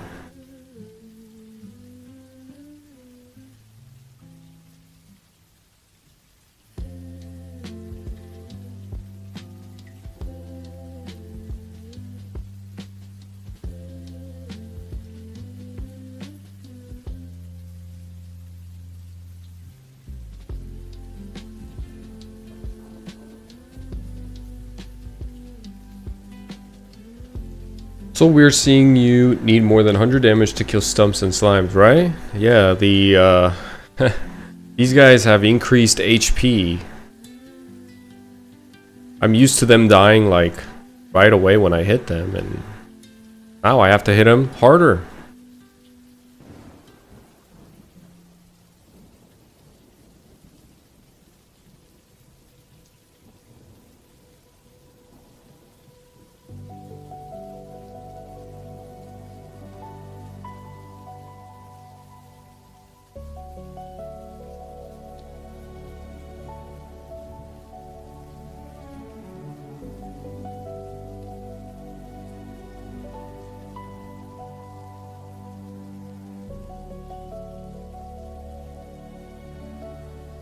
Darkest Dungeon. Yes, I believe it was called Darkest Dungeon.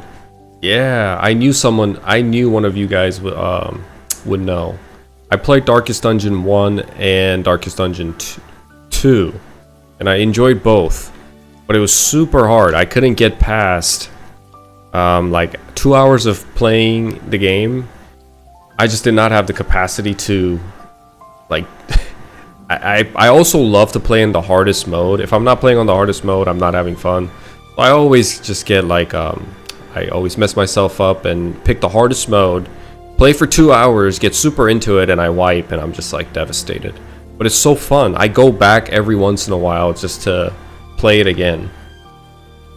Did I ever play Castlevania? Yeah, I played Castlevania.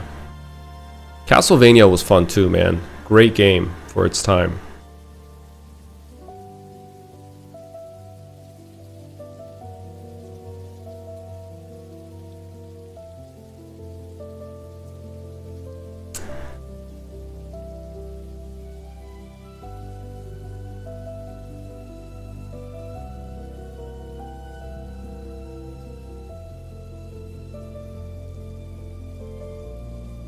Where are these tree samples?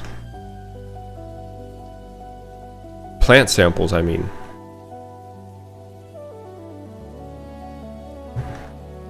Can't find a single one.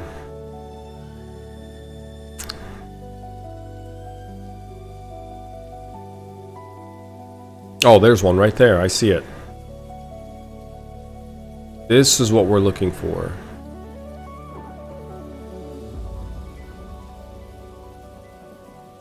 Nope.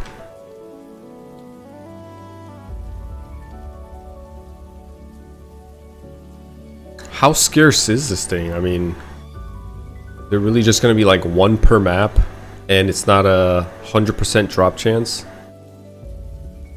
There's one up here.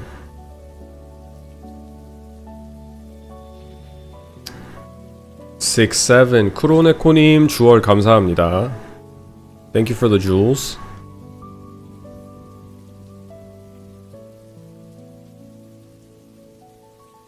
Where are thou? Plant samples. Yo, these are actually really rare.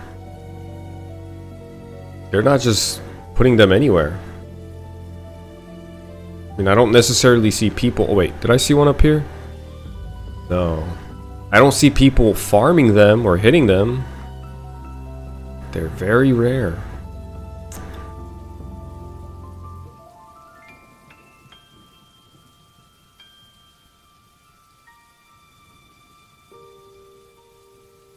Do I see any up here?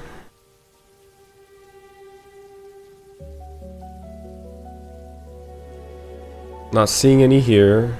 Not seeing any there. None here. Is the quest even worth it? I'm thinking the same thing as I'm doing this right now. Is this even worth doing right now? Looking for it this hard. Okay, there's one up there. Did I see one down here? Nope. And these are rare, man. These plant samples, they didn't just put it anywhere there. They kind of like spaced them out. They're not even dropping. Yeah, I might skip it. And this is the highest floor that I can go. The tree that grew. Number 3.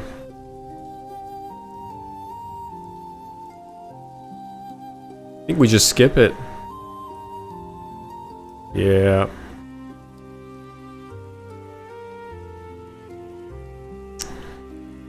One more map to the left, they spawn, but they are spread apart though. Oh yeah, let me check one more then.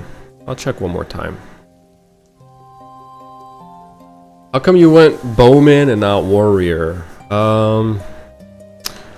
Number one reason is that I think crossbows look a lot cooler when you wield them, or just the illustration of crossbows compared to bows. Crossbows look a lot cooler in my opinion.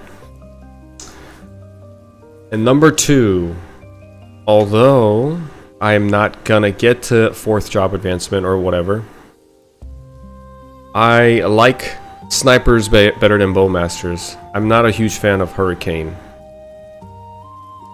And 3rd reason, I like iron arrow more than arrow bomb.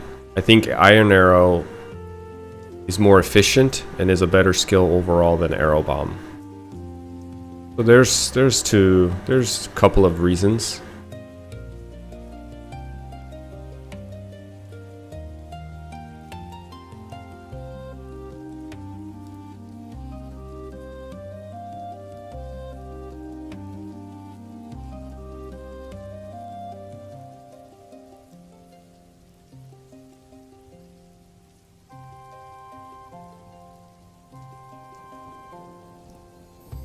Yeah, I'm looking around, but I'm not seeing those plants.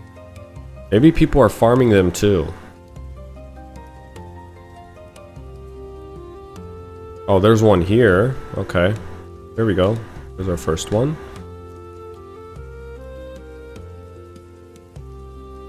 There we go, our first one. And we need 20 of these. Sheesh, 20. This is gonna take a hot minute.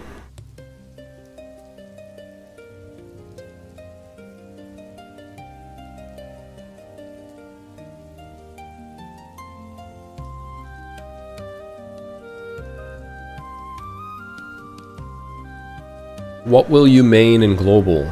Probably sniper. Yeah, I'm enjoying this class right now. I like everything about it. And I'm excited for the second job and third job and eventually the fourth.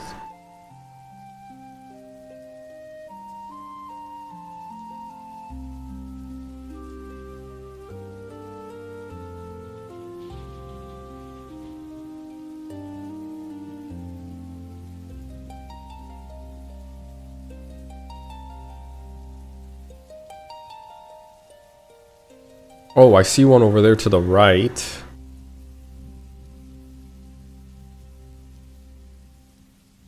That quest is really bad. It takes forever for a little reward.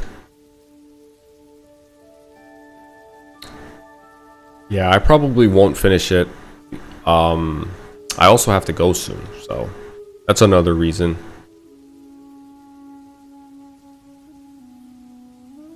Yeah, nope, that did it for me, Chief. I opened 4 plants and it only gave me 1 sample. And it takes me about 3 minutes for each plant. Yeah, it's too long, man. Especially with the amount of time we have for beta. I'm not about to spend an hour sitting here doing a quest. No shanks. So what are we gonna do? We are gonna go finish what we can with these. Octopus. Dr. Betty, I'm sorry, but I cannot help you. This one's gonna be a little tough. Salad. Actually, this one's pretty easy. And let's go finish this, actually. Let's go talk to Shane. Shane's actually here in Alinea. Perfect.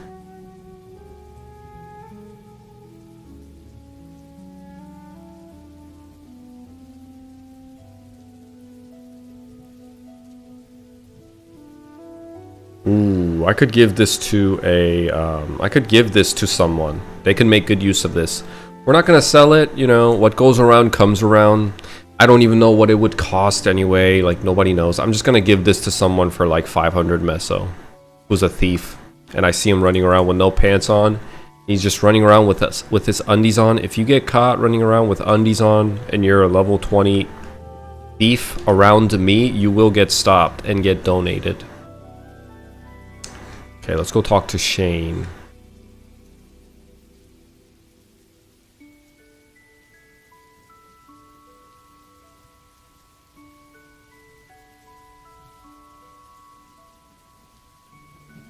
Iron ore. Sweet.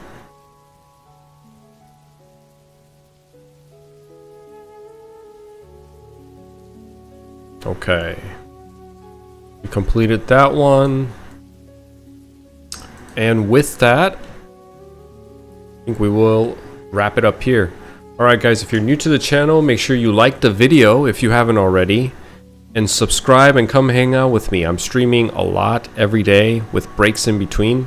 I'm going to take like a 2-3 hour break, maybe hit the gym, kind of pack up more stuff. I'm also in the middle of a move for those of you that are new. So it was like the worst time for this to happen because I wanted to like pull all-nighters and stuff, but it is what it is. I'll go live again maybe in 4 or 5 hours and stream all night. But anyway, go ahead and subscribe, give me a like, and come hang out with me again. For my Korean audience, 한국 분들 시청하고 계신 분들 계시면 굉장히 늦은 시간인데 다들 주무실 것 같은데 보고 계시면 좋아요와 구독 한번 눌러주시고 베타 서버가 10일까지 진행 중이니까 베타 서버를 쭉 할 생각이고요. 매일 방송 많이 하고 있으니까 구독해 주셔서 놀러와서 베타 서버에서 사수 육성하는 거 같이 즐겨주셨으면 좋을 것 같습니다. 잠깐 쉬고 와서 볼 일도 볼 게 좀 있고 해가지고 몇 시간 쉬었다가 다시 방송을 재개하도록 하겠습니다. 가볼게요, 저 여러분. 가보겠습니다. Alright guys, I'll be back, alright? I'm gonna log off for now and I'll log back in later. Looks like there's some issues going on. Messages from the GM. Anyways, bye guys.